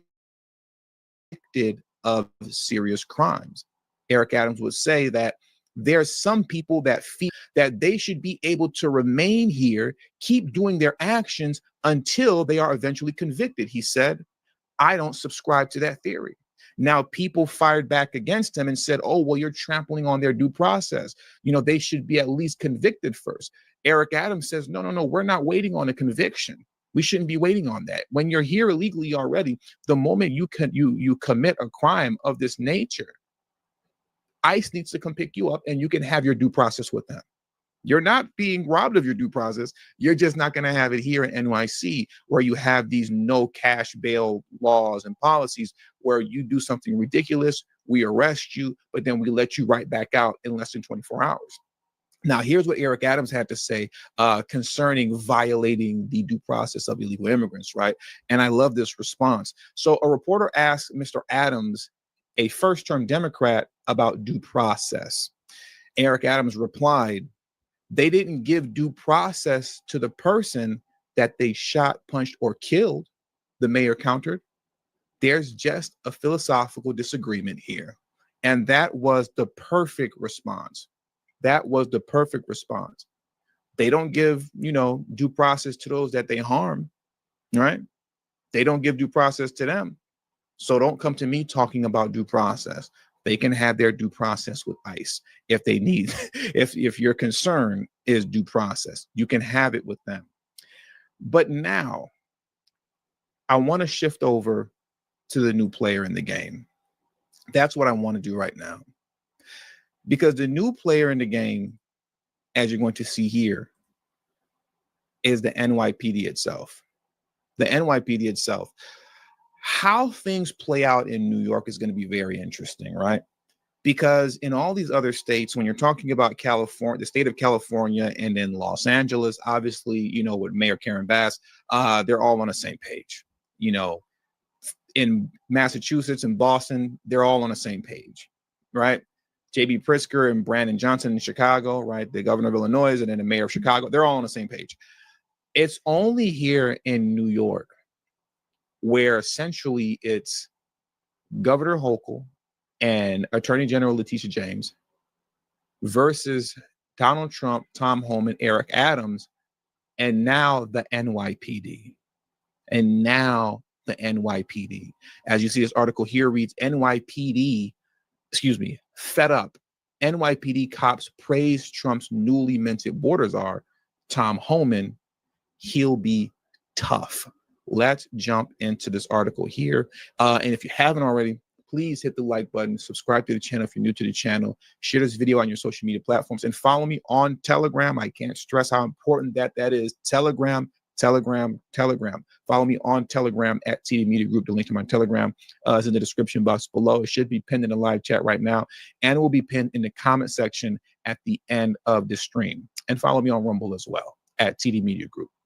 So the article reads, and we're going to go through this. I just want to go through some of the quotes of the police officers that's in NYPD, right? Fed up New York City law enforcement are hopeful President-elect Donald Trump's incoming border czar, Tom Homan, can save the city from its raging migrant crisis after he vowed that sanctuary cities, including the Big Apple, won't stop him from deporting migrant criminals. NYC's migrant gang NYC's migrant gang problem is only getting worse with the sharp rise in crime due to illegal aliens and violent crime. Gangs have become more organized. Hopefully, Homan can fix this mess we're in. He'll show up for New York, one law enforcement source told the New York Post of Homan's appointment. He'll be tough and fair with this crisis, they added, describing him as a great pick by the Trump administration. And something else that I also want to highlight as well, and I, hopefully the plan is for me to knock this video out after this live stream. But for those of you who thought these issues weren't coming to the South, think again, because, breaking news, for those of you who don't know, and like I said, you got to make sure you subscribe to the channel so you get the notification when I upload this video, hopefully later on today. But in Tennessee, Terrain de Aragua is just spreading like an illness all throughout Tennessee. Okay, Terrain de Aragua is all in Tennessee. So if you thought this was just a Chicago, Illinois problem, a New York City problem, a Los Angeles, California problem, oh no. They're in Louisiana too, by the way. They're spreading all throughout Louisiana, but the new news that's coming out is how much they are spreading throughout Tennessee. So if you thought you were safe because you were in the South or a red state or something like that, no, sir. No, sir. No, sir. Now let's carry on with what the NYPD had to say. It will definitely lower crime in Midtown, which will help the business in the area and the tourist industry, one Manhattan cop told the Post. If they deport illegal immigrants who commit crime, it will start to get pretty lonely along Roosevelt Avenue, quipped a Queens officer in reference to the notorious crime-riddled section of the borough, who added, the people who live around here will be very happy.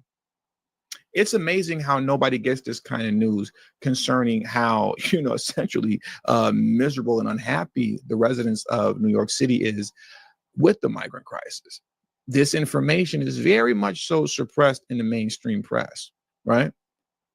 Here's another quote that reads, police officers don't get the choice to pick and choose what crimes we enforce, just as we are not the judge and jury. Vincent Vallone, president of the 13,000 member NYPD Surgeons Benevolent Association said. Misguided politicians need to step back and allow every facet of law enforcement to work hand in hand so that the criminals who enter our country illegally are held accountable to the fullest extent of the law, he added. Not doing so is a recipe for criminal anarchy and is unfair to law-abiding members of society. And he is 100% true. The law-abiding members of society are the ones paying the price for Harris and Biden's migrant crisis. Outside of the usual foolishness that you have to deal with concerning just the citizen population, right? And those who engage in crime and things of that nature, you now have imported crime, imported foolishness, imported organized gangs that have now infiltrated your communities, to which the governors and mayors of your state and city, with the exception of Eric Adams, seem to have no problem with. Homan also pointed out that city prosecutors letting offenders go free with little or no bail creates unnecessary danger. If you're releasing bad guys out in the community, we've got to find them, which puts the officer and the community at risk, he said. And we've definitely seen that in New York City. We've seen NYPD be shot at, beat up, punched, jumped, just for a lot of these guys, illegal immigrants who committed those crimes against NYPD, just for them to get off. We've seen this multiple times over. The bottom line is sanctuary cities are sanctuaries for criminals. And I couldn't agree more. And with all that being said, that's going to do it for today's stream. So, like I said, things are getting very interesting in New York City. We have Eric Adams, Trump, Homan, and now the NYPD. Versus Kathy Hochul and Letitia James. It's going to be very interesting to see how things play out over there, with just the kind of alliances that are beginning to form. There is truly a battle for NYC. And once again, with all that being said, that's going to do it for today's show. Please hit the like button before you get out of here. Subscribe to the channel if you're new to the channel. And as I always beg you, follow me on Telegram. That is extremely important to circumvent shadow banning and social media censorship. Telegram at TD Media Group. The link is in the description box below, pinned in the comments.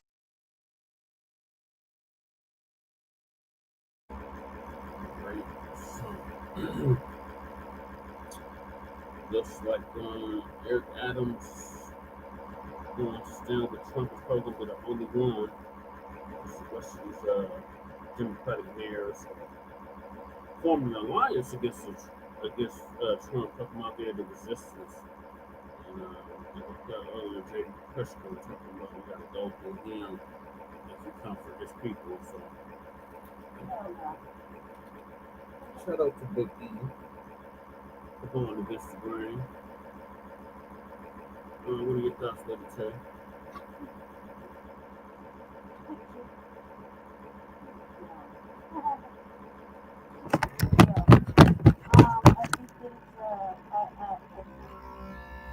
You were talking about earlier,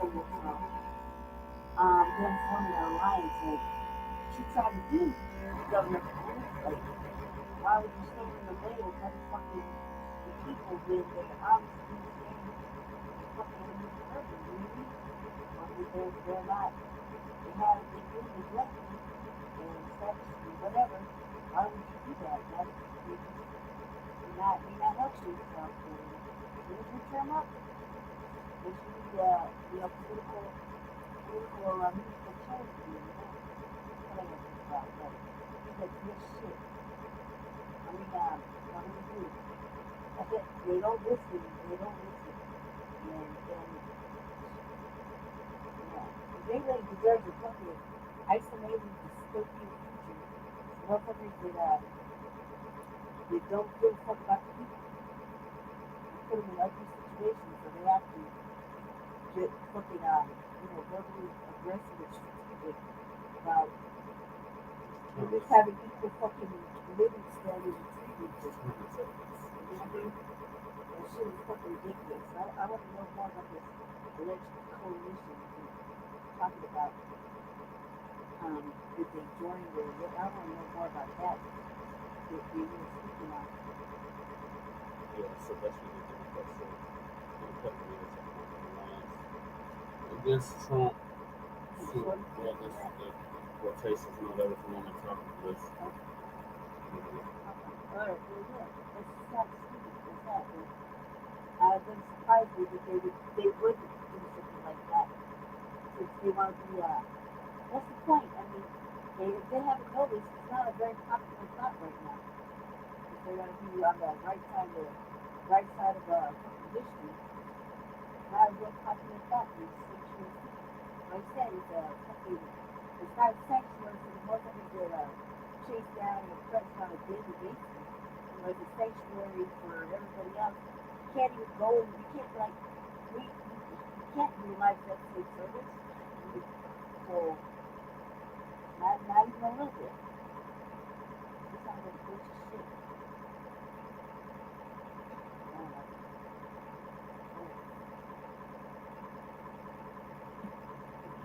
So, this lady's here already alluded to our governor is joined with this alliance. So, they are going to fight Trump and Tom Homan and whoever else to keep these illegals in these sanctuary cities, sanctuary states. We're ready for a doozy, y'all. It's going to be very interesting in 2025 when Trump takes office. Starts issuing out these mass deportations. Alright, so next topic is Denzel Washington. They buck break Denzel for the new Gladiator movie.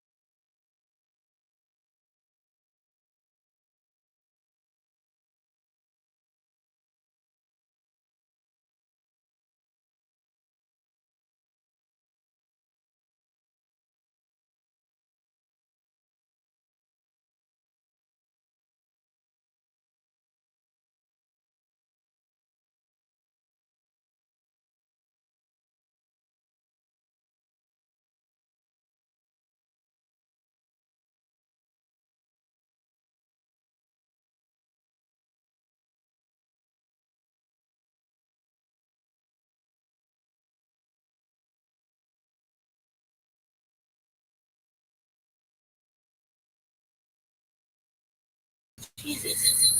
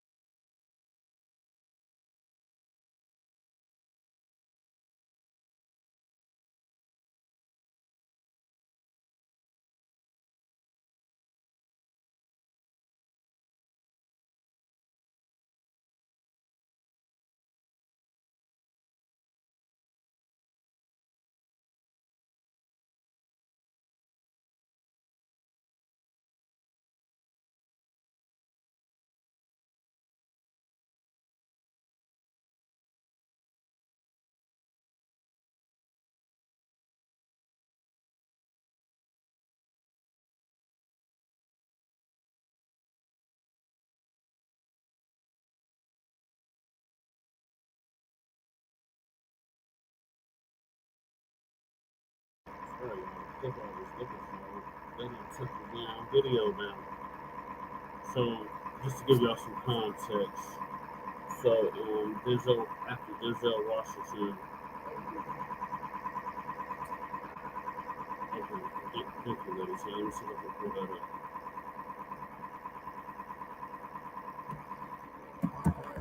The one I was gonna do is Tariq. I'm gonna video down.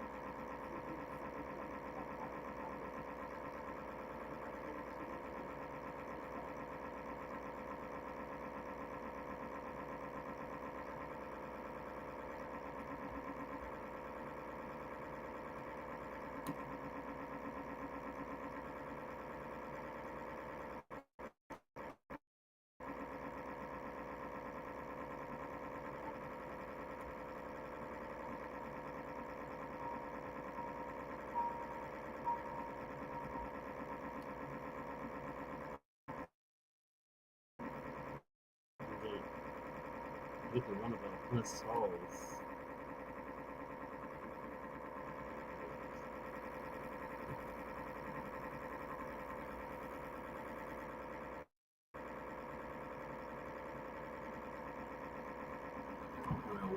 One said Denzel Washington was going to star in this new Gladiator movie that just came out, Gladiator 2. It is really,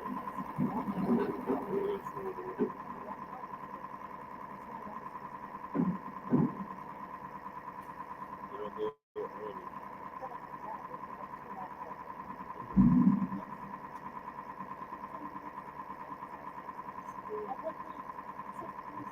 This is a time. Stop. It's going to pull it up, so I can't.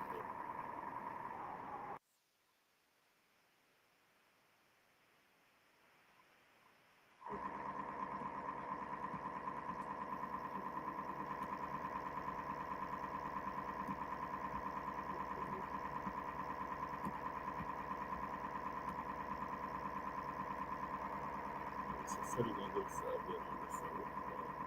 Denzel Washington, this is another man in Gladiator into a movie. Black Hollywood is that's done. So Tariq Nasheed was saying that this is a back-breaking ritual that all black actors, Latino actors have to go through. He was making some really good points. I really want to play the video, but I took it down. So let's see what City got to say about this.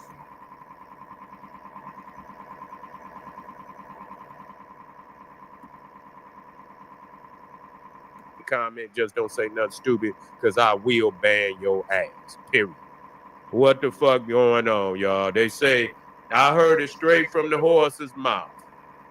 I say, Denzel Washington, you no good nigga, you. You done broke the code, dog. They say Denzel, he said it out his mouth, he done broke the code. Wait a minute, I got the drink. I would make a nigga wish he had some Hennessy.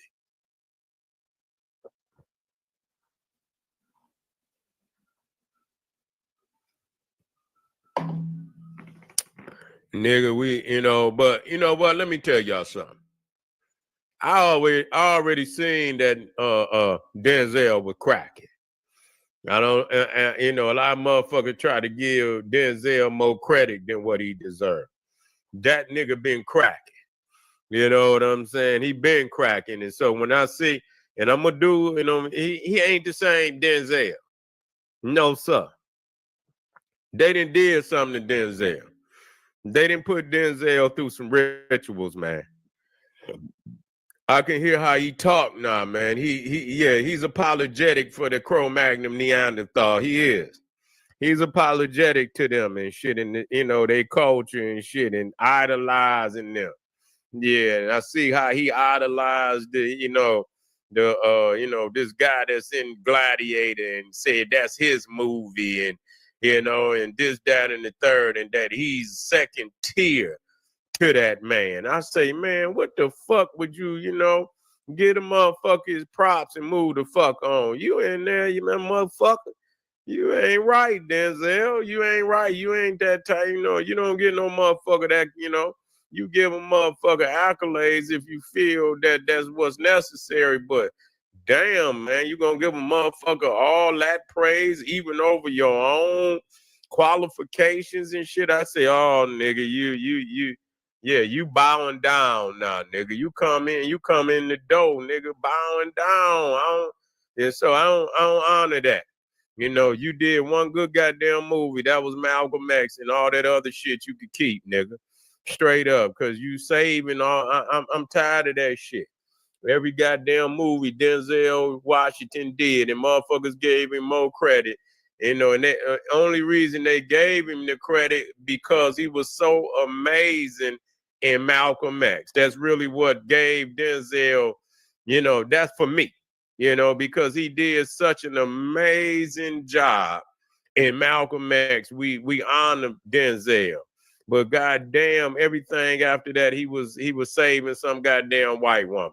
This nigga made about 5 movies in a row. I say, goddamn it, I'm gonna send a motherfucking shout out to Denzel. Nigga, don't save no. If you make another movie, nigga, you better not save no more white women, nigga. You done made enough, nigga. Goddamn, you done saved, goddamn, 5 movies in a row. Like, nigga, goddamn. You see what I'm saying? So they give this nigga more credit than what he deserved. All off of Malcolm X. That's it. The rest of that shit you can keep, nigga. Shit, I ain't bullshit. Even this new shit, the Equalizer, he back saving them and shit. Going overseas and shit and saving motherfucking children. I'm like, nigga, come on, dog. Well, he did save he did save a young black man in the movie. He did. You know what I'm saying? But they started off with their traditional go save a white woman.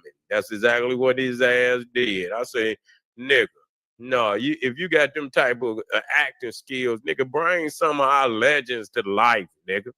You know what I'm saying? Bring some of our legends to life. You ain't, you do one movie and they told that nigga don't do no more movies like that. Don't do no more movies like that, nigga. Now you in Gladiator and you playing some freak, nigga. You in there Greeking and freaking now, you know. That come with, so you know you gonna do movie, but see, this is what he think gonna bring him a claim. You know, he want to claim, and so he want to go in there. He want to do the Roman shit. He want to do the Greek freak shit. We gonna hear this man and straight out of his mouth. I know a lot of people just didn't even want to come in, but don't run, nigga. Don't run. Just let it sink in. Yeah, let it sink in. Let me get my comments. Wait a minute. I didn't mean to put it up there. I was just trying to make sure I'll get a chance. Okay. Yeah. Yeah. I don't know, but we about to listen to him. We gonna hear it straight from the horse's mouth. Let me get it up. Make sure it's turned up. Here we go, family. Matter of fact, let me make sure I put this in here. Yeah, let me make sure I put this in. Here we go. But they took it. They cut it. I think they got chicken. Let me play it all the way. Let me take it all the way to the beginning. I actually kissed a man in the film, but they took it. They cut it. You hear that? I actually kissed a man in the film, but they took it. They cut it. I think they got chicken. I loved the film. Wait a minute. A man in the film, but they took it. They cut it. I think they got chicken. I loved the film. I actually kissed a man in the film, but they took it. They cut it. I think they got chicken. I loved the film. I actually kissed a man in the film, but they took it. They cut it. I think they got chicken. I loved the film, but they took it. They cut it. I think they got chicken. I actually kissed a man in the film, but they took it. They cut it. I think they got. Now chicken. let me get down here. We talk about it a little deep. And your character makes a few remarks throughout the film about having a relationship with other men in the film. So I wanted to ask, how gay is the Roman Empire? Confidence is the key word into being who you want to be. And to help with that. The entire empire, or I actually kissed a man in the film, but they took it. They cut it. I think they got chicken. I was going to ask because I just heard about the Paul and Pedro forehead kiss that apparently got cut from the movie. I'm not sure about that one, but yeah, I kissed the guy full on the lips, and I guess they weren't ready for that yet. Oh man! Oh my God! Y'all hear that? He said he kissed the motherfucker. Oh my God! It's a wrap. It's a wrap. It's a wrap. It's a wrap. You know what I'm saying? And you know, that's just. And nigga, you didn't. And they cut the shit out. So you didn't even have to tell nobody. I ain't saying, nigga, you know, that still would, but, you know, the fact that you're right, it is a humiliation ritual. Yeah, he's not the same no more, man. He's this nigga gone, man. I don't fuck with them. You know, you can't expect Denzel to say nothing, man, period. You know, people be thinking Denzel about to say something extraordinary. Denzel Washington ain't about to say a motherfucking thing. You know what I'm saying? And motherfucking, matter of fact, keep your motherfucking mouth closed. Period. When it come to black people. Yeah. We thought this nigga was Malcolm X. We thought he was gonna live by the principles, and then nigga, he did a 360. And motherfucking 180. This motherfucker went the total opposite way from them teachers. And so he say how it changed his life. I wonder, it goddamn changed your life. You need to go back. You need to go back, motherfucker, and you know, but it ain't no coming back from that. No, nigga. Ain't no coming back from that. No, sir. No, sir. I don't let motherfuckers come back. Right. I don't know about a lot of y'all motherfuckers. Y'all give a motherfucker a second chance. I don't give no motherfucker no second chance. No, sir. One time and that's it. Yeah, y'all niggas give a motherfucker a second chance and shit. Yeah, no, sir. Yeah, no, sir. No, sir, you don't get no second chance over here. So yeah, I was just, I watched Denzel, and I was just, just in these, they talking about the movie, and how they get him out there, and they get him out there to talk about the movie. He ain't himself. He not the old Denzel. It's almost, man. Listen to me when I tell you. And I don't want to, I don't want to believe it's true. But when I was listening, even right there on that's not Denzel. That ain't how he really. That motherfucker, and he losing a little weight and shit and this, that, and the third. And I'm thinking to myself, I'm like, damn, Denzel, you better not be on. You better not be smoking no stones, motherfucker.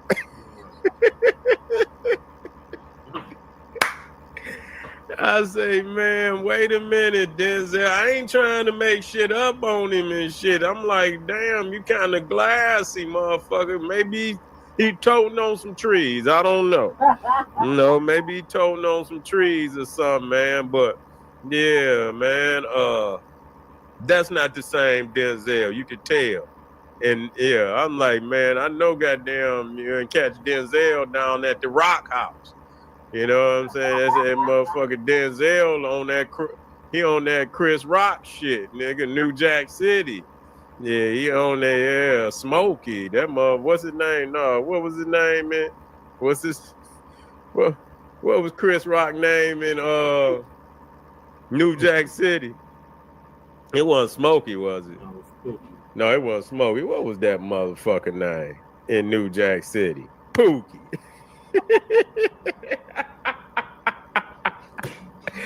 Ah, shit. Oh my God, man. But yeah, they didn't got, and I'm gonna dig deeper into this, but I just couldn't believe that he would come out and say something like that, man. Just and when you look how eager he was to say, didn't nobody even ask him about that shit. You know what I'm saying? He just came right on out and say, yeah. I say, what? I wouldn't even repeat the shit. Right. You know what I'm saying? I wouldn't even repeat the shit. I'm gonna play it just one more time. So this could be documentation. You know what I'm saying? And I don't want nobody maybe who come in late miss it. They gonna have to watch it. I'm gonna play this shit. And I want y'all to look at this man. You could tell, I don't know, maybe it's for his movie, but it looking like he's done lost some weight too, and that don't mean shit. That don't mean shit. It could be any reason why that, he done lost some weight. But when it just is something funny about what I'm seeing. Here we go, family. About 5 minutes later, but I'm not sure about that one. But yeah, I kissed the guy full on the lips, and I guess they weren't ready for that yet. Oh man. Well, I killed him about 5 minutes later, but I mean, it's glad. I was going to ask because I just heard about the Paul and Pedro forehead kiss that apparently got cut from the movie. I'm not sure about that one, but yeah, chicken.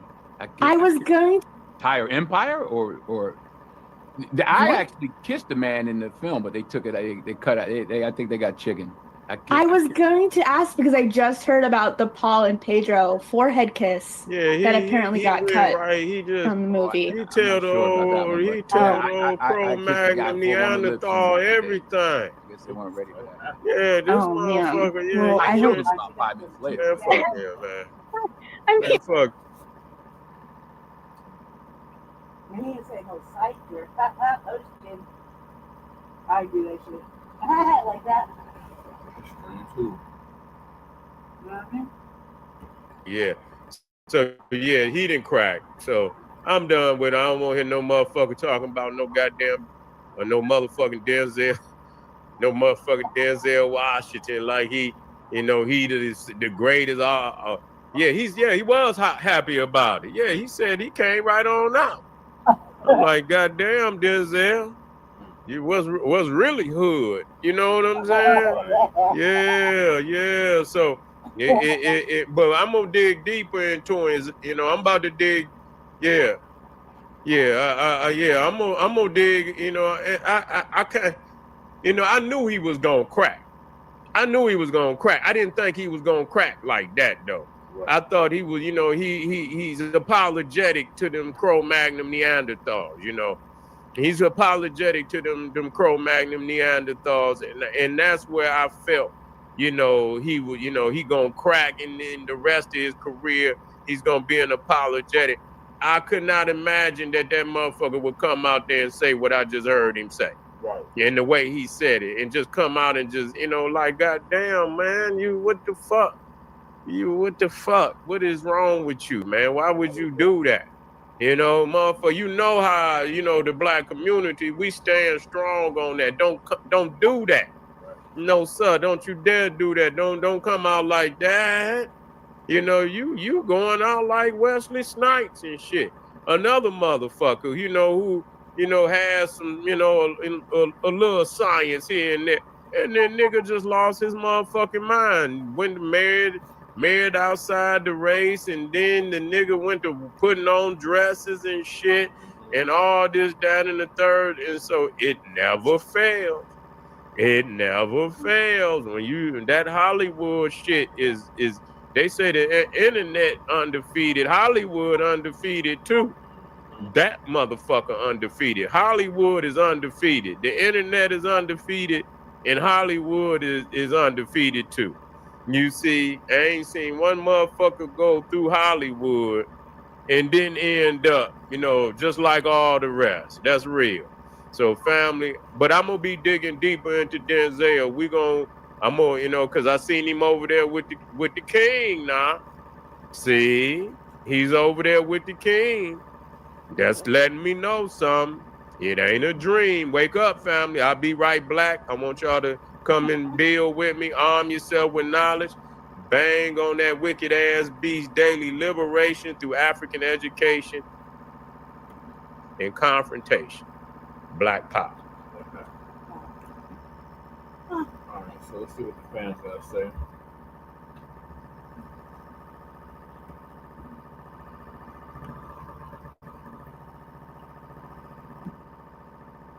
Reporting live from Hyper Clubhouse in Atlanta for Hype Plus News, I'm John Abba.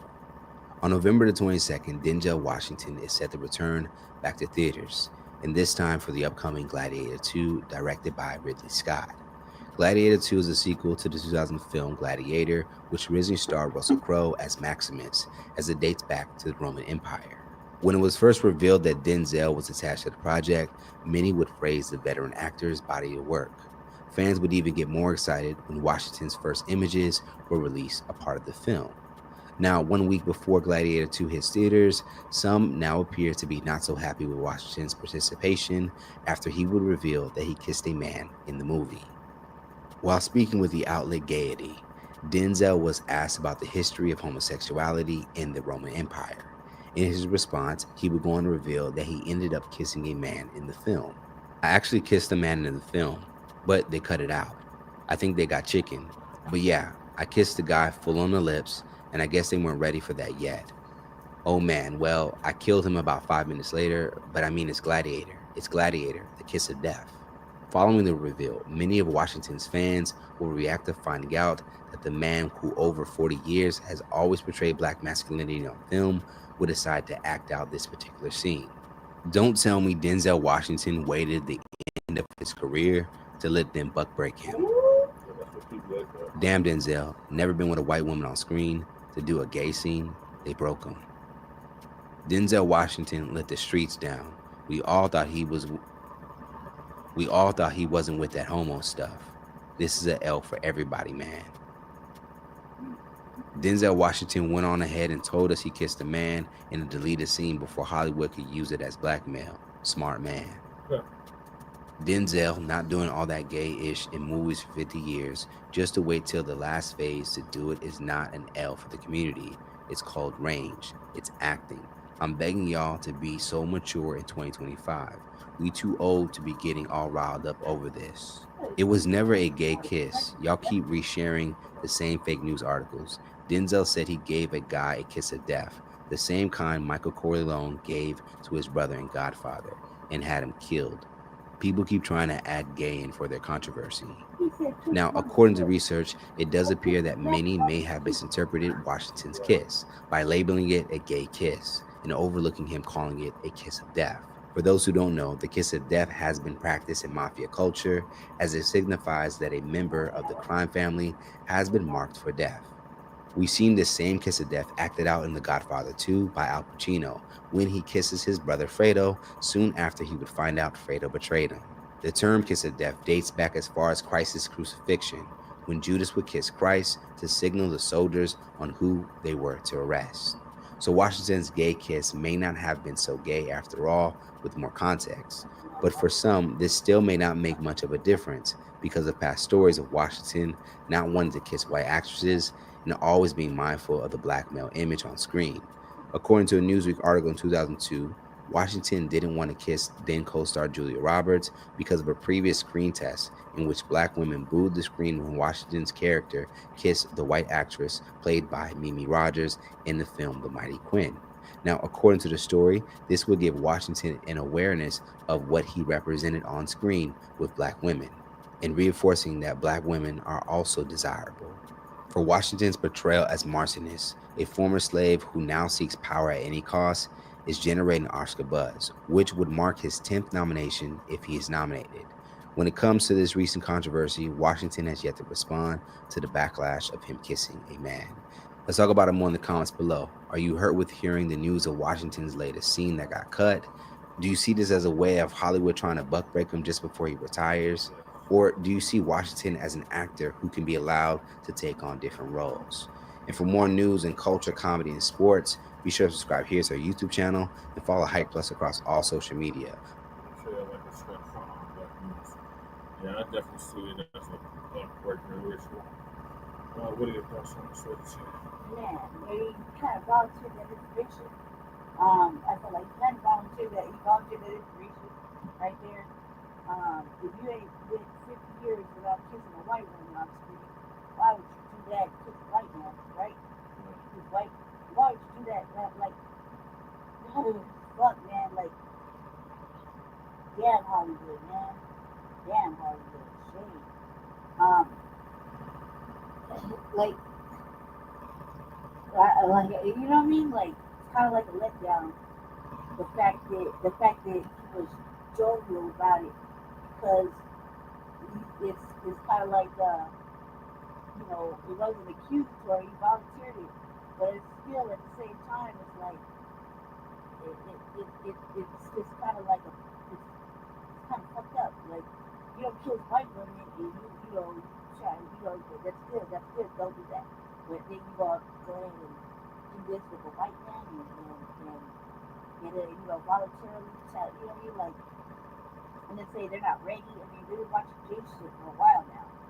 It doesn't matter. You think it's just that something that, you know, it's just not a Denzel Washington thing, not you too. You know, it's like no, you know, dramatic, like not you too. They got you too. They affected you too with that fucking agenda. Like, what's really going on? This is you talking about go to a Diddy party after a certain time because the devil comes out. Now you doing that? Like come on, Denzel, like for real. Like, we'll go after this guy. It's you know, the devil shows up. Like, okay, so you know when to leave with your wife, but then you go over here and kiss the white man in the movie and then get it to leave with you volunteered anyway. Why? Like, why? Why? You know what I mean? It's just so, it's just like what happened, man? They got you too. They affected you too. Like, man, not you too. You know? That's just how I feel. Like, yeah, what happened? And it kind of just felt like there's no coming back from that, you know?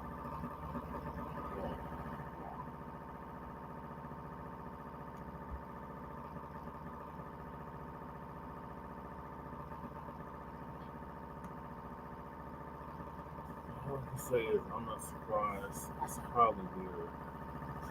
Yes, Hollywood is. You can't leave it well enough alone. And it's like I gotta say that shit is a trend, right? Yeah, some type of trend just dies down and then you want to throw some straight fucking distractional fucking ugly shit at us. Damn it, Denzel, don't participate. You participate in the fucking distraction. Like, god damn it, man. Been going around for a long time. Yeah, the trend, but it's like ebbs and flows, you know? God damn it, dude. Damn Hollywood. That was upsetting. He said that they do this to every black actor in some form, shape, form, or fashion. Yeah. Damn Hollywood, man. Damn them. Damn them. Like, that is fucking. We're under siege, man. If I didn't do this, they did it, huh?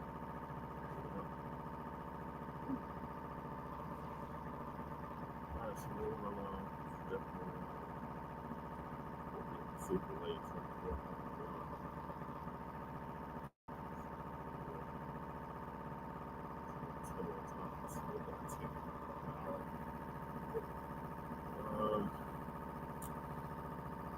Men's rights advocates try to claim credit for 2024's Black voter revolt. And advocate Elliott tells Roland Martin show no reparations without Indians getting paid first.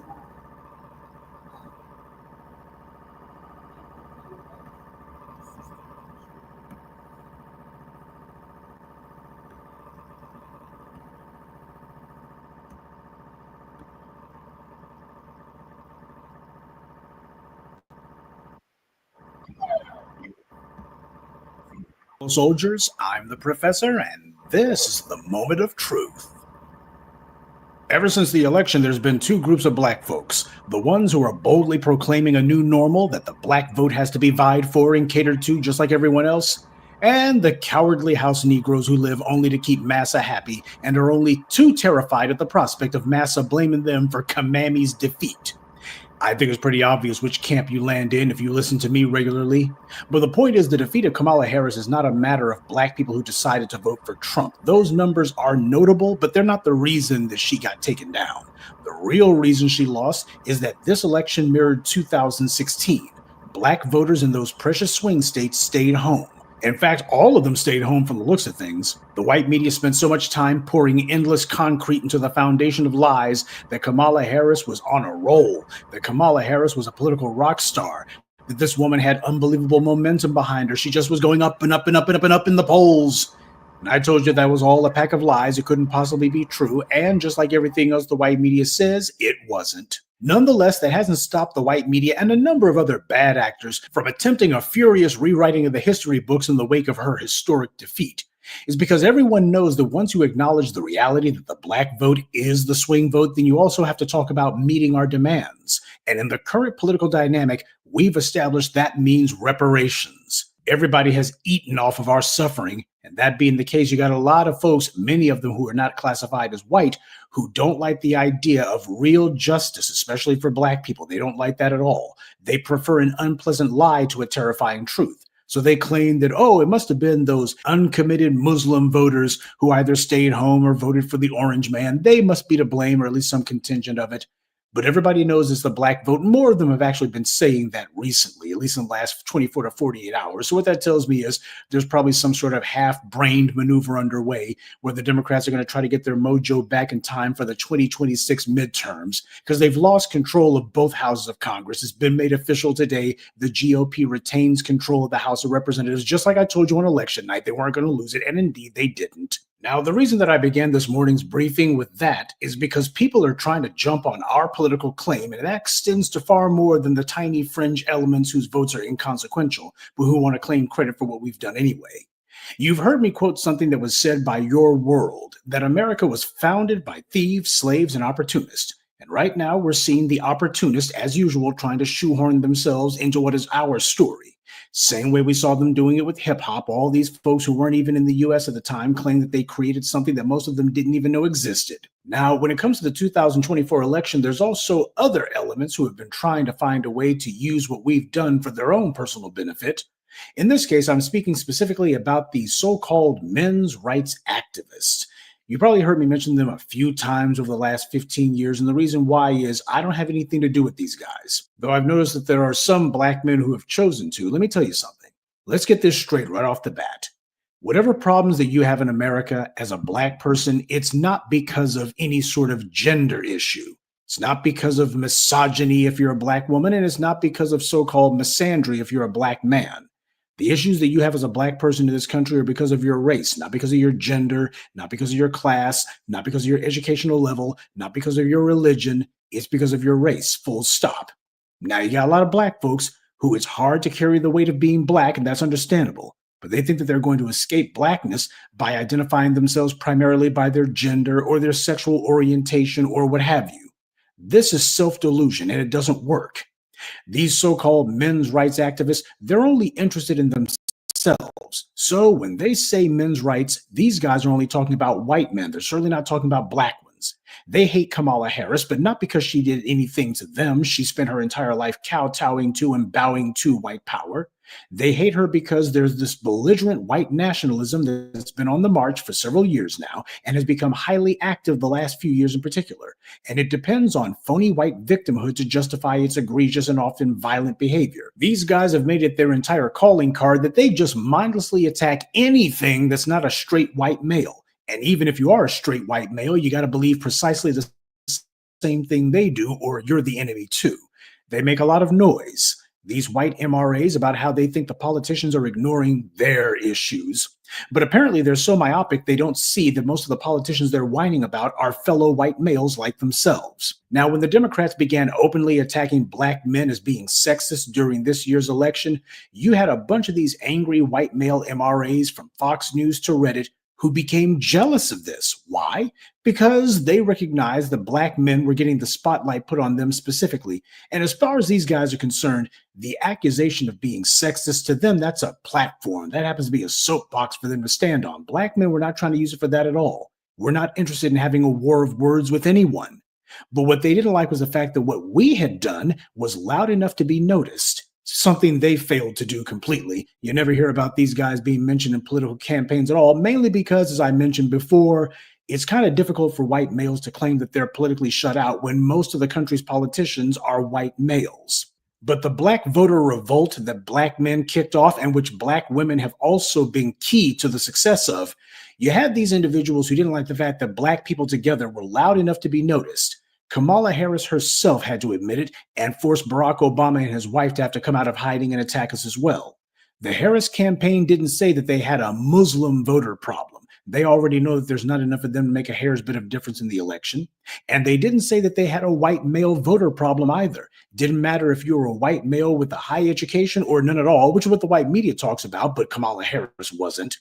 And the reason that they weren't talking about the white male problem was because the white males who were going to vote for Trump, they were going to vote for him regardless because of what they feel he represented to them and validated them. Now, you got certain of these MRAs who acknowledged that black men became front page news for the black voter movement that we kicked off.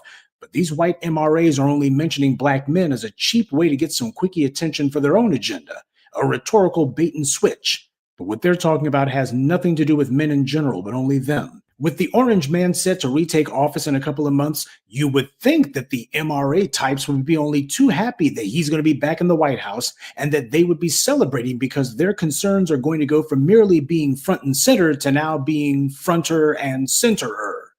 But instead, they're whining that Congress isn't instituting measures specifically for them.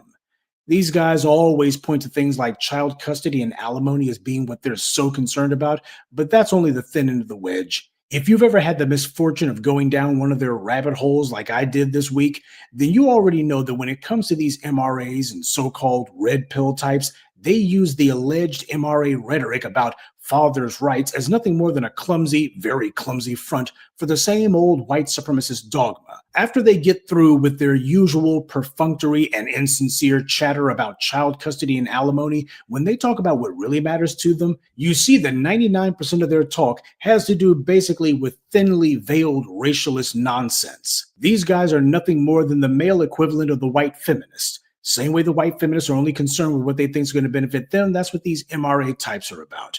These guys claim to be all about men's rights, but all it takes is a few moments of listening to what they say, and you see that they spout all the same anti-black talking points that you find on 4chan, Reddit, or any other white media sewer. They complain about the government taking their tax dollars and using them in ways that they don't like, talking about people leeching off the system. They talk about welfare and food stamps and other social safety net programs. But they never seem to spend any time on the fact that white people are the primary beneficiaries of welfare and food stamps in the US. But these white MRA types use all the dog whistles and coded language they can to infer that it's black people who they're talking about. It's black people who are the ones breaking the country's back, living off the government, and who the government is confiscating taxes to take care of. But even if white people were not the primary beneficiaries of social welfare, they're definitely the primary beneficiaries of corporate welfare, i.e. subsidies and other government money given to big corporations who don't even need it in many cases. And who are the heads and founders of these corporations? Not black people. So be it social welfare or corporate welfare, the MRAs, if they were intellectually honest, wouldn't be talking about black people at all. And the amount of money that the government gives to corporate welfare is far greater than what it gives to social welfare. But that doesn't get talked about either. These so-called men's rights activists were nowhere to be found when black men are being raked over the coals by the system.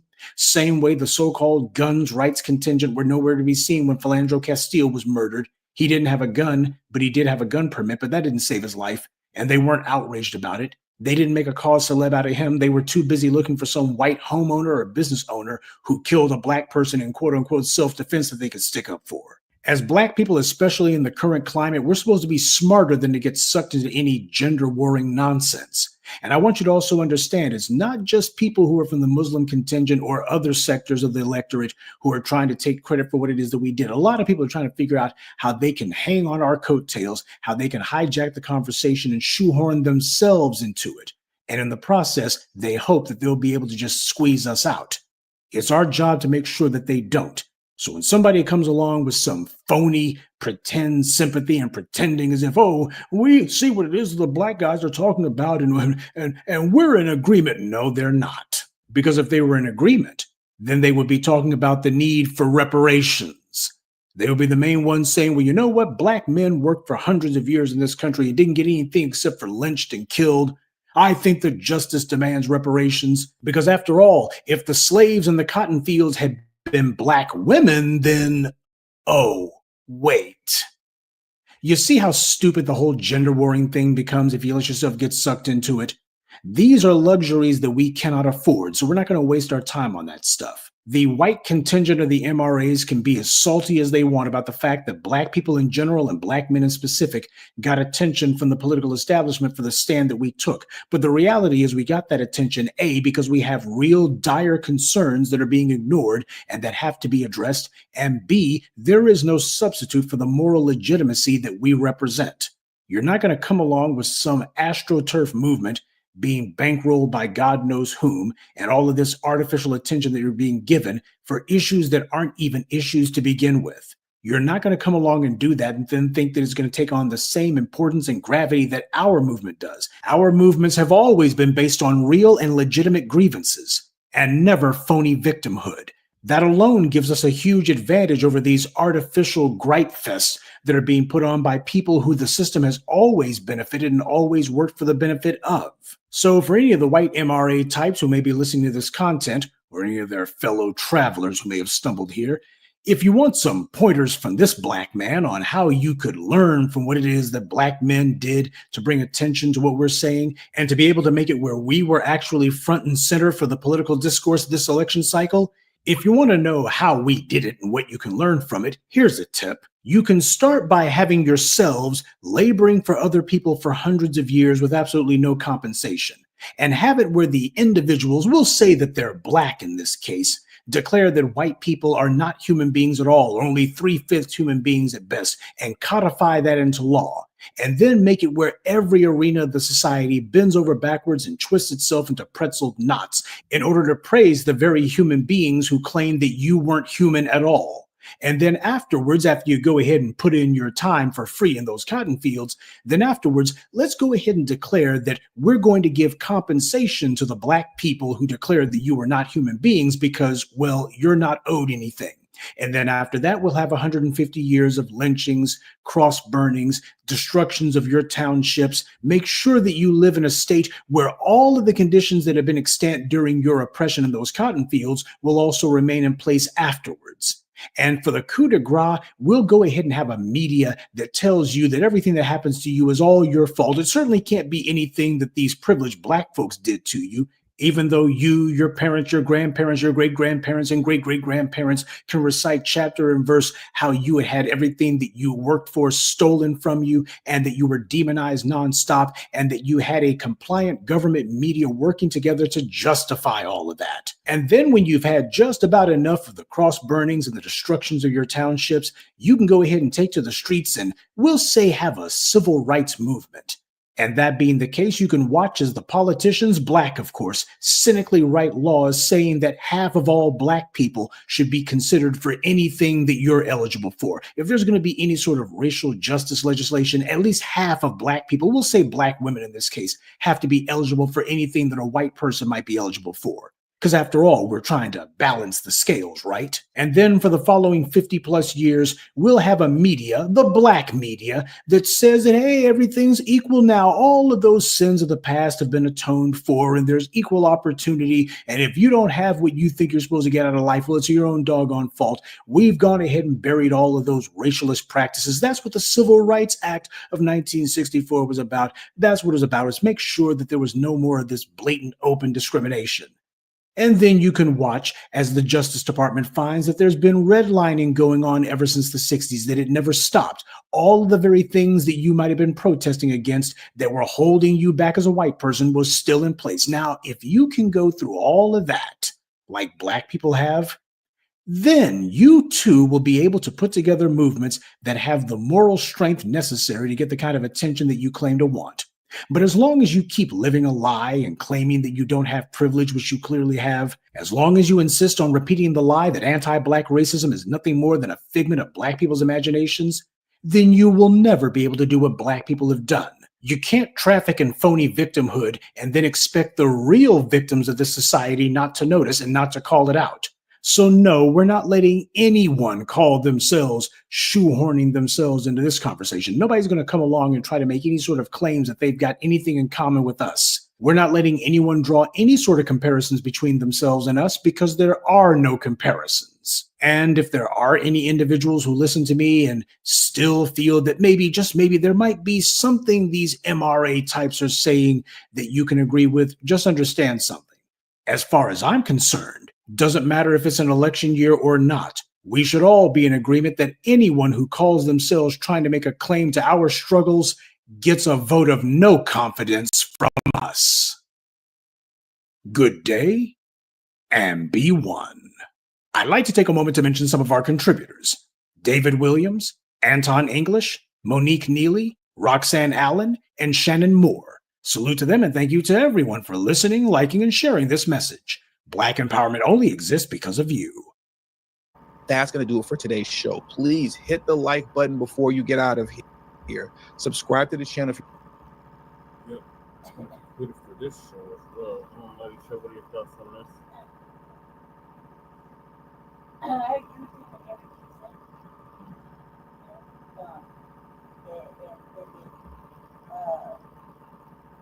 I don't know why, I don't understand why